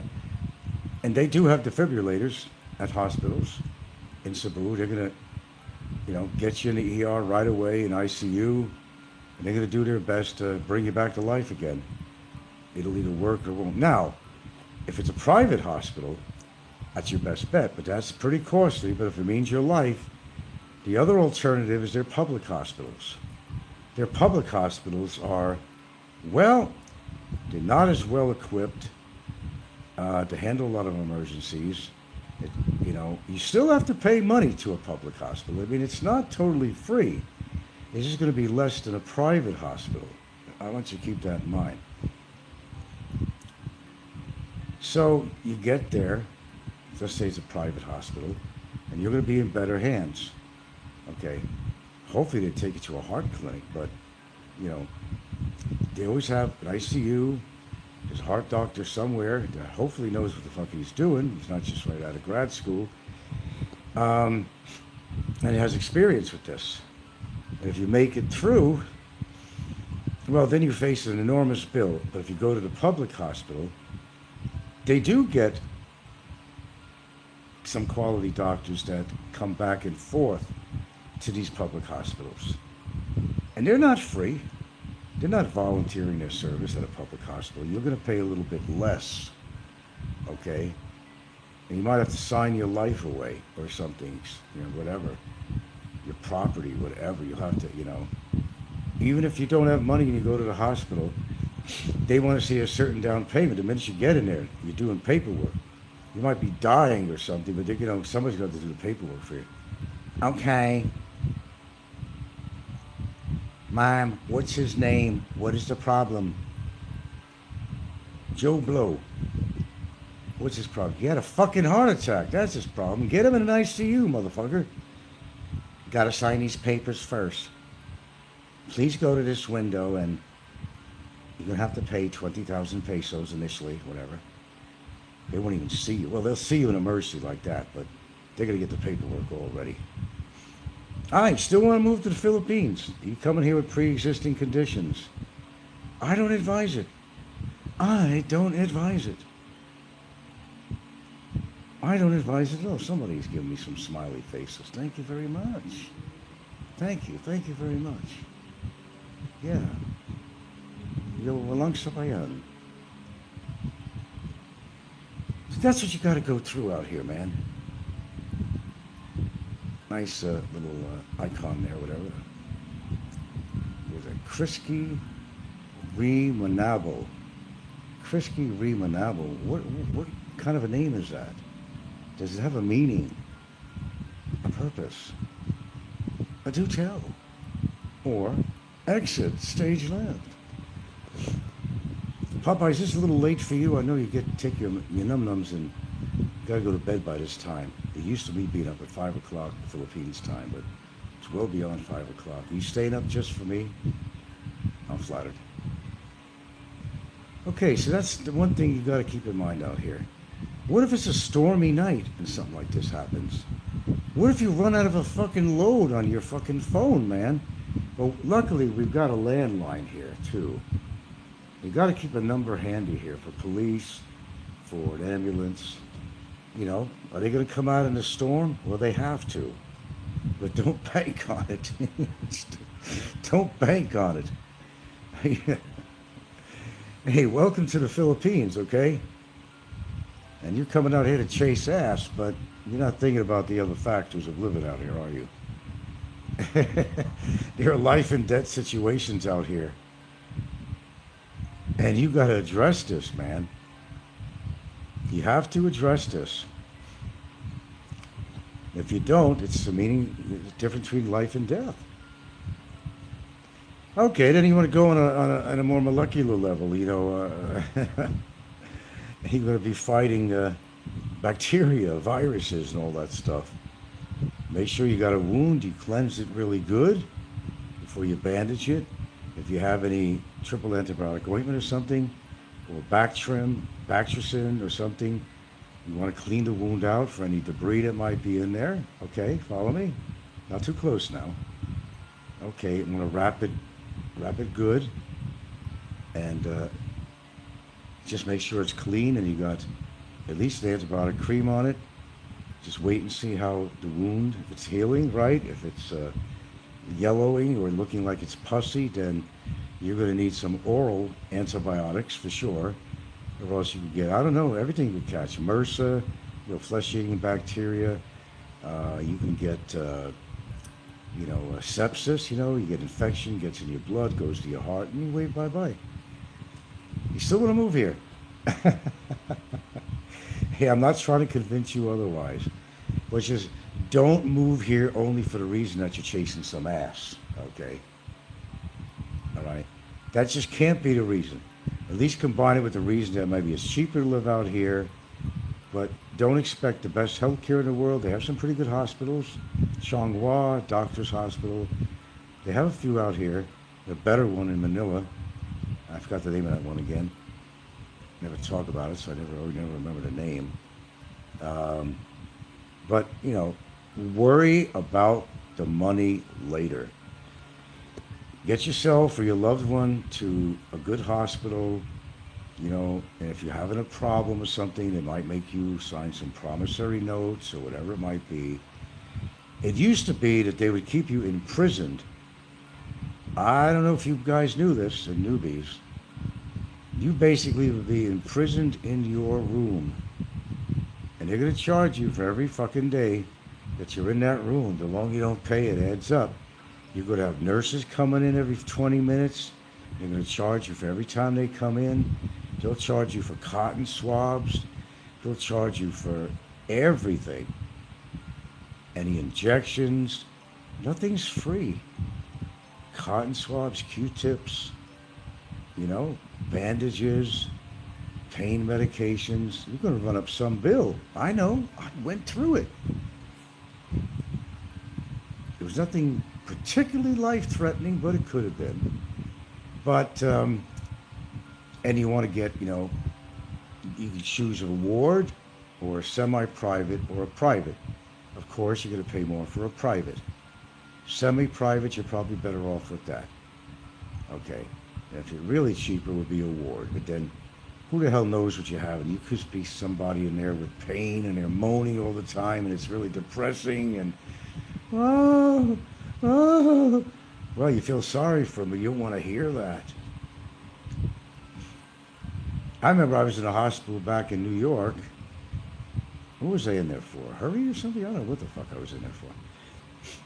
Stayed overnight. And then you could hear the wards down the hallway where the real elderly that in cancer and bone cancer, really in pain. And they're moaning, and they're lonely too. It's at night, they don't have any visitors. They're in pain and they're just moaning and moaning. Oh my God, how depressing and morbid. It's horrible. The human condition, it's horrible. You don't really want to see it. You certainly don't want to see your loved one in pain because that's got to be an equal pain to you. If your loved one's got cancer, is in pain or something, they're just in much pain as you are in their own way to see you suffer like that. Unless they don't give a shit about you. It's like, die, motherfucker, die. But, you really want to be in a relationship like that? I wouldn't advise you. Just don't be in a relationship like that if they don't give a shit about you. So, kumastaka. Okay. Anyway, this is a good review of some medical shit, first aid that you should be aware of, what you should have around the house. The dogs suffer the most, really. I think when you don't have a veterinarian around that can actually do operations, you got to watch your dog in pain die. There's only certain pain medications you can give a dog. And I have a veterinarian, he's a good guy and all that stuff, but he doesn't have any x-ray equipment. His office is, I don't know, he lives outside of town. He comes here all the time. There's a lot of customers. I think he lives in Battaglia, the next town up here, outside of Santa Fe. So, all he does is administer shit, give you prescriptions, whatever, little consult. But if your dog was bleeding profusely, for something, I don't even think he carries bandages or shit with him. So if the one good thing I have to say about living in a big city, they do have good veterinary clinics. where these guys could actually do operations. They have microscopes. They got these machines that test your blood to look at your white cells, your platelets, okay, your red blood cells, clotting factors, all kinds of shit, infection. They look at your white cells and your T cells. The machine, which are not cheap, but most basic veterinarians, in case you want to have a pet, I'm just kind of telling you, this would probably be one of my better shows. That has to do with your life, your pet's life. Remember, it's a big responsibility being in a relationship. It's a big responsibility having pets. If something goes wrong, and you're going to feel so helpless if you can't help your pet and see it in pain. Oh my God. I mean, I've been through that in the past in my life with a number of dogs. They were very close to me, lived over 15 years, 2 of them. You know, I've been through that, and it's heartbreaking to have to put them down. It's just heartbreaking, but you're doing the best for them. Now, I'll give you an example. My dog Maggie lived over 15 years, and I brought her to Hawaii with me, and she suddenly couldn't walk on her back legs, man. Pissing and shitting in the spot. And she was up there in age, and we had to make a decision. Could this dog live this? It's just going to probably get worse. Within the same day that we figured this out, it was one of the hardest things I had to do. I don't even like talking about it. But the bottom line is we had to put her down. We had to take her to the vet's office. And I had to watch the life flow out of her. And she was fighting it all the way. That's what makes me sad. They wanted to hold her still, so the vet's assistant had their hands around her head, side to side, holding her in place. And she knew, I swear to you, she knew what was going on. She knew. She fought it with her teeth and right back and forth with her head shaking like, don't do this to me. She knew because of the way I talked to her. Like you talk to a person. I'm sorry, Maggie. You know, a dog knows your emotion. That's why I will not get any dogs after these. I can't deal with it. I can't save the world, I always say. Can't save all the dogs. I don't want. If I drop dead, she can get a dog if she wants. You know, that's her doing. I don't suggest it because it ties you up too when you travel or whatever. But to rescue a dog is a great thing if you could do that. To take them off the streets. We had a couple that did come off the streets, actually. They would have been dead a long, long time ago. Okay? Thank you for the 5 thumbs up.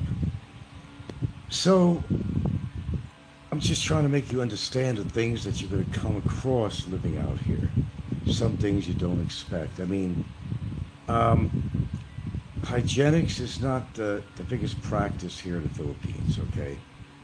I'm not saying that everybody's not very hygienic in what they do, but there's a lot of people that aren't.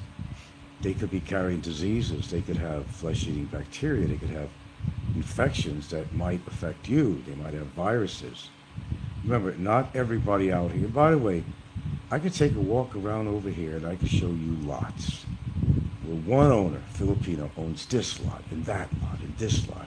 Lots right on the water on the cliffside. What people are thinking, they see all this shit, like they look at the National Geographic and they say that Filipinos are all poor. That is so far from the truth, that ain't even funny.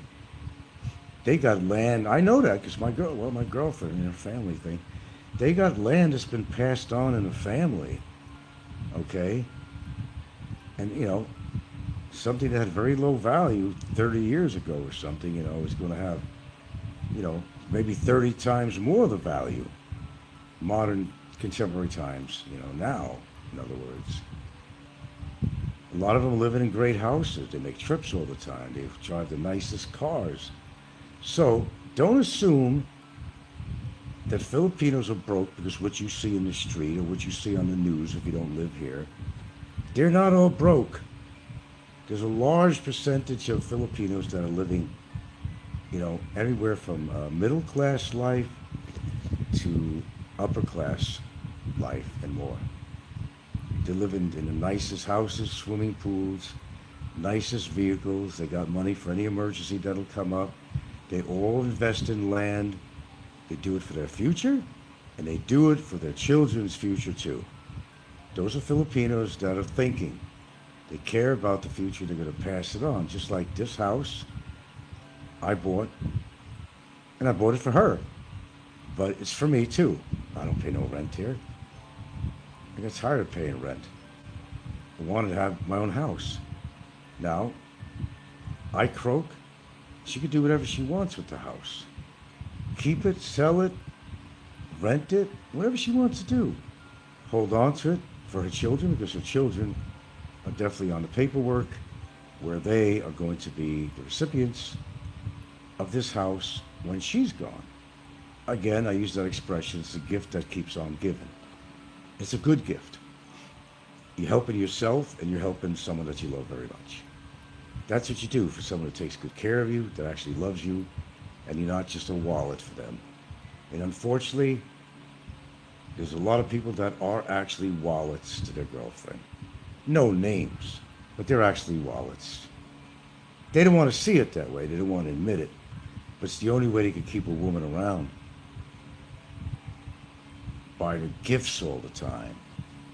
You know, property, getting property through her name because, well, you cannot own, unless you lease land, you cannot own a house, unless it's a condo. On my paperwork, for example, we don't always have, like, titles according to where you live and what barangay and all that stuff. You'll have a tax declaration. And you can get the title, but the tax declaration actually works on its own. It's fine. And my name is on the tax declaration. I'm the one who put the money out to buy the house. Both our names are on it. Now, what does that really mean? Well, it does prove that you have a kind of a co-ownership. It's more of a 60-40 thing. But you're not caring about that. That's not why you bought the house. You're getting older, you know, how many years you got left. You know that already when you bought the house. You know you bought it for her. There's nothing to do with being a simp, as the trolls like to say. It means that you're a caring motherfucker because your woman is special to you. She's done a damn good job of being a great partner, lover, everything, caretaker, you name it. She wears all the hats. All the hats. So you reward her. Because I guarantee you, as you get really old, you might have some health conditions coming. And I'm going to tell you something. You're going to be glad she's there. Because if you spent the time through the years to take care of her, she's going to take care of you anyway, but if you spent the time to take care of her, she's going to take care of you till the day that the breath is released from your lungs. You're not going to die alone. You're going to have her there to take care of you. If you had to have your ass wiped, she's going to do that for you, to bathe you when you couldn't do it yourself, according if you had a stroke or whatever you had, whatever your medical condition might be. She's going to be there for you. That's what's wonderful about Filipinos. Remember, you ever been to the United States and other countries? Who do you see as nurses all the time? Who? Guess what? Filipinas. Filipinas. They're all over the world as nurses, and the most caring nurses ever. I never heard very few complaints on YouTube or anywhere where they had a really fucked up Filipino nurse with a bad attitude. You don't see it. It's instilled in their nature to be nurturing. That's why you're in a house like here and she's cooking, get out of the fucking kitchen. Too many soups spoil the, too many cooks spoil the soup kind of attitude. Or if they're cleaning or something, it's like, get out of my way. They are the masters of the house. Okay? They're very domestic in that way. Now, you're not making them do the cleanup. In fact, I help. And Popeye laughs about that all the time. Because he probably doesn't do shit. Because he probably can't from a stroke 6 years ago. He won't even do it if he didn't have a stroke. But I help out. I help out sometimes with the laundry. I help out sometimes cleaning the dishes. Always help out with sweeping or vacuuming and mopping the floors. But there's another reason why I do it. Because I live here. I don't live in the nasty outside. I live in this house. We live in this house. Your house has to be hygienic. It has to be clean, sanitary. You don't live in a big fucking hoarder's house where everything is strewn everywhere. I couldn't live that way. I'd feel so uncomfortable if this house was all in disarray. That's a nice name for a woman, disarray. Huh, disarray. Hey, disarray, come here. And she happens to be a very disarrayed person. Perfect, perfect. But I think you get your point. You live in the house, you know, upkeep it, do what you have to do. All right? Especially for an older person. You ever see an older person who lived alone? The house is a mess. They have to have somebody, if they can afford it, come in and do the cleaning and cooking, whatever, if you ever get to that point. But you also smell elderly people, they don't generally bathe very often unless they're made to. And they have a horrible smell to them. You know, old man smell. It's true. Some people don't bathe at all for months. I've known people. Well, I know a YouTuber that barely ever bathed. I don't know, he's in jail now. I don't know if he bathes over there either. I have no idea. He's probably got all these crunchies between his thighs or something. I don't want to think about it. Ooh, oh, Jesus. Anyway, that's my show, basically. Not too lively today. We did a couple of things this morning. Had some technical errors. But take care of yourself, take care of your partner, take care of your house, take care of your animals, live a wonderful retirement. Don't introduce yourself to any outside stressors. Consider the source where it's coming from. You'll deal with it a lot better. That could be on YouTube, any social media. It could be in your personal life. And another little bit of advice about personal life. Don't get too involved with your neighbors. Be friendly, come over and visit, sit a while, talk. Same thing they do. You know, don't get involved in their personal affairs, anything like that. You know, I'll give you a little bit of advice because I'm a foreigner that's happened to be in the Philippines. You know, if you're going to hang around with foreigners, that's your biggest mistake out here. You're going to get, you know, very dissatisfied with the results of a friendship with foreigners out here, most of them, because most of them are scumbags. And you're going to find a lot of reasons not to respect them. They all drink, they're drunks, they can get rowdy when they drink, you don't want them around. They're chasing ass and mistreating Filipinos, and if you're a person that does not mistreat a Filipino, you might be very adverse to his nature, the nature of the beast. So my suggestion, you're going to live out here, or you are living out here, you know, say hello, foreigners. I mean, you know, be friendly with the Filipinos. After all, you're living in their country. Why did you come here? But, you know, besides getting chasing ass, right? A lot of you. Maybe for finances, financial reasons, whatever, combination of both. Maybe you're running away from something. But you're here, right? And be friendly to the locals, especially, because there's going to be more local Filipino people than there are going to be foreigners. Foreigners are just too much trouble.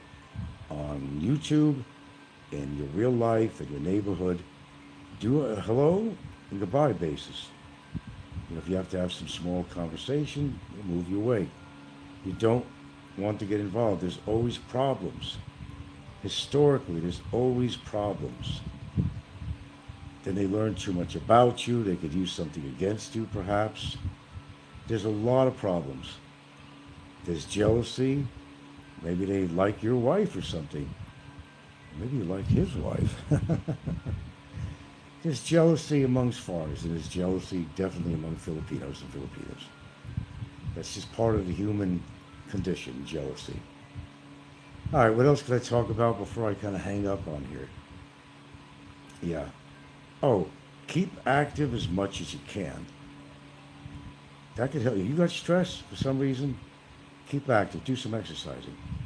In fact, I got to do my 50-45s. What's a 50-45? It's just that's one thing I definitely do every day. Just, you know, 45-degree angle. Find a surface, flat surface, elevated.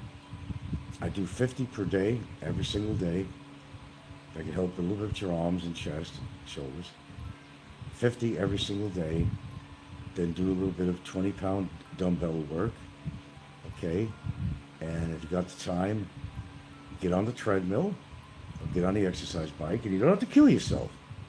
You do not have to kill yourself. 20 minutes of exercise per day is all you need to stay healthy, heart healthy. And that can help with cholesterol, it can help with all kinds of shit. But you gotta wanna do it instead of talking about it. I may not do every single exercise. I do basically resistance with the weights and the 45-degree push-ups. That's resistance really. But I try to do that every single day, or I may skip a day because to give certain muscles a rest. That's how you do it. And just do something else. Maybe you just want to do some cardiac, get on the treadmill, something like that. That's perfectly fine. But as I've been saying on about 1,000 of my shows, keep your blood moving and grooving. You got to. If you're like an avid television watcher, you like to watch movies, I like to watch movies. If I could find anything new, you're on a chair. Periodically get up, walk around the house, get your blood moving. You do not want to be sedentary, especially as you're getting older. You need that blood flow to your heart. Okay? When it becomes stagnant, you can get clots that build up. There's all kinds of shit that could happen. We're all aging, face the reality. You may not want to admit it. Well, I'm only 30 years old. I don't have to worry about that. Bullshit. You worry about that when you're 15 or so. But especially when you get older, and I'm kind of up there on age, been around a while, and I've learned a lot, especially about human nature. I can't say I'm an expert on it, but I'll tell you what, I've learned a lot about human nature. I'm not very impressed. Not very. Look out for yourself and the people you love and fuck everybody else. That's the way you gotta look at it. In this world, that's what it is. That doesn't mean don't help somebody. No, that's not what I mean. To somebody you care about, even if it's somebody you don't care about, someone's in trouble. They're on the street, they fell, they're fainting. Sure, stop and help them. They won't do that with animals, though. They'll let them bleed to death in the street, get hit by a car. They got too many expenses of their own for food for their family. You'll see this very often. You see dogs walking around with the worst mange and some other parasites. Their skin is exposed. I mean, they're scratching like a son of a bitch. Nobody's gonna, or they're starving and their bones are showing. They look like a walking skeleton. They might have allergies. There you go. Nobody helps them. Very few people will do that. Very few. You could be one of the people that steps in. But again, you can't save the world. You can't save all the animals. You just do the best you can. Act upon your heart. Show compassion. When I know maybe you're not used to showing compassion to anyone. You know, have that moment of showing that you have some fucking humanity and help an animal out. Now, if you come across from a fucking nasty YouTuber that's been giving you shit, let a truck run over them. They're not your family and you shouldn't give a fuck. They made your life miserable. Let them rot. Let them bleed out. Would I really do that? No, I really wouldn't do that. I'm sure I would try to help them. I'd be reluctant, to be honest with you. I'd be really reluctant, but I'm sure I'd try to help somebody, no matter what they've done to me or mine. I'm not that bad.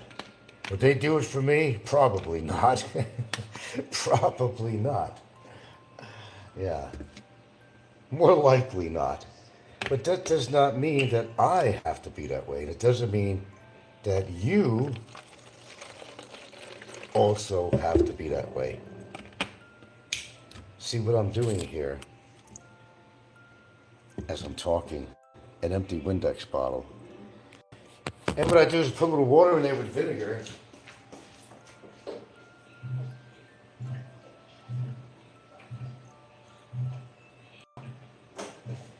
So I kind of make a mixture, well, maybe half and half. I'm not exactly measuring. And this vinegar comes in really handy. You can still do windows and shit with it, but basically you're going to take a rag and you're going to go over your counters. I don't have to show you that, but... And you can even spray down your dishes while they're laying in the sink. It does help with some bacteria. Yeah, I didn't clean these, right? Gotta clean the sink yet. What I'm doing is I'm spraying this. Look at the shit in here. I don't like leaving anything here, and that's not, by the way. Spray it and let it sit for a while. Then you could actually rinse it out with soap, dish soap, okay? Put it in the rack, but if you got a clean rag, you want to wipe them down. But the problem with that is that as you keep on wiping one dish or glass to another, there still might be small particles of food and bacteria on there, and you're just contaminating something else. So your best thing to do, if you have a clean fan, you have it on the counter, and this is the dish rack here, and if you have a fan on the other side, what you can do is kind of accelerate the drying of these dishes. Because the more you accelerate it, that moisture that's left on there, it is tropical climate out here, it'll gain bacteria. Now, we haven't been sick yet from that, but I try to correct some of their mistakes. Why? Because I live here, I have to use these dishes, I have to use these cups, and I just don't feel like getting sick. You know what I'm saying? You know, it's not my forte, it's not my thing to get sick because somebody didn't want to clean. And, you know, and the kids help, but sometimes I see the dishes or forks and there's still some crusties on there. I'll let them know about it. I said, you expect me to eat off this, bro? Ain't gonna happen. It's not gonna happen. Teach your children well. Teach them well. Teach your spouse. Teach your girlfriend well.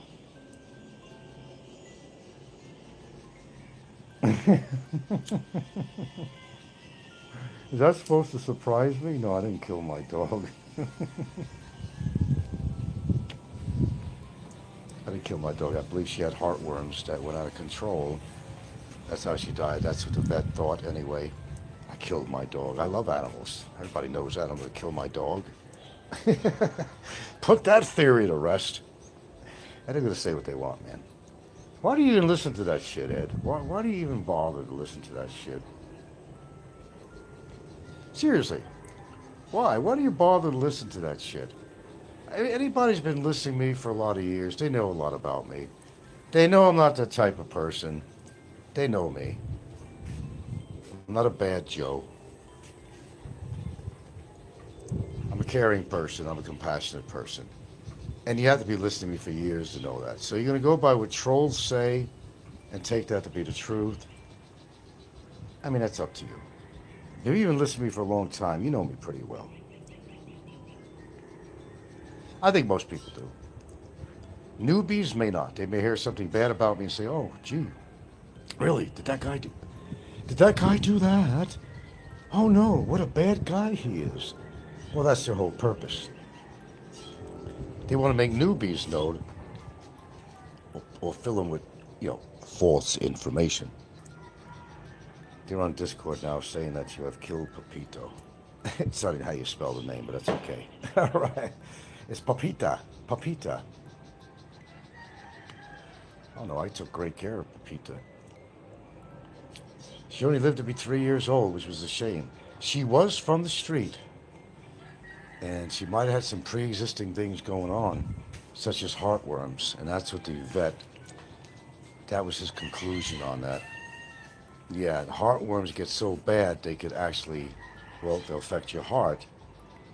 I think that's what happened to her, because he couldn't see any other, and explaining everything that happened and how it happened. Well-fed, well-loved, well-taken care of. So, well, come on. You got that much time on your hair to listen to a bunch of bullshit that you know is bullshit? Ed, come on, Ed. I am Mr. Ed. What are they doing? They could replay me on Discord?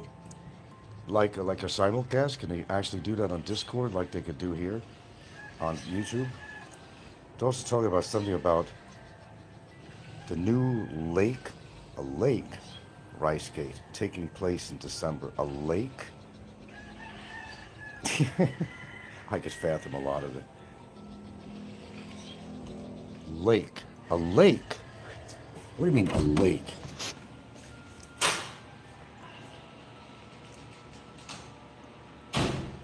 A lake? Right, a lake. What does a lake have to do with it? A lake? Is there a lake here or something? Fuck, I don't know. I don't give a fuck. Well, you know, they're having a hard time kind of trying to figure who their hero is out there, you know. But they got to create controversy. Well, what else are they going to do with their life? As you examine all of this, what are they going to really do? They got to do something with their time. And most of these people don't even live in the Philippines, by the way, in case you haven't figured it out yet. You know, all the wannabes that live in their life vicariously, whatever they hear on the Philippines genre here. Your fingers, two fists. So, correct the word. Lake. What is a lake rice gate? Oh, like. Oh, about something like the rice gate. Oh, well, I wouldn't put it past them. I don't know, they're trying to hurt my feelings? If I've been on here over 10 years and nobody's gotten to me so far, they can call me every word in the book and it's not going to matter to me. I've heard it all.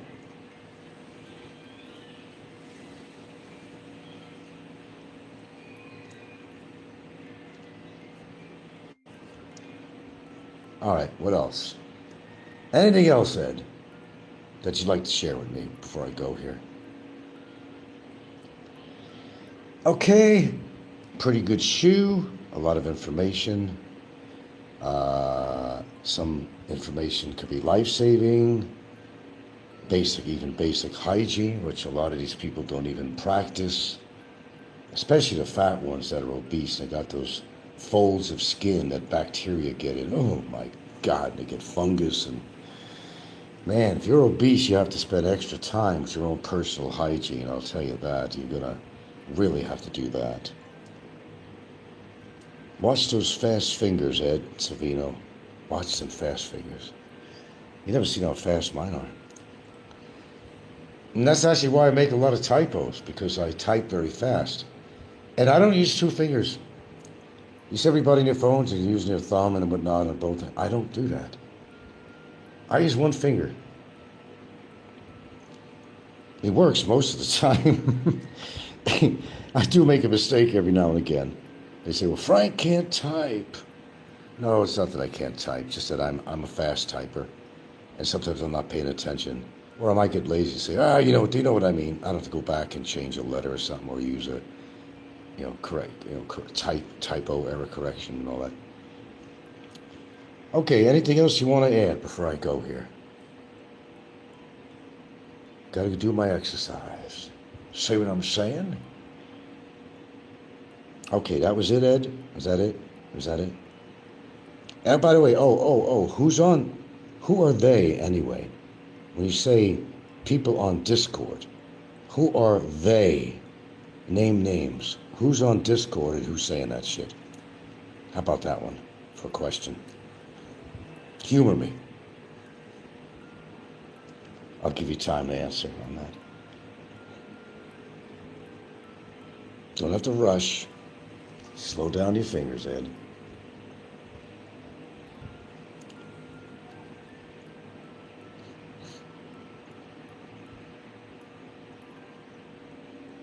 Edward, Scissorhands. Regurgitate a few syllables on this. You made the statement. Back it up a little bit. Who's on first? What's on second? Who is on Discord saying this bullshit? Brevis, for one. Want to take a wild guess on that one? Brevis? Okay, well, I'm not going to sit here waiting for you to answer me.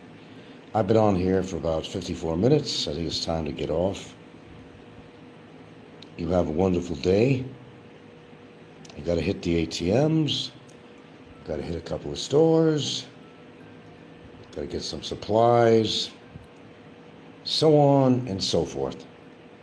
You all have a good day, don't? It's just absolutely stunning. Not even 1 year in. And on the issues, it's even worse.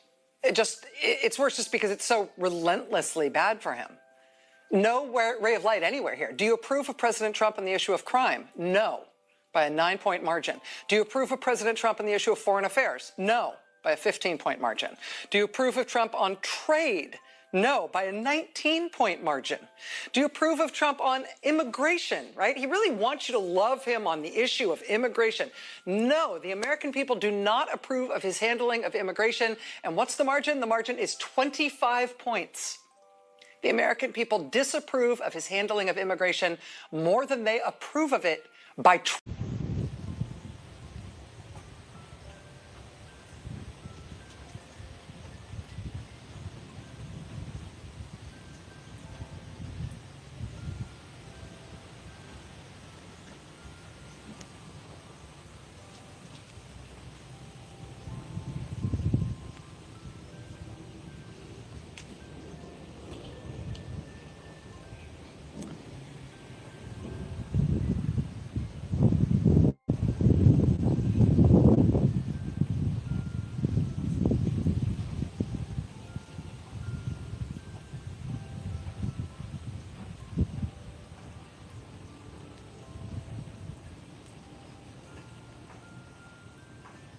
I'm not exactly going to get blown away, but we've had some wind gusts going on over here. I don't know what's going on.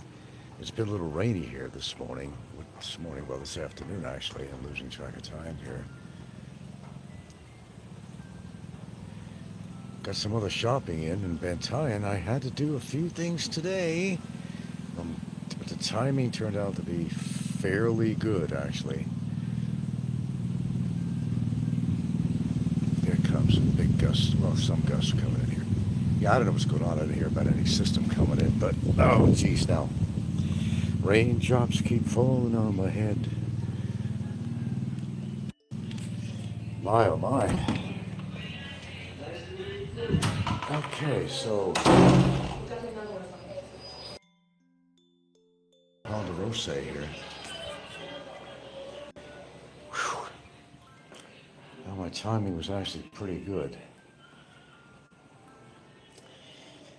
A little bit of extra grocery shopping today.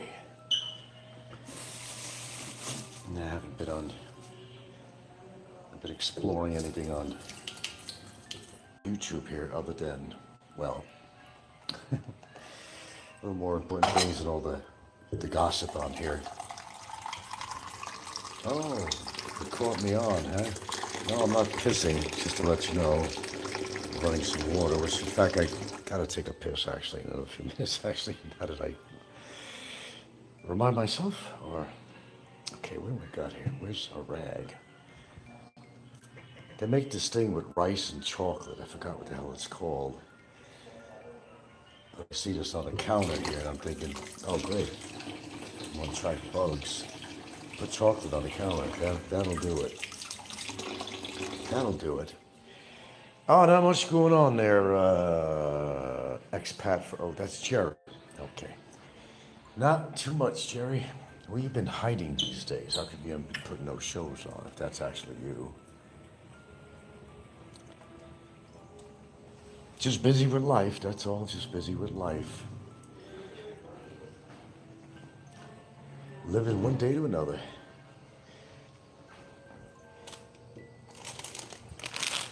You know, I buy these whole wheat tortillas. You could use this for just about anything.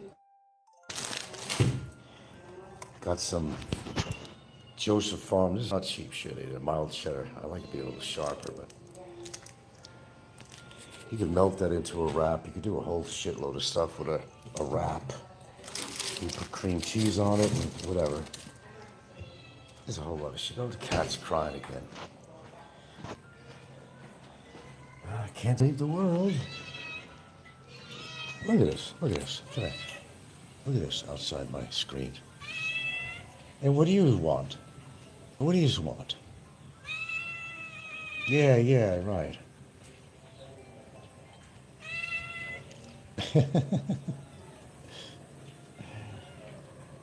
Go catch a mouse. There's 3 of them out there. Go catch a mouse or something. So once you start feeding these cats, they always come around, you know. They're always going to come around. I didn't miss much, just a bunch of shit. I don't know, I'm just getting kind of burned out a little bit here. Sorry, kitties, got nothing for you. I can't give you dog food because, well, dog food is not meant for cats. There's junk in there that's supposedly not good. What? What? This one looks pregnant. That's all I need. This is my point. Look at her belly.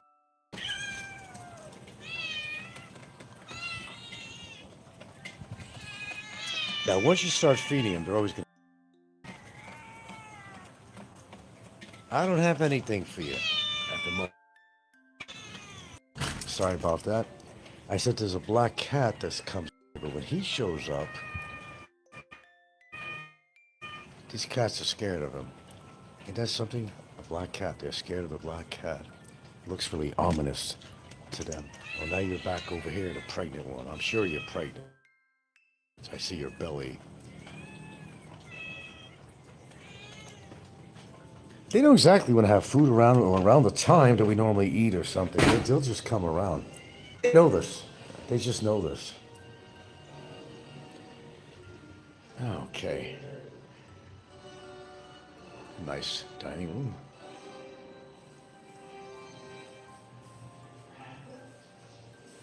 Huh?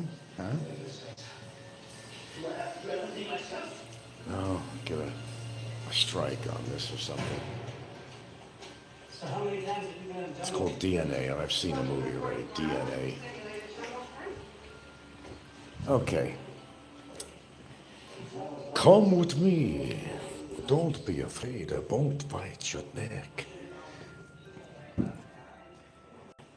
No diving, Jerry? What are you doing, man? What are you doing? I gotta relax for a second here. I've been running around all morning here. Yeah, you know, fuck, I'm gonna be cutting down on all this shit. You can see through my window. Look at the... Well, you'll see when the wind picks up. In a second here. So it's all the scuttlebutt on Discord. You actually go to Discord? I've never been to Discord. Oh, Popeye's doing his thing again, of course. You know, he did a same old thing. Putting my show on there when I was live. Same crap. Nothing really new, just the same old, rehashing some old hash. Popeye really need to get a life instead of hanging on Frank's coattails. Thank you, Colin. Hit the nail on the head. Well, Robert Clausen, which is his name, is, he leads a very interesting life, I guess, or lack of life, and I think that's the problem with him. No shit. Yeah, he's an idiot. Well, you know, people could be brave behind their desktop or, well, laptop, cell phone, whatever. He knows he's 15,000 miles away. He's trying to get Mick Fisher, he's trying to be an antagonist. Well, he's always an antagonist, but he's trying to get Mick Fisher and so forth and people to be really, how I say,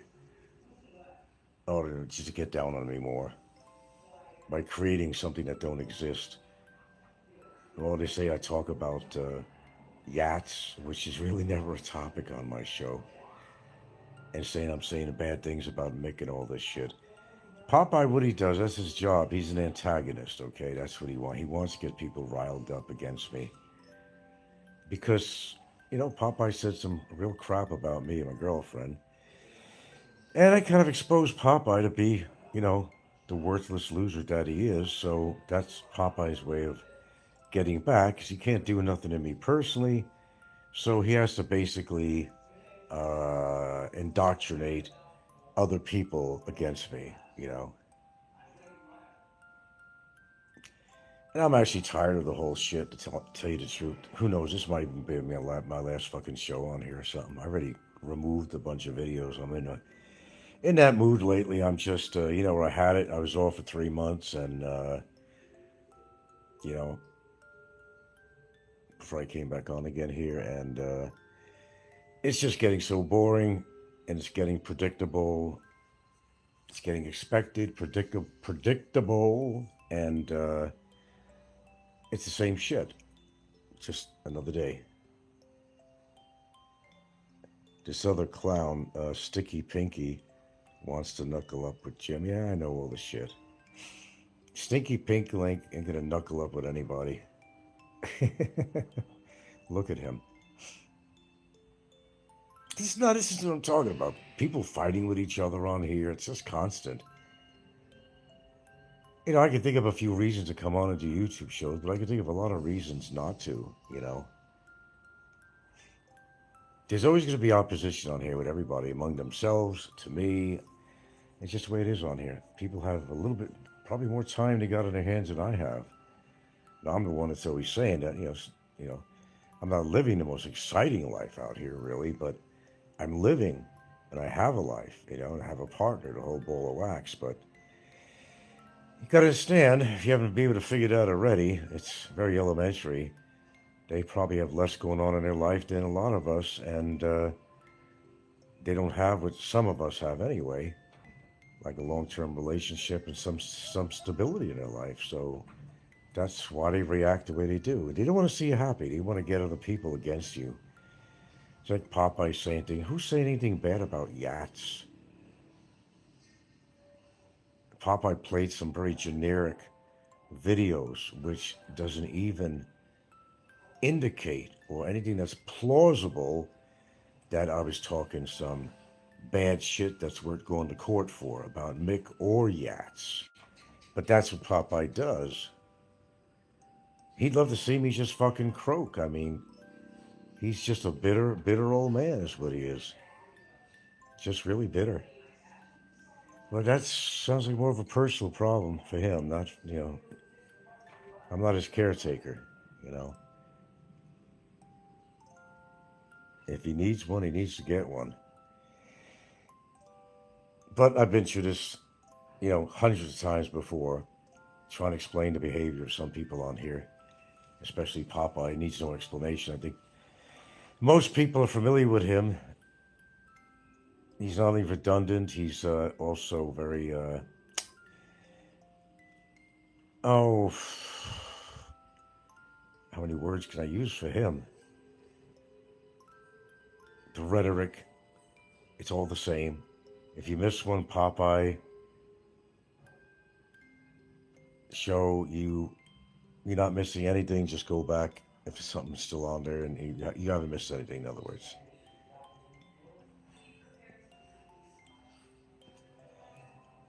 Oh, I don't know. He thinks he's aggravating me, but I've been through this shit with Popeye for so long, it just passes over me. He thinks he's aggravating me to get my blood going. It's not even working, not even remotely. When you hear this shit all the time with him, it's like, there he goes again. There he goes again. I'm not getting my panties in a tight spot. You know what I'm saying? Yeah. But he'll croak one day. There you go. You can see the wind a little bit out the window here. Wait. No, we get some good gusts. It's very blustery out there right now.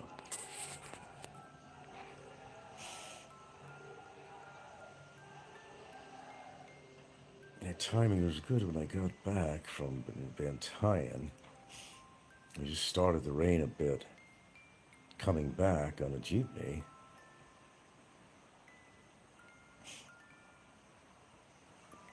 I was just so disappointed with the stores around here.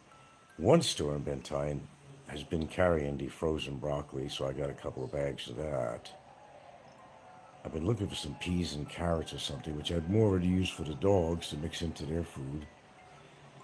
You just can't, you know, when I went to, not too long ago to Cebu, they were really down on supplies. I was looking for stuff like that there in the frozen section, like peas and carrots and stuff like that, Brussels sprouts, and They didn't have it in at the time. I suppose if I went to some other stores, I would have found it, but there was nothing in SNR. SNR you got to go to when it's just really taking a chance, you know. You don't know when they're going to have all their supplies in, and it's just you go there and you just take a chance to see what they have. Sticky Pinky. I keep on saying Stinky Pinky. I can't help it, but Sticky Pinky, and where he gets that name. Now, the guy's not all there, obviously, but then again, most people on YouTube are not all there, so, I mean, it's one big club. One big club. One big club. Yeah, you can hear my voice. I'm kicked back. I was watching some movies. I'm probably going to change what I have on there because I've seen it before. Something called DNA. It's blah, blah, blah, blah, blah.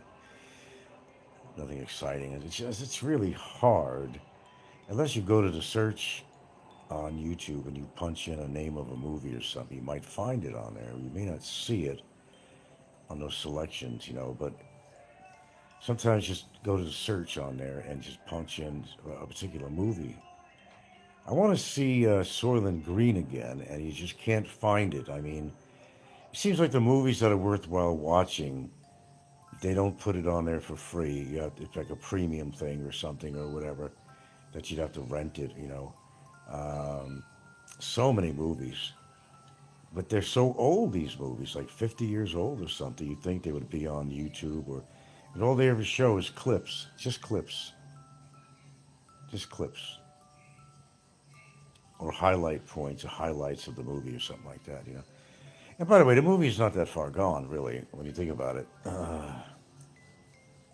Because if this planet runs out of food, well, most likely they are going to take everything plant-based, unless that's all fucked up too, or go to the ocean, plankton, and so forth. And I'm sure with their expertise, they can make some very tasty food out of something like plankton, if there's still any plankton in the ocean. So, take the movie Soylent Green kind of serious. Yeah. The Omega, okay, Clint is here, Omega Man, yep. Logan's Run. That might be worth watching again, Logan's Run. Did you take a van or a bus to Cebu? No, we go for a grab cab. I could stop when I want to on a grab cab for whatever. Got to take a piss somewhere. Go stop and get something to eat, whatever. No, I don't even trust the Sirius buses anymore because there's been too many incidents with them. Crashing, drunk drivers, and there's been too many accidents. I just don't trust the buses anymore, I have to be honest with you. It was 1984. Oh, Future World. God, some of these, your Westworld. Oh, my God, you're going way back now. You're going way back.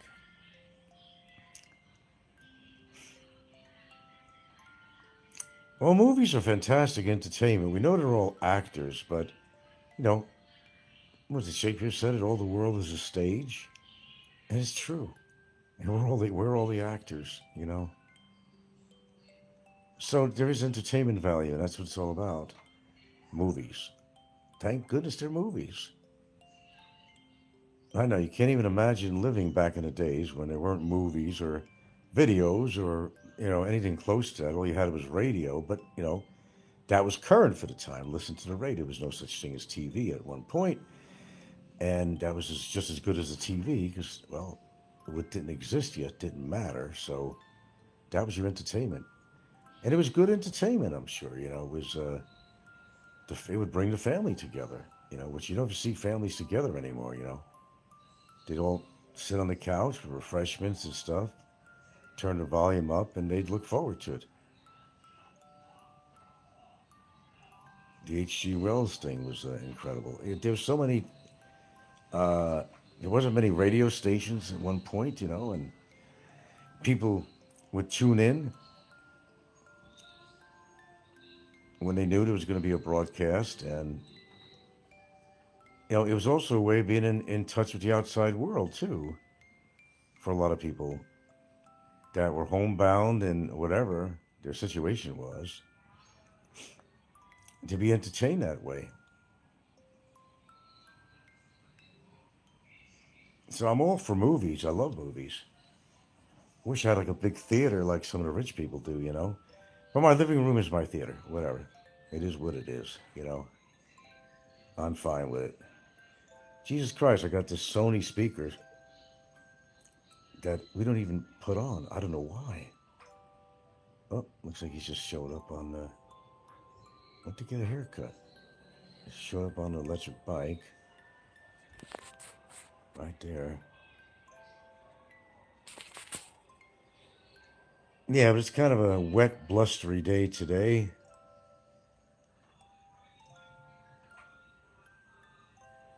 I don't know if we're at the end of the season of storms or whatever, but that's not the way it works in the Philippines.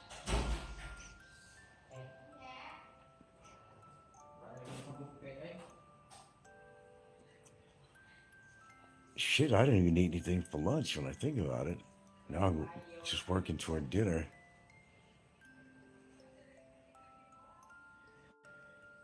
Well, you guys gonna talk or what? I'm just coming on here, just an impromptu show here, basically. What are you barking at now? Barks at the kid.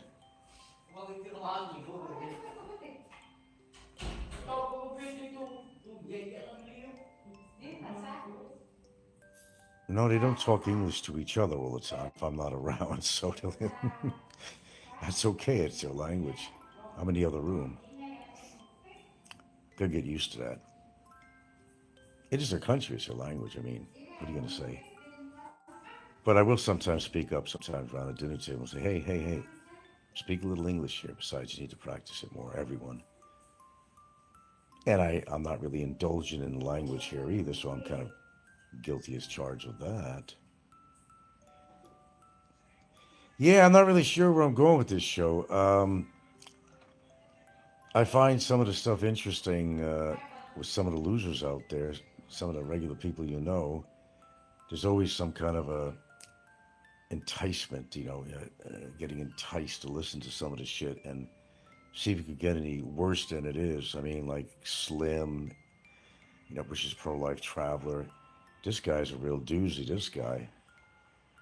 I think he's going to get hurt. I really think he's going to get hurt someday in the car or by the parents of these young Filipinos that he wants to hang around with.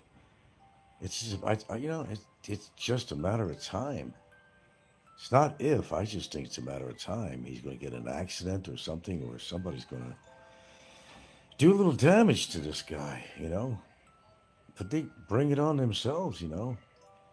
But yeah, I just get tired of dealing with other people's problems on here. And, you know, of course you guys are going to mention things to me all the time, and it's just a never-ending thing, you know. I'm very aware that I'm a very popular guy on here, okay? But I didn't come in here to be popular. I'm not looking for an award. I'm not looking for a medal. I just talk on my show about whatever. But it's just been, well, it's not just been, it's always been this way. There's too many inept people out there. There's too many people with some really big personal problems, and their psychology is very questionable. That's really hard to deal with them. Nobody's ever going to see the day of light. It's like talking to a wall. They want drama. They want to see somebody suffer. They want to see you die. Well, they say, take yourself away from negativity. And that's sometimes what you got to do. There's a lot of negativity on YouTube. And to be quite honest, I mean, I understand a certain amount of entertainment value because a lot of you guys don't have much going on in your lives, which is a shame, especially if you're still pretty young.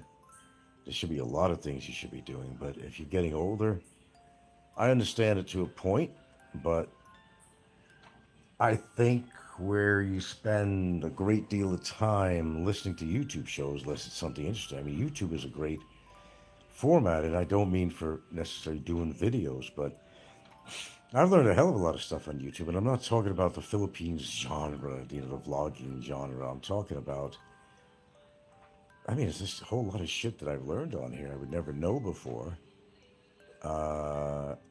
Things that affect me personally, medically, or whatever, that I've learned, and it's been a wealth of knowledge, actually. But it's just a matter of, stay on YouTube, but it's just, going to other places and exploring and even finding channels on here that may or may not have to do with the Philippines, but they're giving some good information or good stories about something. There's just millions of people out there on YouTube. It's a wealth of information. It gives you a lot of insight into a lot of things in life. Medically, personally, morally, or religiously, or politically, whatever's your thing. There's a lot out there.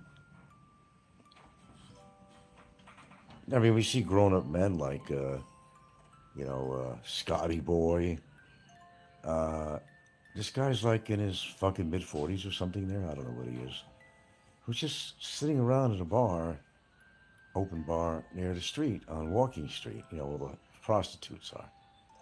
And he's, making comments about every woman that comes by, and he's with these other talks to these other loser expats that are hanging around that area for the same reason, to go pick up women. God. The one thing is, I never hung around anywhere to pick up a woman in the Philippines. I've never, ever. I met one through the dating site, but, that I'm still with, but I never went to go to, like, when Mango Avenue was really big with prostitutes, and they cleaned it up a bit. And the whack-offs, were really upset when they kind of cleaned up Mango. It's not totally cleaned up. You still got those CD bars around there and all that shit, Hey, go watch Evil Dead 2 for serious Barry Jordan vibes. Okay. Evil Dead. Don't I saw that recently? Evil Dead 2. I know the title very well. You know what I like? I wish they'd make some more Final Destination ones. Did they? I don't know. How many episodes or whatever did I see of that? How many? Yeah, Final Destination was pretty good. Because, the whole context of that is that whatever can happen when you least expect it. That we all have a destiny, and I guess we all do. Everybody has a destiny. Everything you do in life is part of your destiny. See, the problem is I like doing shows like this, and I like to reminisce about movies and different stuff, and some things that are very current, but under the atmosphere on here, sometimes it's just not worth it. I could go into an assumed name and do another show that has nothing to do with the Philippines. They probably wouldn't even know it's me. I've considered that, but it's just you get entwined with all this shit all the time. It's the same crap, Clint. It's the same crap. Same players until they drop dead of their obesity or heart attack or something, It's happening, They're dropping like flies, but I don't know about flies, but, they're dropping. And I expect a couple of more to do so in the near future. I'm pretty much thinking that's what's going to happen. I may go too. I just never know. I always put myself in there too, because you just never know. But I know from the lifestyles of some of these people that, yeah, it's pretty evident that they're probably not going to live a very, very long life to a ripe old age, or riper than their old age is, whatever. It just goes to say your lifestyle, what you eat, diet, everything else has a lot to do with it. So, God, I'd say I was really getting depressed. It was, I don't know how I got into this thing. It was like these feeds, these people that have cancer and stuff, they're in the hospital and they're doing these shows, and they're trying to get GoFundMe things going, and this one guy's got a grapefruit type. He went into hospital for something else one time, not too far before that, pneumonia or whatever. He got taken care of, whatever. I don't know. But then all of a sudden, a short time later, you know, he's gotten pain in his chest and all this shit. And he had a tumor in there that's now the size of a grapefruit. It's causing pain because the thing was like hitting against his heart from a lung. It was like on his side of the lung. And it's an ongoing thing with that. There was another girl that's freaking out. She's a very good-looking young lady, you know, and she has some form of cancer. And she's freaking out because they're talking about a hospice. And she's like, oh, God, they mean I'm going to die. They're going to throw me in a hospice. Isn't that where you go to die? Generally, but not 100%. Sometimes you get this palliative care that you can't get in a hospital, you know. Why they'll put you in a hospice, you know, and all that. But right away when somebody hears a hospice, they figure, well, it's all over with. It's all over.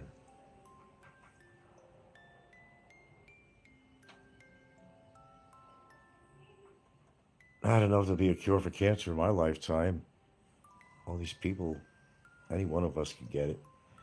Russia's supposed to have some good shit going on. Whether they'll share it with the United States, I mean, I'm doubting it. I don't know. I think Trump would have to bring more underage girls over to Putin to maybe cut a deal. You know, he's the deal maker, right? Trump's the deal maker. That guy is so fucked up right now. He's not going anywhere. He will never finish his term as president. It's not going to happen, man. It's just not going to happen. You wait and see. He's deteriorating. He's not in good health, and he's trying to hide it from the public because Trump doesn't want to lose it anyway. He doesn't want people to think that he's not virile and strong and all that shit. Did you know that one of his, I mean, we're talking about a long time ago. There's a chick that came forward. I seen an interview with Midas Touch. I watched this independent news channel. This guy, it's called Midas Touch. And they showed a video of her. Anyway, she was talking, said that Trump's dick was, you know, not the biggest thing in the world, and she just humored him. And there's a big story on this, you know. Trump's big mouth is trying to make up for his small dick or something. Well, obviously, you know I don't like Trump. I think I made that abundantly clear. I don't like Trump at all. Trump is a chump. He's done more evil things than any man could do. This is a guy that can cause a world war because his mind is warped. He's a dictator. He's a lot of things, but you're dealing with a man that's supposed to be leading the free world, you know, America country. I mean, he, with a warped mind like that, you can't have somebody in office like that. You just can't really. That's just much too dangerous. He's insulting people. I've never heard a president in my lifetime insult people like this guy does. What he calls reporters, he's so rude and crude and will fire or get people killed if he don't get his way or they don't cooperate with him. He'll fire people from his own cabinet, but he doesn't have to anymore now because there are people that are leaving good old MAGA. His approval rate went down to minus 24%, if I'm correct, or something like that. The approval rate, and this is coming from staunch Republicans that supported Trump, they're not supporting him anymore. They're saying, well, I realize, you know, that I've been a big supporter of this guy. I'm for the Republican Party and all that, and I'm supposed to stick to the appointed party, the president, Republican president. But they're saying enough is enough. They're saying, hey, we're family people, we're this, we're that. What we're hearing is rude, it's crude. A president shouldn't, look at that women. A president shouldn't act that way, shouldn't talk that way, and shouldn't do the things he's doing. If you want, you know, if you're a person that believes in morality, the guy's totally immoral. Countries are looking at our country and they're laughing, saying, oh my God, you know, I mean, we're in another country, they're saying, and we're seeing this. We know this guy is in bizarro world. The guy has lost his fucking mind.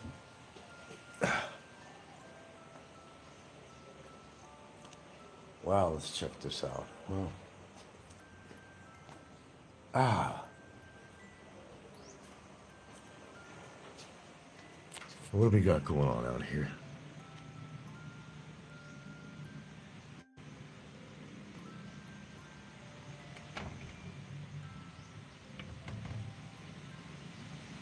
There we go. Quite a bit of wind out there this afternoon, early evening here.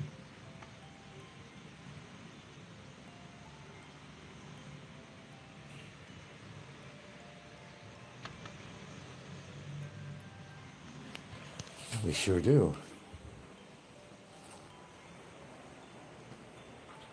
I don't really know how to sum it up, guys. I really don't know. I just know that this fucking world is falling apart, and leadership is integral.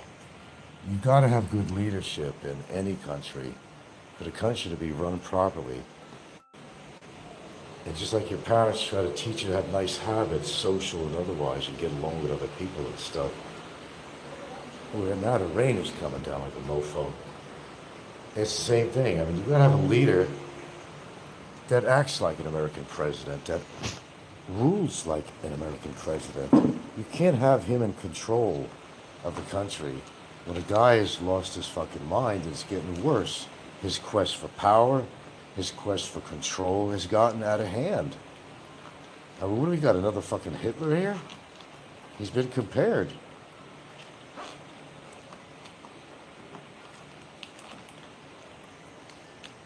So in other words, things are not really, not a lot of positive shit happening in the world. But on another note, you know, you better be happy with the life that you got, because I've been watching shit on here, to tell you the truth. There's people out there with such horrible medical conditions and situations. Some are dying of cancer. And, you know, oh my goodness, let's see here. If I get cut off, it'll come back on again, so. Oh, geez, yeah. You can hear the wind, right? Yeah.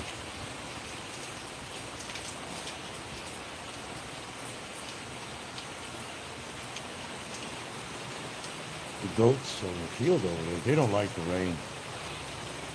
They don't like the rain. See that one goat? Let's see.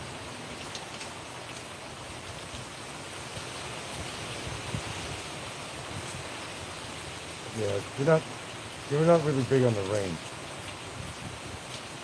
And I don't know if he's tied up. Probably want to go under that bush for shelter. Or sometimes the owners will come by and take you in a sheltered area, you know, but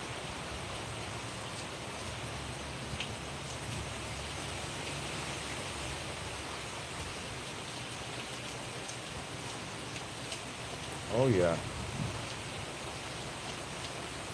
Blustery.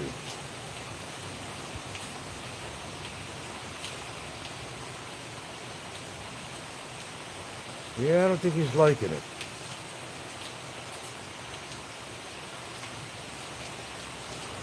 He'll try to go into the bush or something. He might be tethered, that's why. And he can't get under the bush, so he's pretty frustrated. At least to get nice and clean. Yeah, I think he's pretty much tethered. From where, I don't know. Because otherwise I think he or she, whatever, would go under a bush.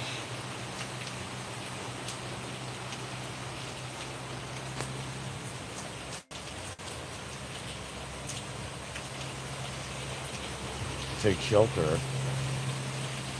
The cows are out there, but they don't seem to mind.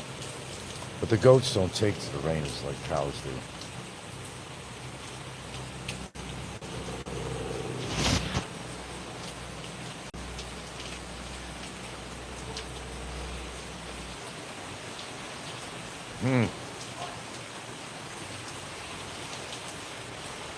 I don't think the owners want to come out there to go out in the rain. I don't know.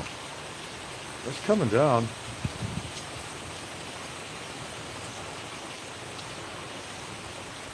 You guys run out of things to talk about? You sure to help talk about me behind my back. I reckon There's every one of your names. I see you on other shows making comments, some of you. I'm there when you don't even know I'm there. I'm there.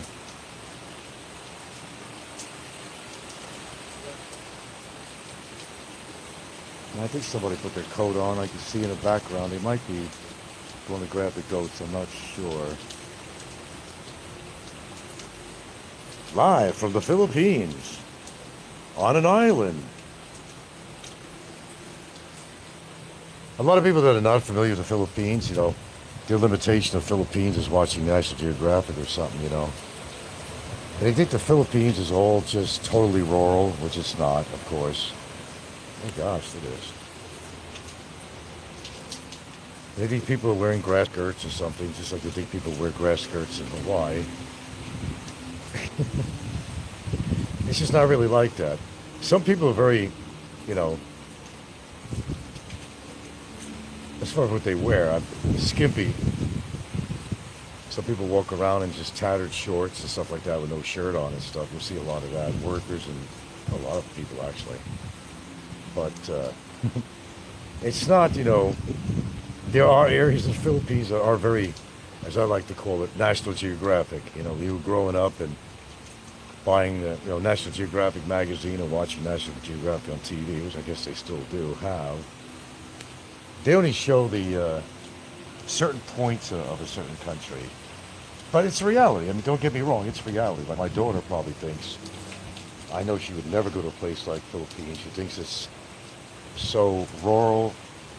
Well, it is in many ways, but it's not necessarily the wild, wild west that people think it is. It just has to do where you are, you know. We don't got the wild men of Borneo here. I guess they used to have some pretty wild native populations in the mountains. I guess they still, well, I know they do, not about wild, just that they're living their life, tribal life like they did, you know, hundreds of years ago. So they get married at 11 years old. I mean, it's just a lot of strange customs. And there's so many different dialects of, you know, of language out there too. Ouch. What did I just do? Pinch myself. Okay. Anyway, not a lot going on right now anyway, so got a little rainstorm going on out there, a little windstorm. And without too much dialogue here, I get bored. Contrary to what you might believe, I don't like listening to my own voice all the time.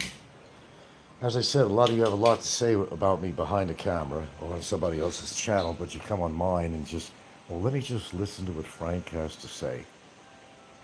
That's my point. So what is the point of even coming on here, really? Just getting entangled in the same old shit that I've been going through for over a decade, so it seems to be pointless.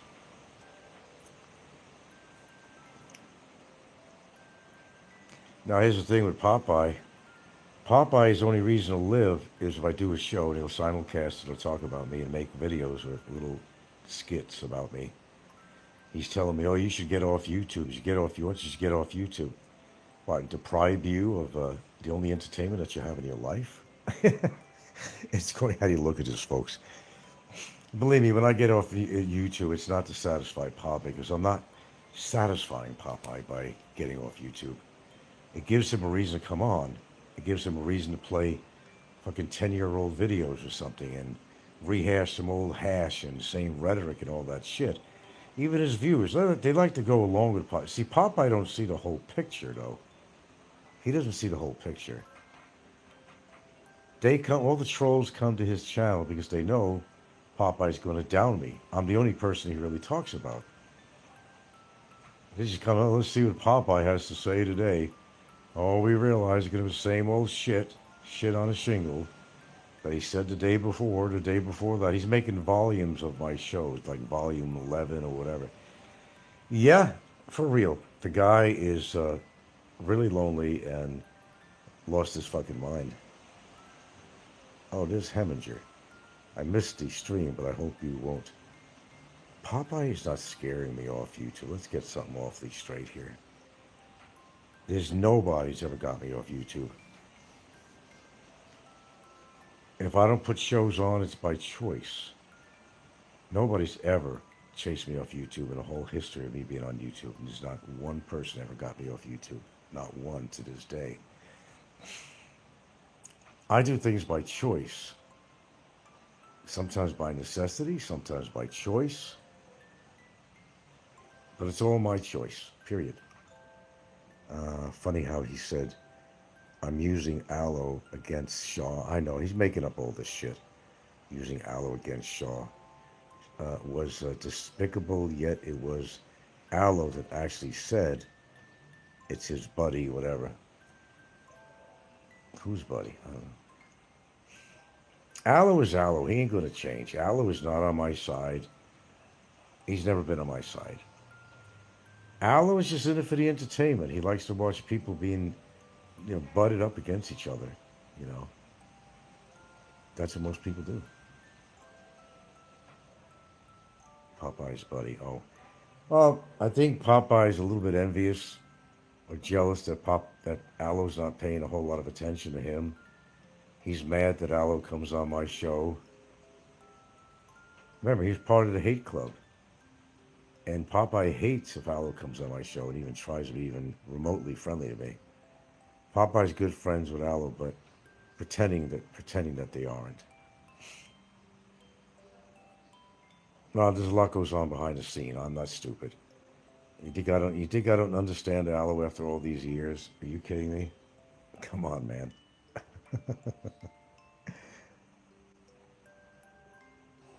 I'm not hearing anything new from you, Heminger. I know that. They all cavort with each other, But Popeye doesn't want to see anybody come on my show to support me. And what was it? Oh, I'm giving you the score, Frank. Aloe and Popeye are tight. Oh, that doesn't surprise me. I've listened to them for years. Attacking me, attacking other people. I wasn't just born. I read between the lines. He doesn't want to say anything terrible about Popeye. You notice when he comes on, makes comments on Popeye's shows, his lives. He tries to take kind of a neutral stand on it. He's not knocking me necessarily, and he's not really knocking Popeye. Well, there you go, You're always keeping tabs when you don't see me. I'm sure you are. By the way, how old are you, Heminger, anyway? How old are you? I'm sure you can tell me that much. And I forgot, you're not living in the Philippines or something? I'm sorry, I don't keep track of all this all the time,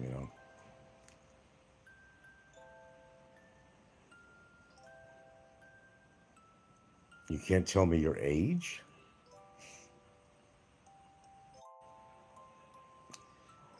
Why do you waste your life doing this shit? You've been a troll for how many years? Why do you go back to people's shows and give people shit and get into everybody's business and all that shit? Do you lead a very lonely life or something? I mean, what's your story? You really get off on this shit. You don't know, huh? I don't know, see somebody about it, because you're in this pretty deep, I gotta tell you that. For years.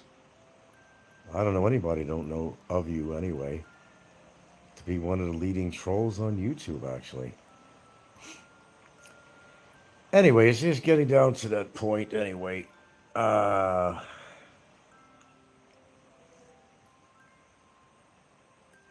Frank, I admit we all are in this deep. In a way, you're right, including myself, but it's hard to do a good show without having somebody critique and criticize everything you say. Even if you didn't say anything wrong, they'll try to wrong you for it. You got to be around positive people when you're listening to, even so, and listening to negative people. It's not a good experience. You want to have positive people around you, positive people on your show. If you decide to have a YouTube channel, anybody decides. I guess like a Roach Motel, emotionally. Once you check in, it's hard to check out of the scene. Oh, there's a lot of truth to that. Look how long I've been on. But I have to tell you, though, the 3 months I was off, I still don't know how long it was. Let's just go with 3 months. I don't know, whatever. It was good. I should have just left it like that. Because then Popeye and people like that, they have nothing to talk about. Of course, they're going to bring up old videos because that's all they can do is rehash some old hash and some old trash. Gummy Girl? Gummy Girl? Who's Gummy Girl? Frank, sometimes I go months and just sort of occasionally watch, but once in a while I get into it. Once in a while. Well, yeah, I've seen times I haven't seen you around in a long time. They say, whatever happened to Mrs. Heminger? That's true. But I think it's more fun to watch an accident rather than being in that accident. Do you get my philosophy on that?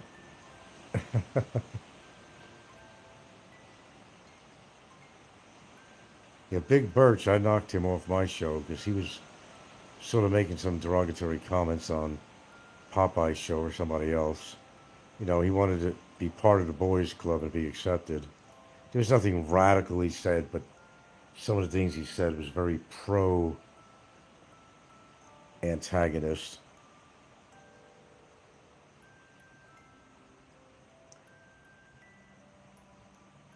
Who say? Where did Big Birch say what? Hold on. Scroll down. So, on... no, not Discord. I don't go to Discord. No, I mean on the comments section. It could be like Popeye's show or things like that.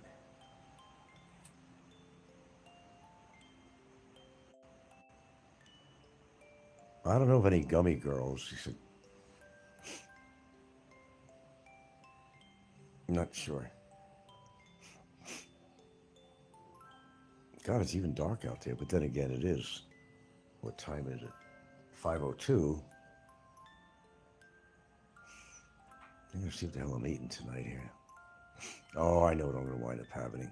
Okay.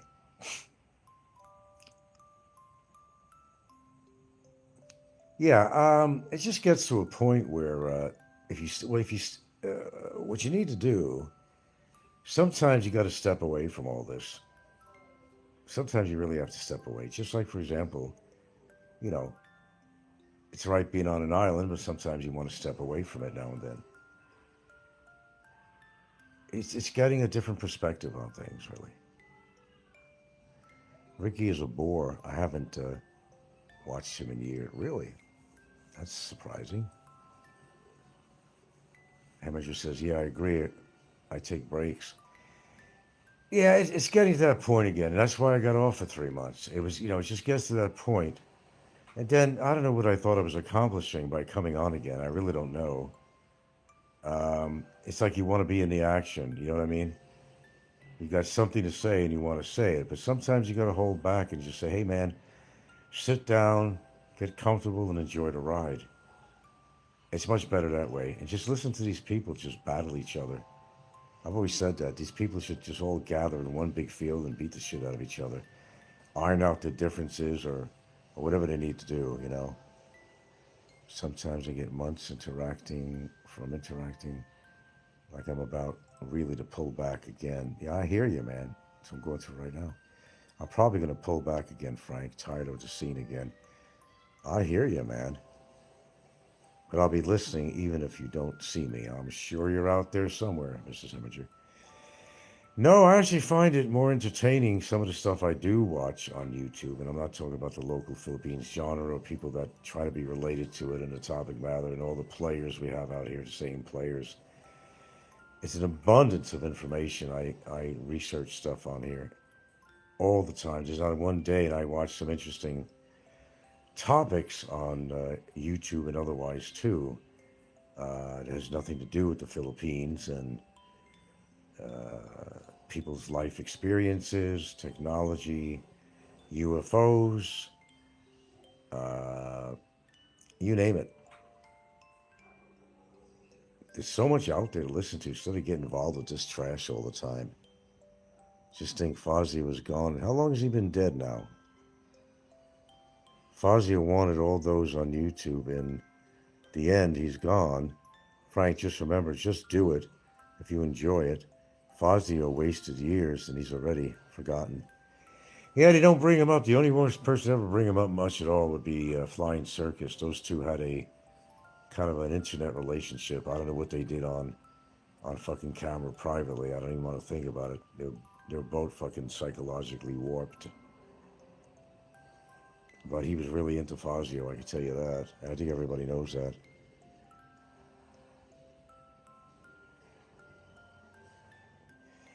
Long gone. How long has it been now? It's over a year, right? It's certainly over a year. Oh, I definitely didn't like Fazio. I think you know that. He did a lot of things behind the scenes I wasn't very happy with. Tortured soul. Yeah, he was a tortured. He really was. It's a shame, in a way. He was very tortured. He was so alone that, you almost could feel sorry for the guy. Fazio's final years were not good. It was all he had, and in the end, it was a waste. I know. Imagine that. Just wasted years, wasted life. Wasted days and wasted days. Wasted time. So we'll see what happens here, folks. This could be the last broadcast in a while. It might even be permanent. I know you've heard me say that before, but I meant what I said last time, didn't I? I was off for 3 months. That was considered to be permanent at the time. My mistake of coming back on again. No, nobody's chasing me off YouTube. Gosh, hell no. Nobody's ever done that. I mean, you're expressing some of the same,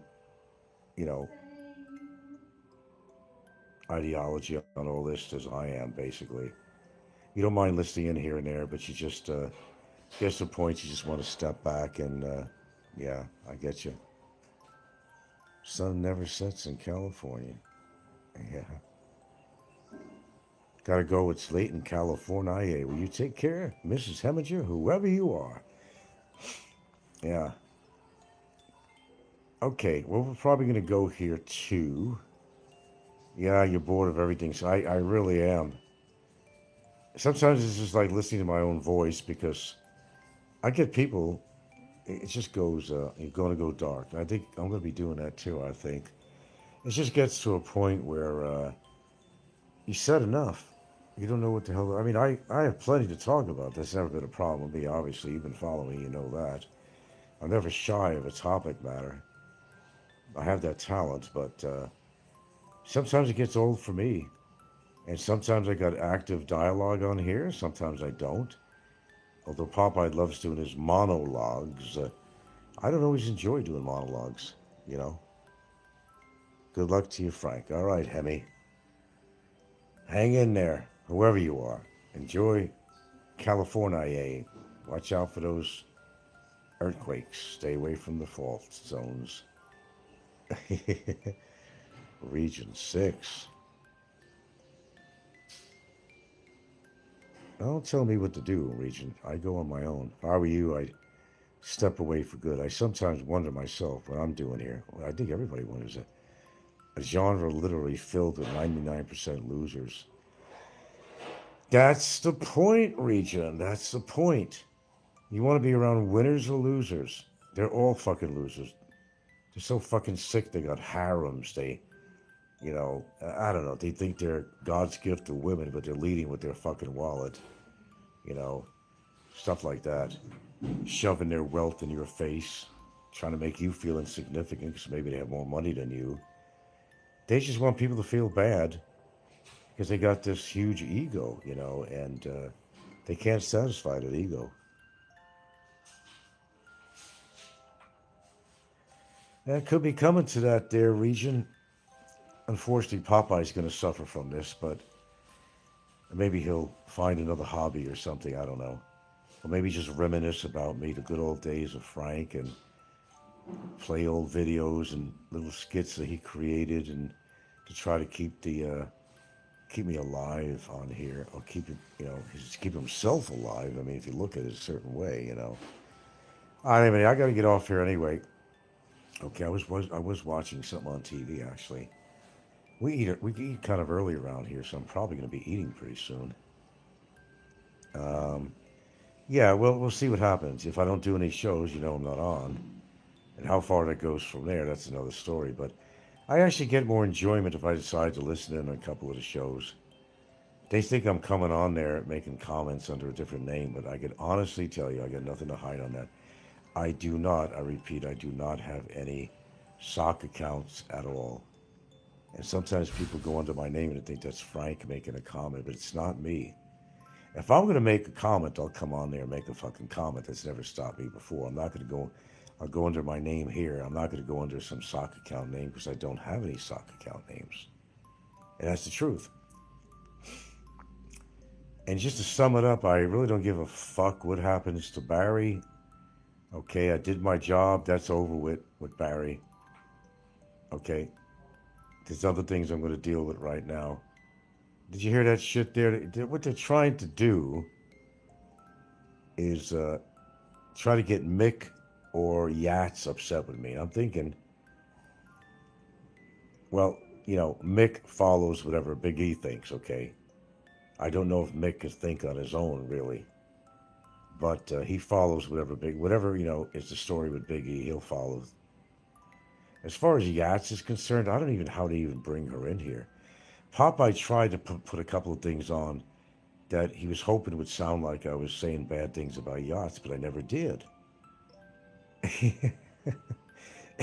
If anything, it was his own innuendo that I said something bad about yachts. He's trying to get her so much to go put a case against me, and I'm thinking, okay, and for what would that be, by chance? What would that be? Yeah. Barry, that's shit old news. He's finished. And he's getting whatever he deserved, man. His journey and his life will only get worse. Yeah. It's called karma. Oh, yeah, I know a lot of people don't believe in karma out there, but from everything you've witnessed on YouTube, you must believe in it by now. You must. You must. Barry doesn't face a very good future. I think there's a combination of things, his attitude, his health. He's going to get attacked by somebody or killed out there, whether he's he's in jail cell or he makes it back to America. He's going to be so disillusioned when he gets back in America and sees how expensive things are, even in Alabama, if he decides to go back there, which he may not because he probably has a warrant against him or something. Don't forget all the child support and everything else there. Yachts is currently in the United States working as a maid and baby. I thought she was back. Working as a maid or babysitter. She's also cleaning other people's houses as a side gig. Guess that pays more than working in a provincial public elementary school. Well, good for her. Now, the truth is, I never had anything bad to say. Let's just get it out. I never had anything bad to say about yachts. Only thing I ever mentioned is that, ouch. The only thing I ever mentioned on there was that, there was a question whether she was in a relationship with Mick or not. Oh, gee, that's enough to get me in a jail cell. I think people wondered about that too. I don't know why he was trying to hide it, that's all. I mean, it was the whole purpose of that. Why hide it, You think she's a good woman? I mean, don't hide it. I don't hide talking about my girlfriend. I'm very proud of her and all that stuff. Now, the only thing I don't like about Mick is that he came down specifically on a mission. And I really got mad recently because he said that, he said it on a show. And he was like on a StreamYard with, who was it with? Kevin, or was it Popeye, something. And he said that him and Yats came down. This is what he said. It came out of his mouth, okay? I'm just repeating. And people have seen it too. He said that I screwed up, is what he said, because they came pencil ready. Could you hold on a minute? I gotta take a piss. I don't want to take a piss while I'm...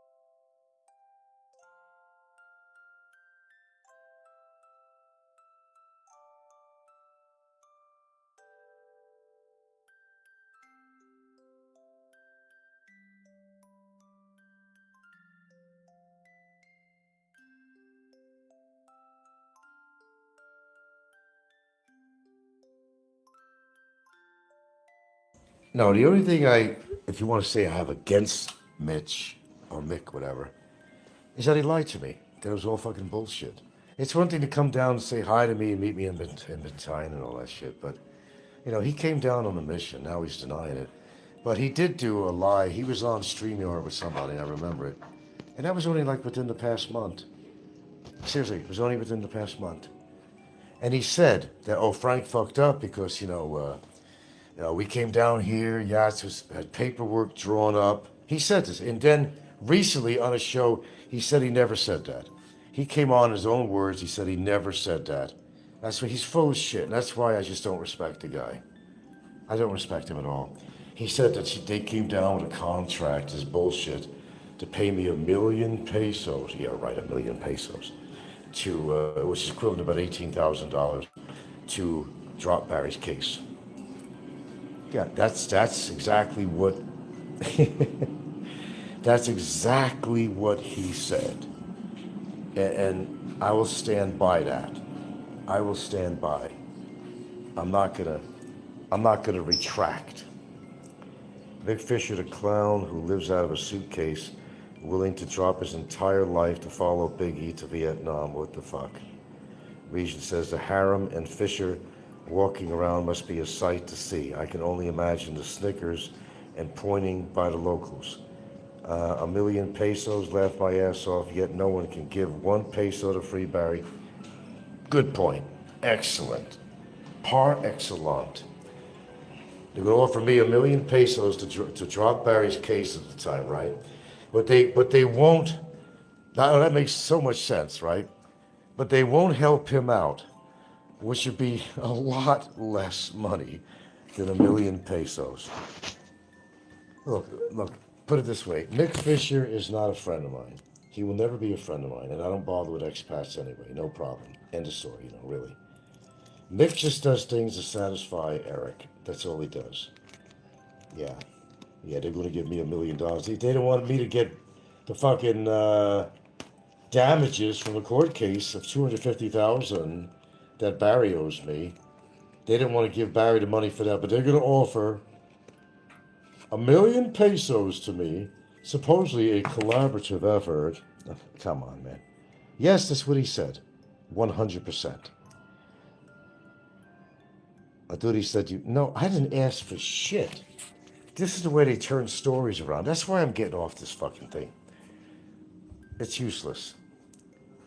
Yeah, I will stand by that.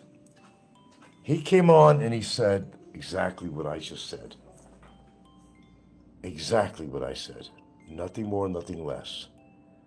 And that Yachts would have paperwork in hand and blah, blah, blah, blah, blah, you know. And I'd have to sign an affidavit. Such bullshit, because they wanted Barry out. Just pay the fucking money, which is a lot less than Barry owes to the court and to me. They were never intending to get Barry out anyway, let's face that. They were never intending to get Barry out.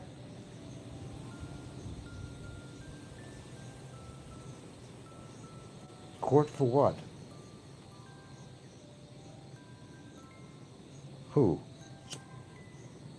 You said you thought he said something about 250 of them. No, Barry owes a penalty to the court of 250,000 pesos, okay? He also owes me damages of 250,000 pesos. Okay? Now, would that make any sense at all? That Mick would approach me with Yachts and say they had a contract to sign.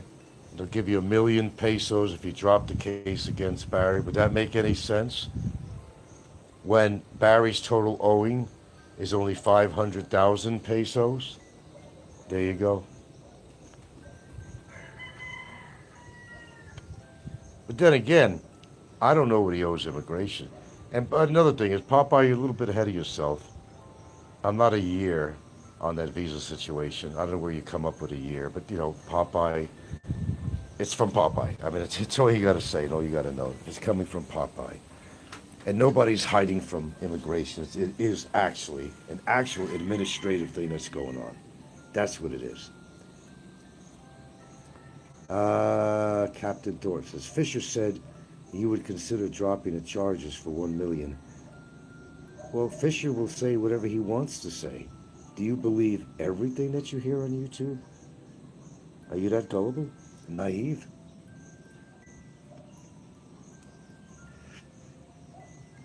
These guys would sooner help a woman out than they would a man. This first of all, think about that first. They have no interest in helping a man out. Okay? We already know that. Would they back Shaw up or something if I had a case on her? Probably. They don't want to see me win. That's what it is. But yeah, I am seriously considering that. Win or lose or whatever this thing's going on with the immigration situation. That's entirely up to me. The cards are in my hands on that one. She was not willing to go. She filed a false report on me. She was not willing to admit to her fault. Barry at least gave in and said, hey, I'm guilty. I'm guilty on all 5 cyber libel charges. He gave in. She's not giving in because it's not a matter that she doesn't want to. It's that she's being pressed by other people not to give in.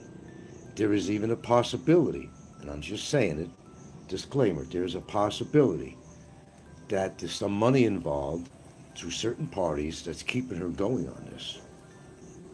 Yeah. Let's see, Captain Thorpe says, I don't remember he ever claiming.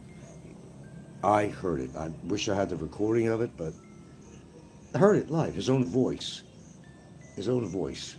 He was on somebody's StreamYard. I don't know if it was Kevin's at the time. It might have been Kevin's. He didn't give me shit. Well, it's a little late for dropping Barry's case. Barry's he's a convicted felon now. He's got an entitlement now. He's a felon. Not like a bad felon that killed somebody, but he is technically and legally a felon. Yeah, that's it. It's over. There's no offering me money. There's nothing to offer me money on. The deal's, it's done. You know, he's human waste. Over 2 3/4 years, pushing 3. He deserves every fucking day he has in jail. And whatever he experiences here, he deserves every fucking thing that's coming to him.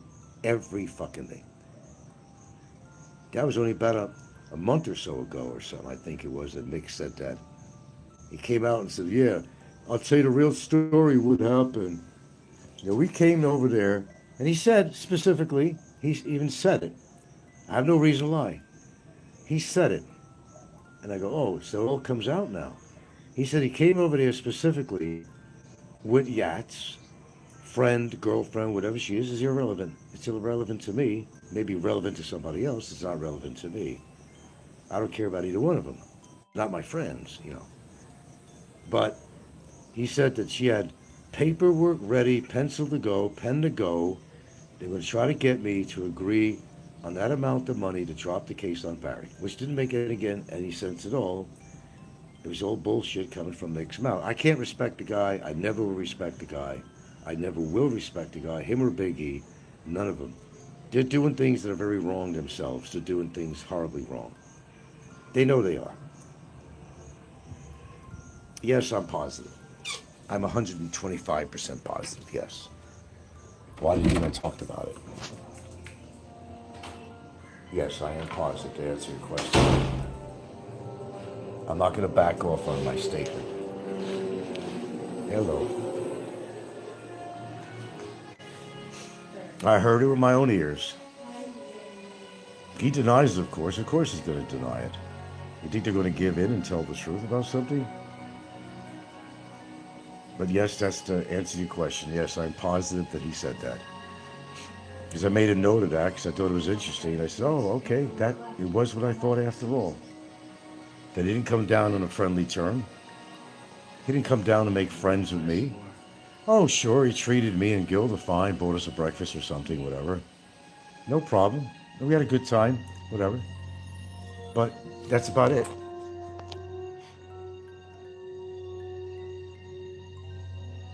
But, you know, I'm a guy who reads between the lines, and I could detect bullshit. I could detect bullshit. I could look at somebody and listen to them, and I could detect bullshit. It doesn't take very long. Yeah, whatever. We got a free breakfast or lunch out of it or whatever.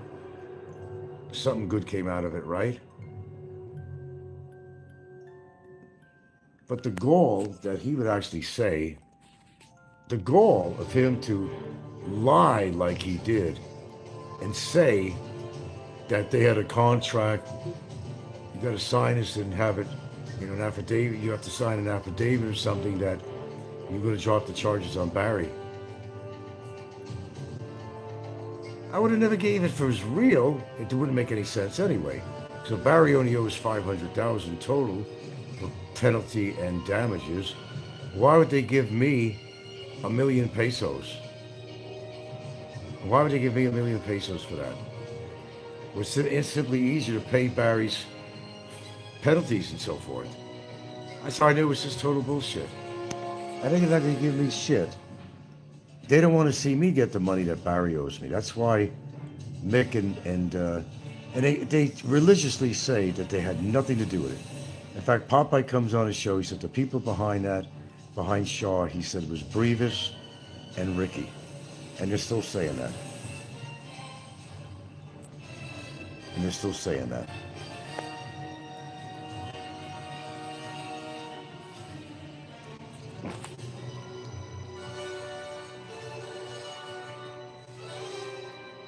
Perfect music, huh? And with the lighting. Regent says they also posted screenshots of conversations with Honeyco and other guys in the genre from the time she used to frequent Chi's show. Honeyco is one trashy woman, quoted by Region 6. Region says they showed screenshots of Honeyco and Kanoy in the Philippines. She would flirt with him and ask for money. Okay, well, that's your statement. I'm not going to deny it, and I'm not going to promote it either. The woman is now a baby mama of the ego. Real high value woman that guys has. I'll keep my opinion on that to myself. And I have a lot of opinions.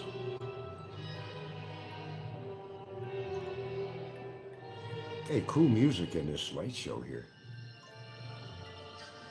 Regent says this is all why Ego took down all his videos. Yeah, I know the reason behind that. People really must think I'm awfully stupid. You'd be surprised how in tune I am with these people.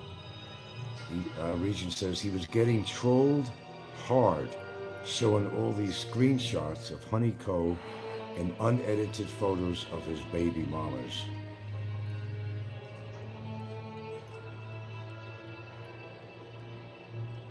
Perfect music and light show here.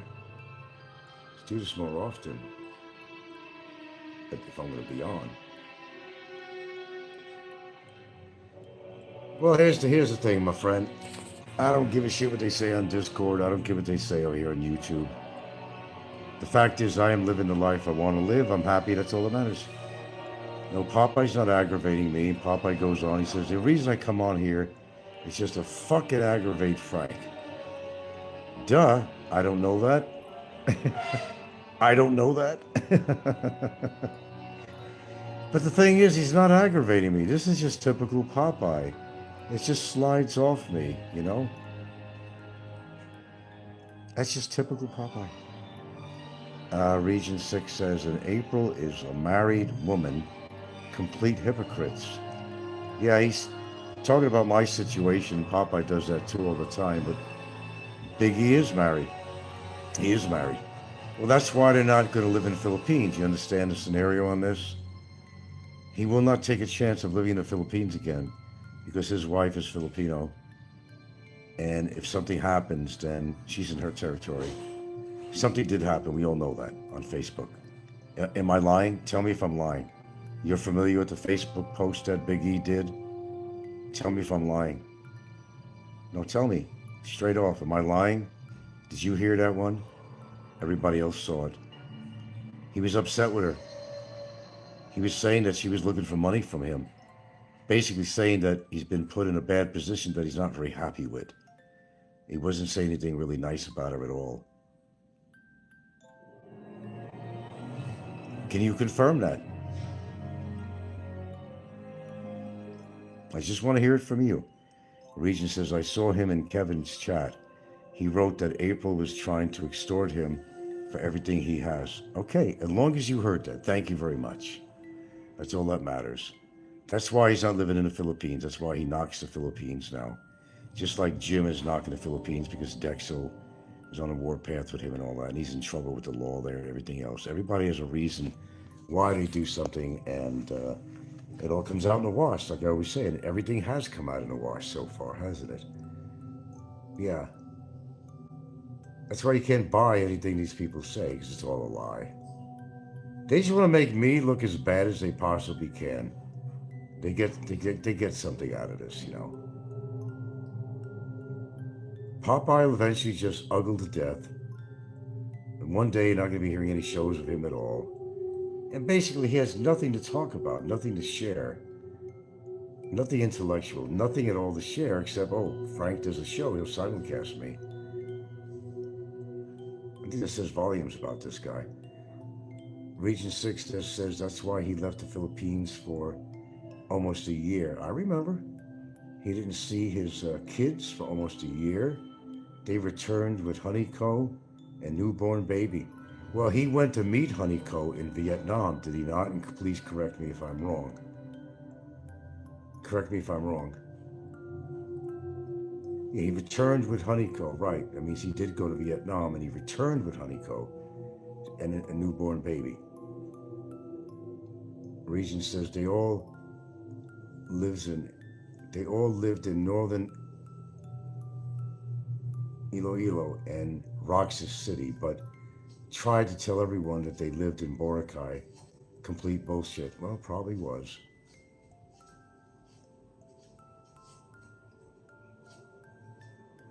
Regent says he probably sent Honeyco to Vietnam because she was pregnant. Well, I don't know. The rumor on here is that he was trying to hide the pregnancy or some shit like that. Then war broke out between him and his wife or something, finding out that Honeyco was pregnant, but they're all living in a beautiful commune now. Apparently, everything was amicably settled. Oh, he didn't meet her there. He sent her there. Ah, okay. He sent her there. Okay.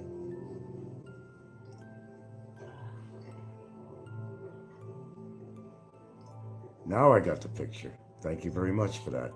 It all makes sense now. And that guy could afford to talk about me? Seriously? Seriously? I'm not doing the kind of shit this guy does, man. I'm happy in my relationship. I got one woman, that's all I need. Who needs to complicate it with another woman and have a baby with another woman? Fuck, I couldn't handle that. Honeyco was milking, Regent says that Honeyco was milking a few suckers when she was a mod for Chi.